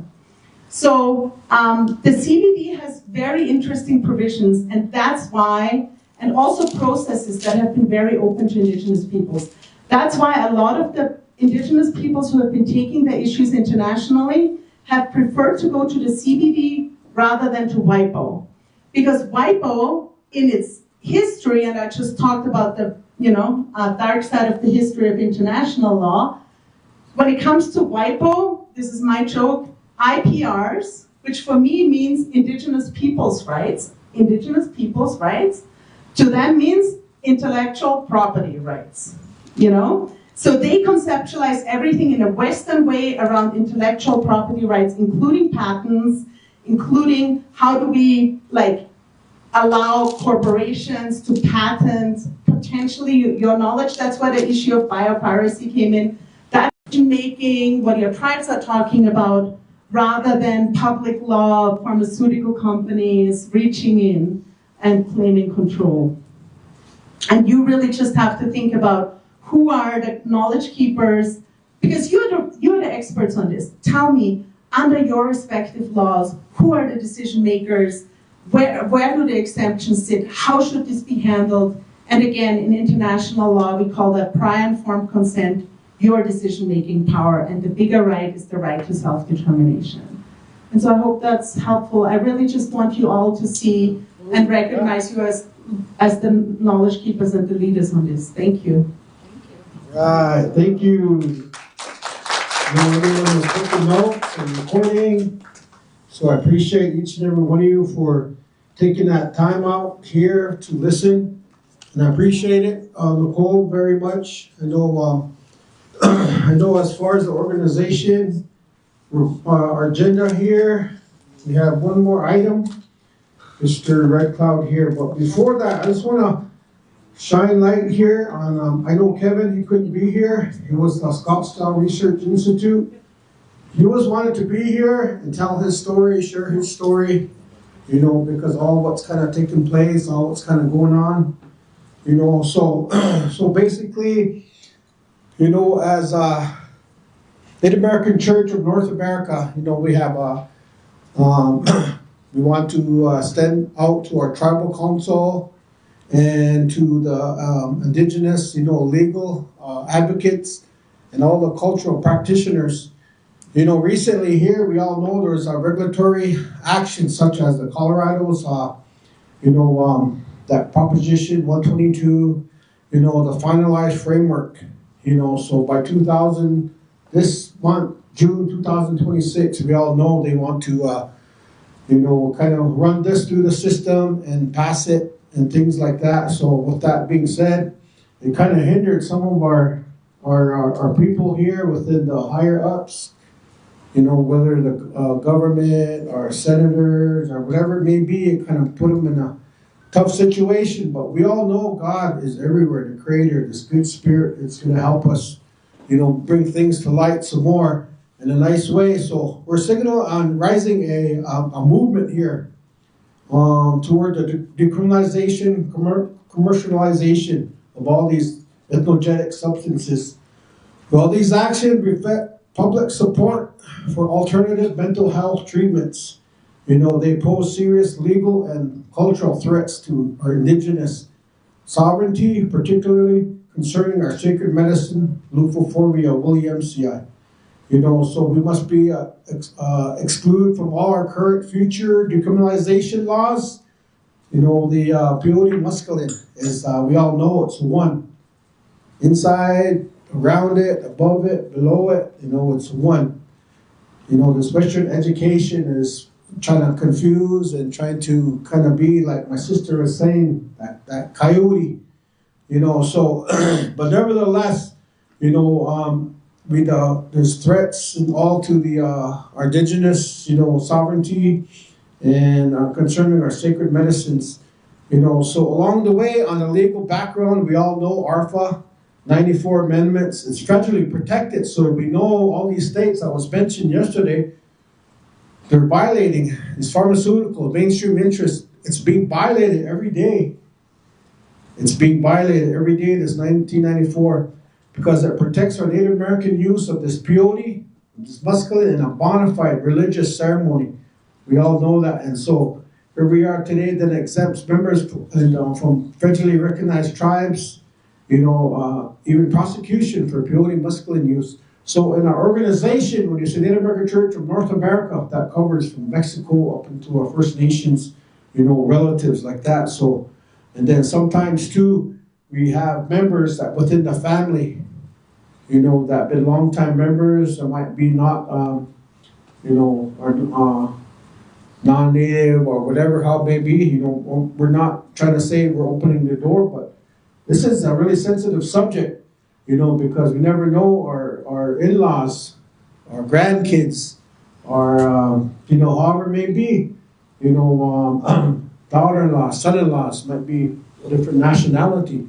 So, but nevertheless, we always got to have, you know, as us as Indians, we have that compassion and love, you know, and consideration for one another, for a fellow human being, you know. So here we are today, this Oregon, the measure over there is 109, and now here today, Colorado, Proposition 122.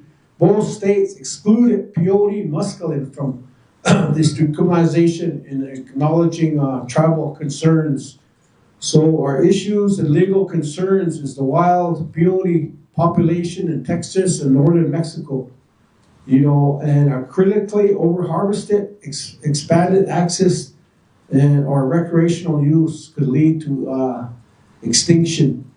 And our religious, cultural part, inclusion, this peyote muscaline psychedelic framework threatens the Native American church ceremonies and risks cultural appropriation, regulatory spillover, and all these things. Psychedelic, you know, is without indigenous, native consultation. You know, they should recommend peyote/muscaline inclusion, violating our religious protections under ARPA. So for all our tribal leaders in here, you know, some legal, maybe some recommendations. You could draft a formal resolution. I'm thankful for our Northern Arapaho tribe that 3 weeks ago, they did a resolution, and it came to be that it passed, you know, and the resolution consisted of to affirm sacred status of peyote, Wilfeforia williamsi, oppose its inclusion in any psychedelic decriminalization or commercialization efforts. And then last Tuesday, before I came here, our Port Berthold Native American Church proposed, and also as a national organization, resolution of the 3 affiliated tribes. So we want our tribes to follow suit and encourage all our organizations and all our chapters to do the same. You know, so ours is basically reaffirming the sacred status of peyote, Wilfeforia williamsi, muscaline. I don't know what's so hard to include muscaline, you know, in these resolutions, and oppose its inclusion in any commercialization efforts. So with that being said, you know, I want to advocate for the laws that exempt peyote muscaline from the psychedelic regulations suggestion clause. Nothing in this act shall be construed to authorize, regulate, or affect the cultivation, possession, or use of peyote, Wilfeforia williamsi, muscaline, a sacred muscaline protected under federal law and for our native ways of life. You know, so within that clause, maybe consultation requirement, push for mandatory tribal consultation, you know, before any psychedelic related legislative regulatory changes are proposed. And support our cultivation, conservation, federally recognized tribes, encourage the development of tribal control conservation programs to preserve wild peyote muscaline habitats, explore regulated sacred cultivation. You know, so this is not for recreational drug, nor should it be swept under a broad category of psychedelics. It is a sacred medicine rooted thousands of years of our indigenous way and our ceremony and our prayer. Legal protections must be strengthened, and our indigenous voices must be led in a conversation about ethnogen, spirituality, and our sovereignty. And then I heard about people, our tribes, talking about policy, brief, you know, things like that. It could be titled Protecting Sacred Medicine, Excluding Peyote, Muscaline from Psychedelic Decriminalization. You know, that goes out to our legislation, media, you know, however it may be. And states like Colorado move toward decriminalizing this holy medicine. And the leaders in the communities urge caution. This peyote muscaline must be excluded, and all psychedelics are the same. And peyote muscaline is not a drug. It is a living, sacred, vital to the spiritual, cultural well-being of our native people. And some key points within that policy brief: peyote is federally protected. Tribes are not asking for legalization. You know, unregulated access could lead to a collapse of our wild peyote muscaline population. State laws must exempt peyote muscaline and defer to tribal sovereignty. You know, that's kind of, and then our call to action, legislations, enact laws that exclude peyote and muscaline, and consult with tribes, let them have a seat at the table and have a say, you know. And then the public eyes and ears is to support our native-led conservation and education efforts. And to the media out there, You know, I just want to say respectfully and avoid mislabeling our peyote mescaline as a psychedelic drug. In closing, peyote and mescaline is not a trend. It is our teacher. It must be protected, not consumed by a movement that doesn't understand it. So I just want to say that. So I'll turn this time over here to our Vice President. So he's gonna put the frosting on the cake. The bases are loaded. And here we go here, Grand Slam. But I really appreciate Mr. Red Cloud here. And I want to thank our treasurer here, Mr. Watson here, for making his appearance here. In fact, he come from some kind of conference. So I want to say thank you for being over there. So, good day to everybody. I guess it's the best goes last, huh? Yeah. Yeah. So those of you that don't know me and those of you that are out there on social media and so forth, my name is Daryl Red Cloud. I am from the Pine Ridge Indian Reservation. My Lakota name is Wamlish Yu Ahi. Eagle brings the message is my name. I am a great grandson of Chief Red Cloud of the Oglala Lakota people. And standing up here and being here throughout yesterday, all day yesterday and all day today, very inspirational words, very inspirational material shared by all the presenters, and a lot of good vital information that the Native American Church of North America can utilize. And I know that we're going to try to capitalize on the material that's been shared with us, all the website links, the computer links, the different material that we've been accumulating up to this point. We're going to try our best to utilize those as much as we can. And what they got down for me on the agenda is coalition building. And I've heard it throughout yesterday and today. Reaching out, speaking about how we can come together as Native people, as indigenous people, if we're going to say, coming together for one sole reason, that this medicine is not for sale. This medicine is sacred. This medicine is it's something that our people have utilized from, like a few people said, time immemorial. For our people believed in this creation. Creation stories were mentioned throughout yesterday and today, and a lot of references pertaining to how this creation is sacred to the Native people. And I too, where I come from, we have them same types of stories. We say we're related, just like one of the sisters were saying, we're all related.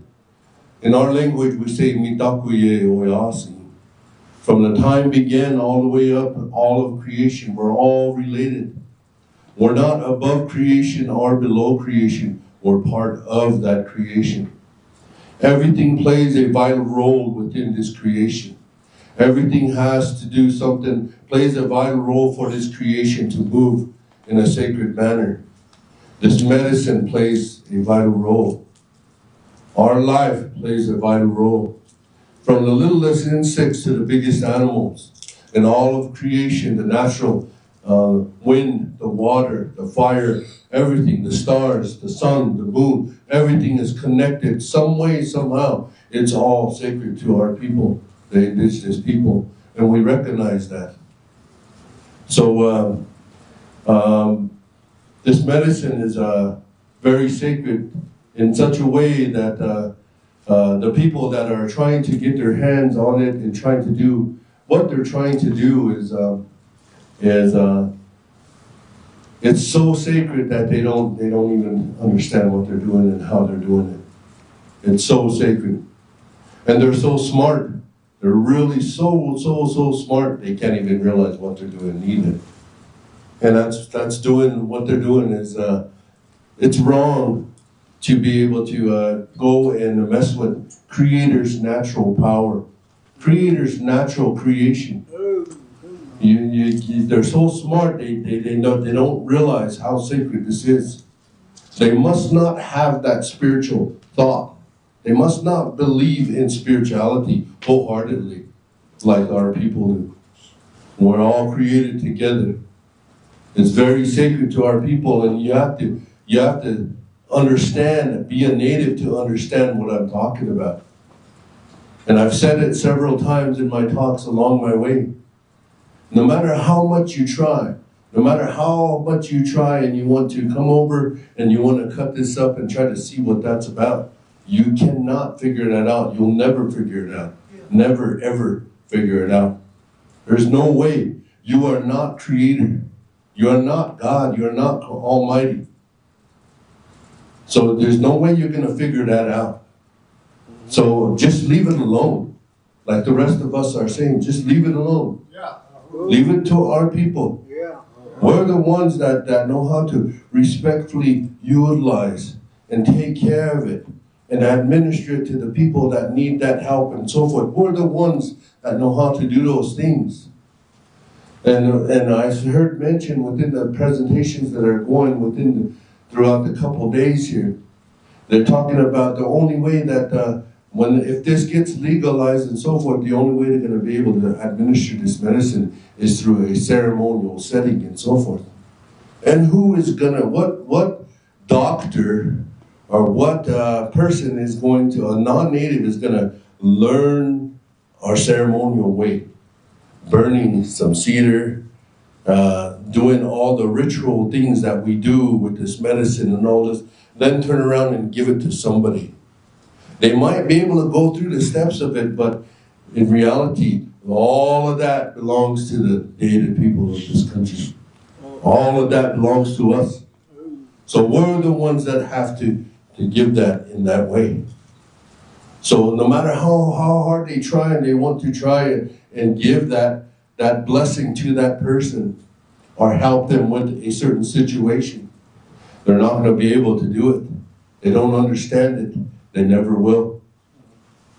So our people are tied to this creation, the way I see it, the way I believe it, the way it was shared with me amongst our people, how we're part of this creation. And we do our part, just as much as the medicine does its part by helping, we do the same. We're helping in this way too, as our people walk upon this creation. And we're only, just like I said, part of this creation. So whenever I was at home and I was thinking about what's going on and so forth, I wrote something up. I'm not much of a writer. I'm an educator. And when I educate from my mind and what's in my heart and how I was told when I was being raised up by grandfathers and grandmothers. And I wrote something that I think it kind of covers a little bit of what we're saying today. It says, peyote, leave it alone. Historically, in this land, the indigenous people utilized a wide range of natural plants as both medicine and food to promote our well-being. Our people used these medicines holistically for their well-being, both physically and spiritually. They were created with sacredness by the Great Spirit. The indigenous people have used plant medicine since time immemorial, according to the stories handed down from generation to generation. Since 1492, non-indigenous people have come to our sacred lands and have been taking what they want for themselves. They've been taking all the best lands, all the best minerals, the best food. They've even been infiltrating some of our ceremonies. They've been coming in, and we're letting them. Our peyote is one of the very few things we have left. Leave it alone. Our peyote, our sacred medicine, is one that our indigenous people still depend on in its natural form. It's still holy to us. Once you start to compromise its composition, you disrupt its sacredness. It will never be the same again. Some of us would like to know that our great-great-great-grandchildren will be able to use this in its natural form, just as we do today. Peyote is medicine to the native people of North America. Without this medicine, our spiritual and cultural way of the Native American church would not exist. Having the medicine in our natural habitat is in spirituality in a good way that the non-natives don't understand.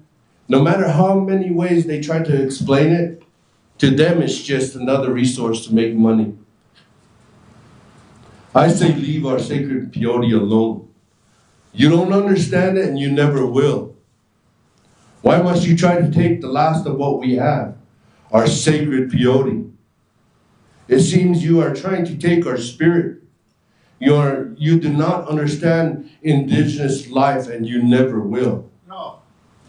You cannot make this peyote any more sacred than it already is. Yeah. There is a certain way about this sacred medicine. You cannot make it something you want it to be. When we use our sacred medicine peyote, we use it ceremonially with steadfast faith, true belief, and with all hope. Yeah. When using this medicine, certain rituals and beliefs are associated with it. If you don't believe in these, or if you approach things in a completely different way, then the healing power of this medicine will not be effective for you. You are not the Great Spirit. Natural plant medicines are sacred to us indigenous people. The very second you take the peyote from its natural habitat with the intent of trying to cultivate it or use it in any way that it wasn't meant for, the sacredness is gone.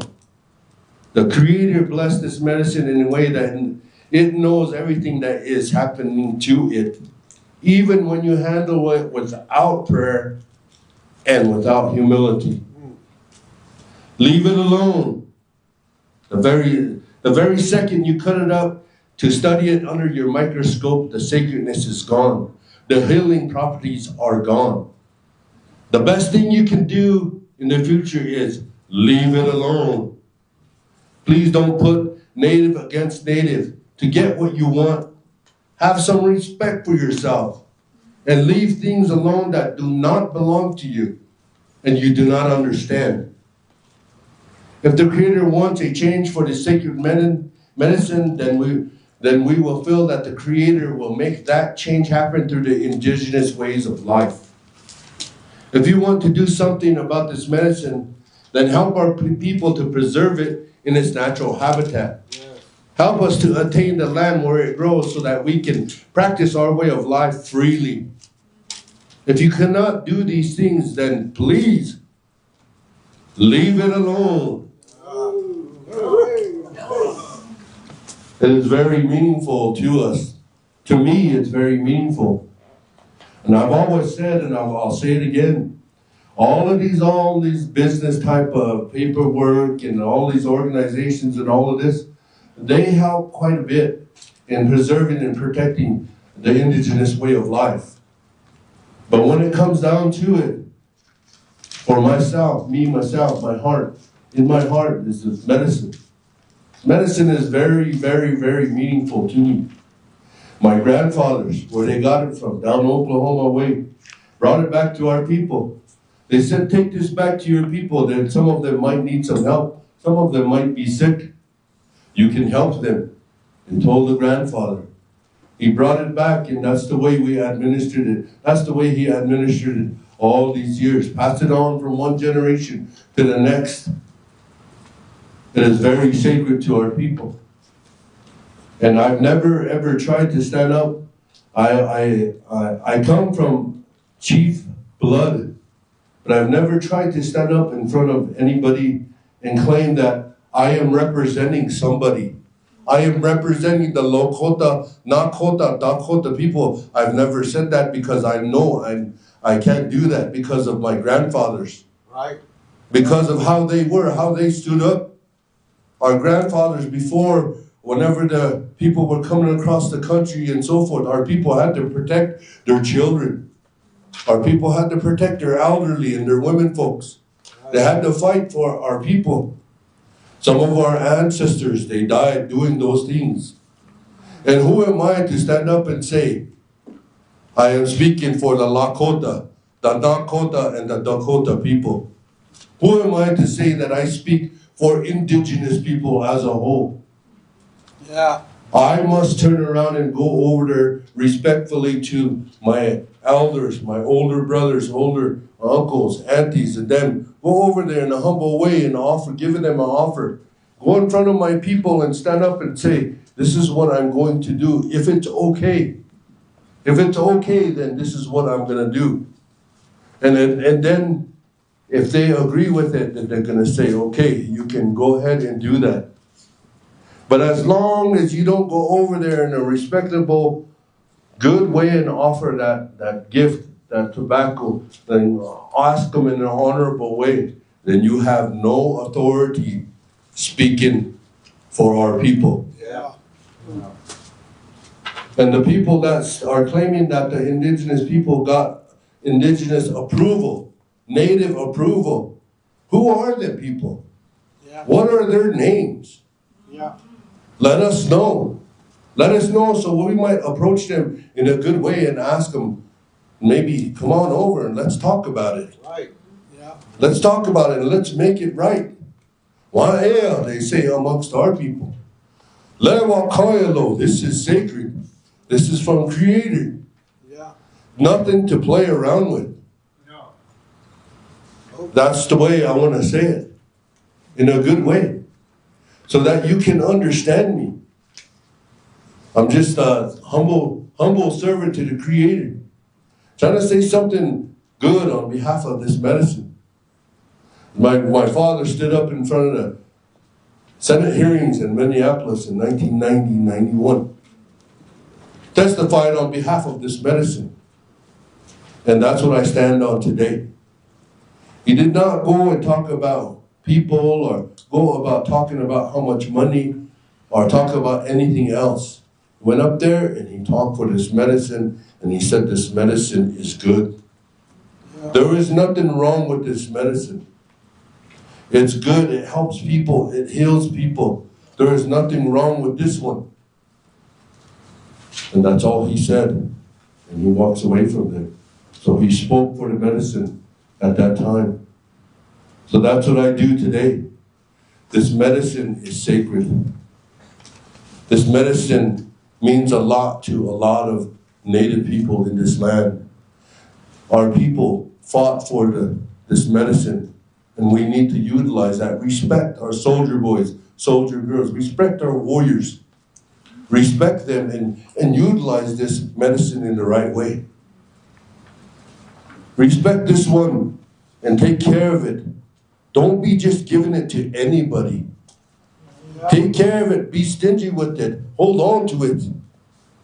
It's sacred. This one here healed my grandmother. This one here healed my father. This one here healed my children over here.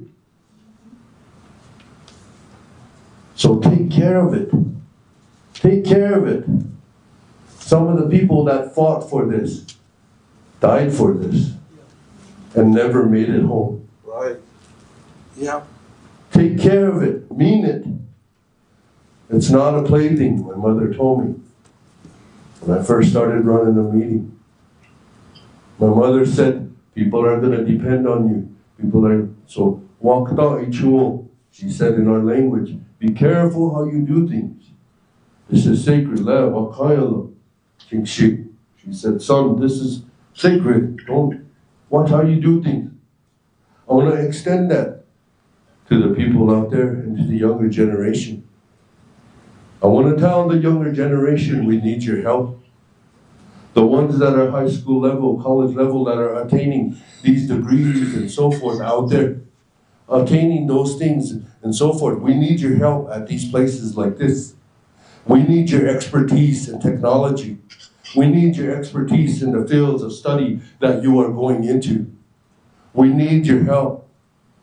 We need that today. We need to come together as people, as Native people, no matter where we come from. Whenever we talk about the coalitions, Many ideas throughout the past 2 days have come to my mind. How we can utilize those coalitions in different areas throughout the country to be the eyes and ears of the Native people for this peyote. To be able to know exactly what's happening out there. If we weren't vigilant, if Creator didn't give a certain blessing to the people, then maybe things would be a totally different way without even knowing about it, without people not even knowing about it. But there's good people out there that are willing to help. They have all of this, so I encourage the younger generation, along with anybody that's willing to help in a good way. If I could do it without getting paid for it, then anybody else can too. In a good way. Because it's meaningful. Because it's real. I said it's real down there. I seen the sign when I drove by. It's real. If it's real, then show us it's real. Show us it's real and do it right. Don't just be doing things like that, saying it's real and then go around the corner when nobody's watching and then do things in a different way over there. It's not the way to do it. Shouldn't be that way. We need to come together, the indigenous people of this country. Get our tribal governments. Get our colleges. Get our different organizations on our reservation. Share this information with them. Say, come on, we need your help. There's big money over there that's threatening our way of life. We need your help. Come on. Come everybody. Everybody, come on. Let's go. Join forces. Now is the time. Stand up. Okay. They say that amongst our people, the warriors. Now is the time. Okay. That's how we need to be. We need to help one another, support one another, do the right thing, and be there, support one another, and be that true person. Have that compassion, that love. Speak the truth. Do the right thing. I want to say those things in a good way while I got this mic a little bit. Like I said, we saved the best for the last. So I hope you understand me, each and every one of you. Thank you for your presence. Thank you for being here, your words and everything. Even out there in Facebook land. All of them, all the relatives. I know you all have good thoughts, good intentions. Again, my name, thank you very much. Great club. Grand slam. I see Mr. Steve. Steve, do you want to say a few words? I know we had you on the agenda here earlier, and I know you're a big help here in this community. So we're just about done, relatives. Thank you for being here. So I just want to turn this time over here to our good relative here once again. Again, I apologize for my absence yesterday. I could not get out of work. And today I wanted to talk about coalitions. And again, I respect all my relatives here. I love you all. Thank you for holding this symposium here to unite us and what we do as individuals and what we do for our people. So a little bit about what I had written down, and again, like my Alexi here, talked about speaking from the heart, speaking from the mind. The importance of tribal coalitions to protect and preserve our native medicines and ceremonies. All native peoples, regardless of residency, deserve the right to pray with Creator's medicine and ceremony, focused on spiritual, mental, and whole body health care. In order to achieve all these goals, with many organizations need to come together and form relationships, spiritual leaders, grassroots community leaders, elders, and youth groups. Whole community aspect is needed to impact traditional medicine. And most importantly, our ceremonies. Urban and tribal coalitions are vital for these next 4 years and beyond. Pooling resources and not reinventing the wheel. Coalitions of these types mentioned above reinforce each organization and community support leadership. This will create a gradual impact on all levels of tribal communities, strengthening community ties and establishing a core working group with intertribal organizations. Coalitions from multiple organizations will create an avenue to address community challenges. We all know those challenges, and I will not speak them here today. We talk about strengthening community ties and bringing in organizations to the highlight of cultural relevance. We all know the gaps of what's out there. To address that, we have to come together with the communities. Out of these coalitions, tribal government recognition and support will further legitimize these coalitions to join. Further impacts could foster youth to have a role for more important actions and into a community leadership role. Our next generations, warriors, are going to be in legislation halls. They're going to be fought in legal actions to preserve our way of life and our rights to humanely exist as Native peoples, and further impacting Indigenous peoples worldwide, not just nationwide. Current challenges of our community is fractionalization, differences between tribes, social media leading the narrative. We often forget that the tribal ways, that our Indian ways, our intergenerational ceremonial ways are taught in person. Never over the phone, never over a text. A song should be sung by our elders for our youth to listen. Out of this, we have seen elders not being utilized or within a centralized role in community decision making. One of my dreams when I formed our organization was to unite our peoples, to create boards in all aspects of life. Too many times we have seen many leaders, many organizations, and many individuals go to a table and they're by themselves. They're in an organization with no brothers and sisters to support them. Not only that, many times we follow this imposter syndrome role and we forget the ones that are coming from behind, the young ones. One of these examples I created was every workspace I go to, I emphasize the need for having time off for ceremony, for advocating for the ones that are coming in behind us to take our positions, to advocate time for Sundance, ceremony, gathering of medicines.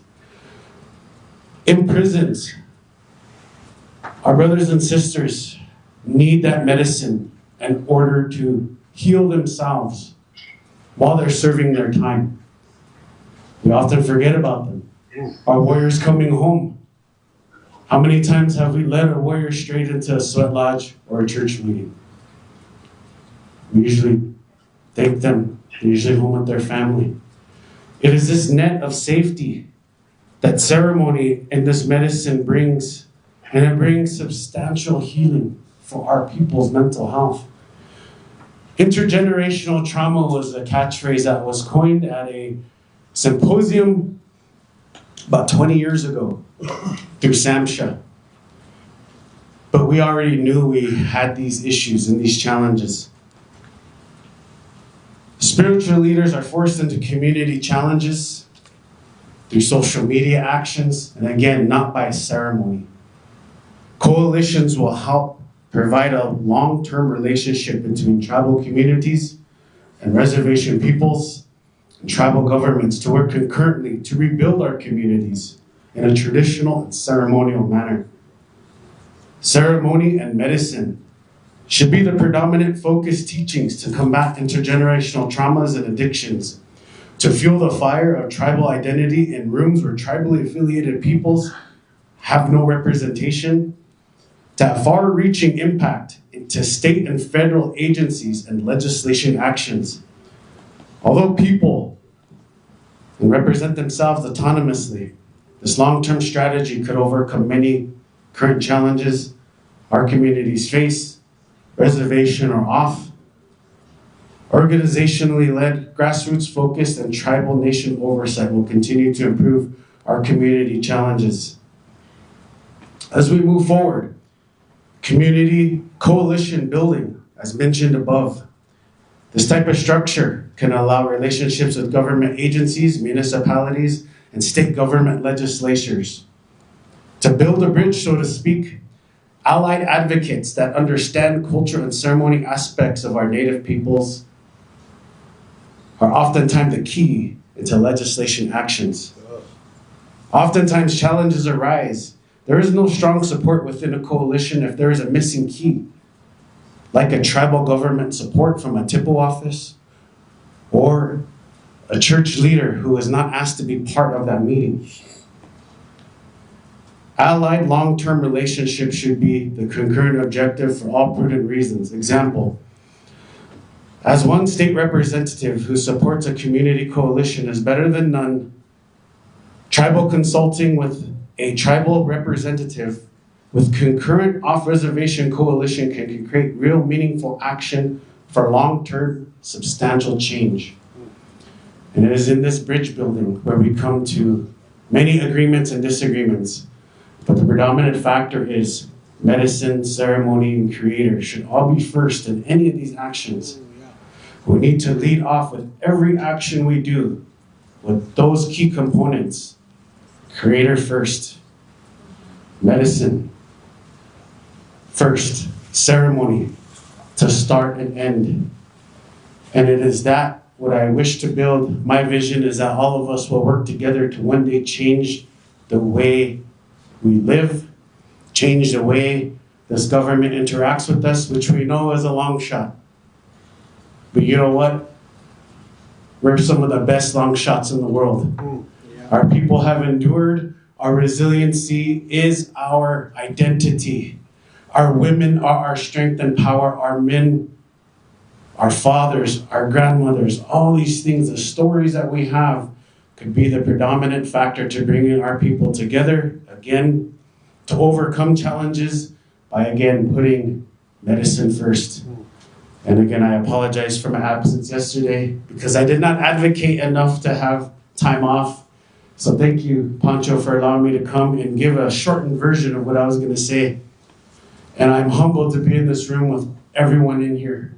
Most respectfully, with love and integrity and honor from my ancestors to yours. I hope that one day we will meet again in this fashion and we will create even more initiatives that bring these components to legislative actions, to create us an avenue and channel from elders to our youth, to create our next generation of warriors, again, in those legislation halls and halls of our representatives. And I hope to God one day we have many of us going to Washington, D.C. as elected officials who are grounded by Creator, grounded with medicine and culture and heritage, and not just somebody claiming one piece of identity, but claiming the whole of our people. And again, Steve Lapointe, thank you all for this valuable time we have at the end of this. And again, humbly, respectfully, thank you all.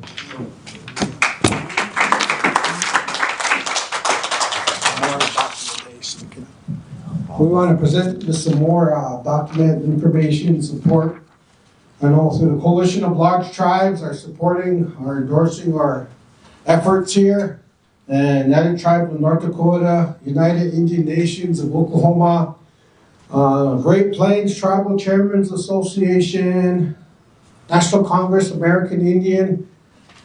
Actually, all of these that I'm mentioning, they all have resolution of support from what was expressed from Northern Arapaho Tribe, affiliated tribes of the Northwest Indians, Rocky Mountain Tribal Leaders Council, and the Great Lakes Intertribal Council. So with that being said, I don't know how much more we could express ourselves, how much more we could set some examples, And thank each and every one of you from day one to our second day here. I'm glad and happy that this many relatives could be here, that those that are watching. And those that are watching, I want to encourage all our tribal organizations next weekend, I believe the APNDN is having their convention. And I wish you all a good convention, a lot of help, a lot of good movements over there. And I'm really glad and happy that we had some ABNDN members here. We had a lot of, it was pretty rounded with a lot of good Native faces, voices, prayers, so I just want to say thank you from our Navajo Nation delegation here. I want to thank everyone here. I'm really glad and happy. We have Medicine Man Association. We had some delegates here from the national organization. I know I want to thank our uncles here, Cozads, and all the good relatives. Philip, I could go on and on naming names, but I don't want to forget anyone here. But our humble best that we could do for you, good relatives, was to feed you. Yeah. Oh, good. Tears of joy. That we could take you to lunch. We wish we could do more for each and every one of you. But this is our humble best on behalf of my wife and I, on behalf of the organization, was to take you somewhere nice. Yeah, we could have ordered pizza, or we could have Uber, or whatever you call that, Eats. But we wanted to have some good food, Not every day we get to see one another. And not every day we have something like this talking about our way of life. Because we all know we're under a spiritual attack, no matter what ceremonial circle. And I encourage all to be a part. We don't want no NAC member left behind. We don't want anybody to be any way down the road. And because when I'm expressing, I didn't ask to be in this position, and I didn't ask to take on some of these duties and responsibilities. My wife and I, we had a nice home, Oklahoma. We had jobs, everything. My dad was getting older. He wanted me to come back home, and not knowing was to take on some of the duties and responsibilities at home. So I want to thank my wife for supporting all the efforts here, what we're doing. And then, and most of all, our youth. I want to say thank you to our youth. I know we're going to have a youth panel. We had a youth panel last weekend. And then, same time, I want to encourage all our Native American church relatives, if you see something not right, say something. Because they labeled us, kind of some way as it is. And then when we add, things to it, like laughing around during a ceremony, or going in and out, or, and doing other things they shouldn't be doing. We're just causing more harm. We're just adding more to their plate. Man, we've got enough on our plate as Native American church. Practitioners, ceremonial practitioners, so I just want to say thank you all. And I know it's going to get better, the momentum. And we got to be consistent. We got to, there's a lot of people that are kind of riding the fence. I wish they would get off that fence and they know what's right. Go with what's right. Go with what their heart. They always say when you don't have peace about something, you're going back and forth, this and that. That's just man-made, that energy. But when you feel in your heart and your mind that you know what's right, then go that way. Because it's all going to be good for all of us. And then for homework, for those of you out there, I want to encourage you all to be the best, do the best that you can. And always keep God. Prayer is number one. We all know that. Yes. That singing, drumming, all that's secondary. But next year, first time in history, maybe it was before 76 years, our national organization is going to have ceremony Thursday night. Friday, then we're going to do business. So, can I get a whoop and a holler? Yeah. Usually it's out, and it seemed like it would be a lot smoother. To me, I don't know. But I want to see our delegates, our officers all around the fireplace. So I think we can, like I said, we can make our organization, our way of life good as we want it to be. You know, so with that being said, Elliot, if you can make your way this way. Yeah, okay. And before we do that, we want to treat the colors here. So those that helped. When we get done, I'm going to have our dear good relative here, Elliot, is going to close us off with a prayer. So our veterans here, they can help with the colors. And maybe our vice president, you can have a flag song. Color guard.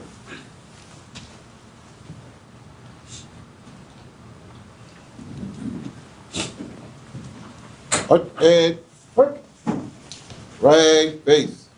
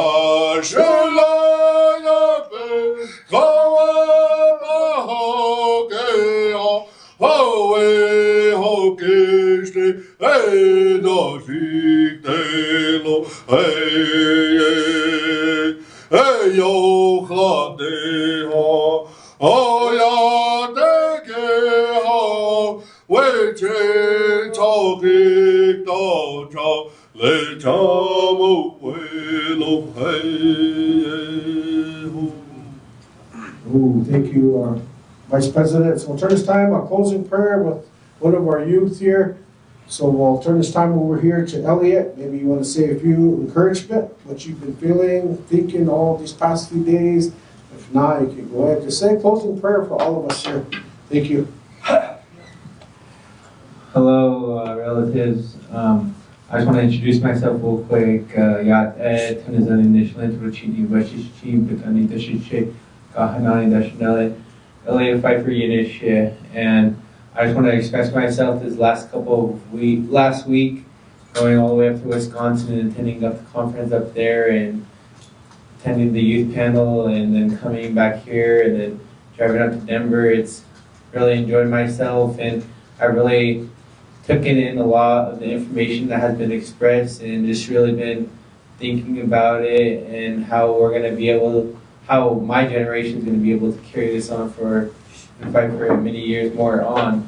And I just want to thank Pancho again, and he's really doing a really good job on preserving our sacred medicine and protecting it.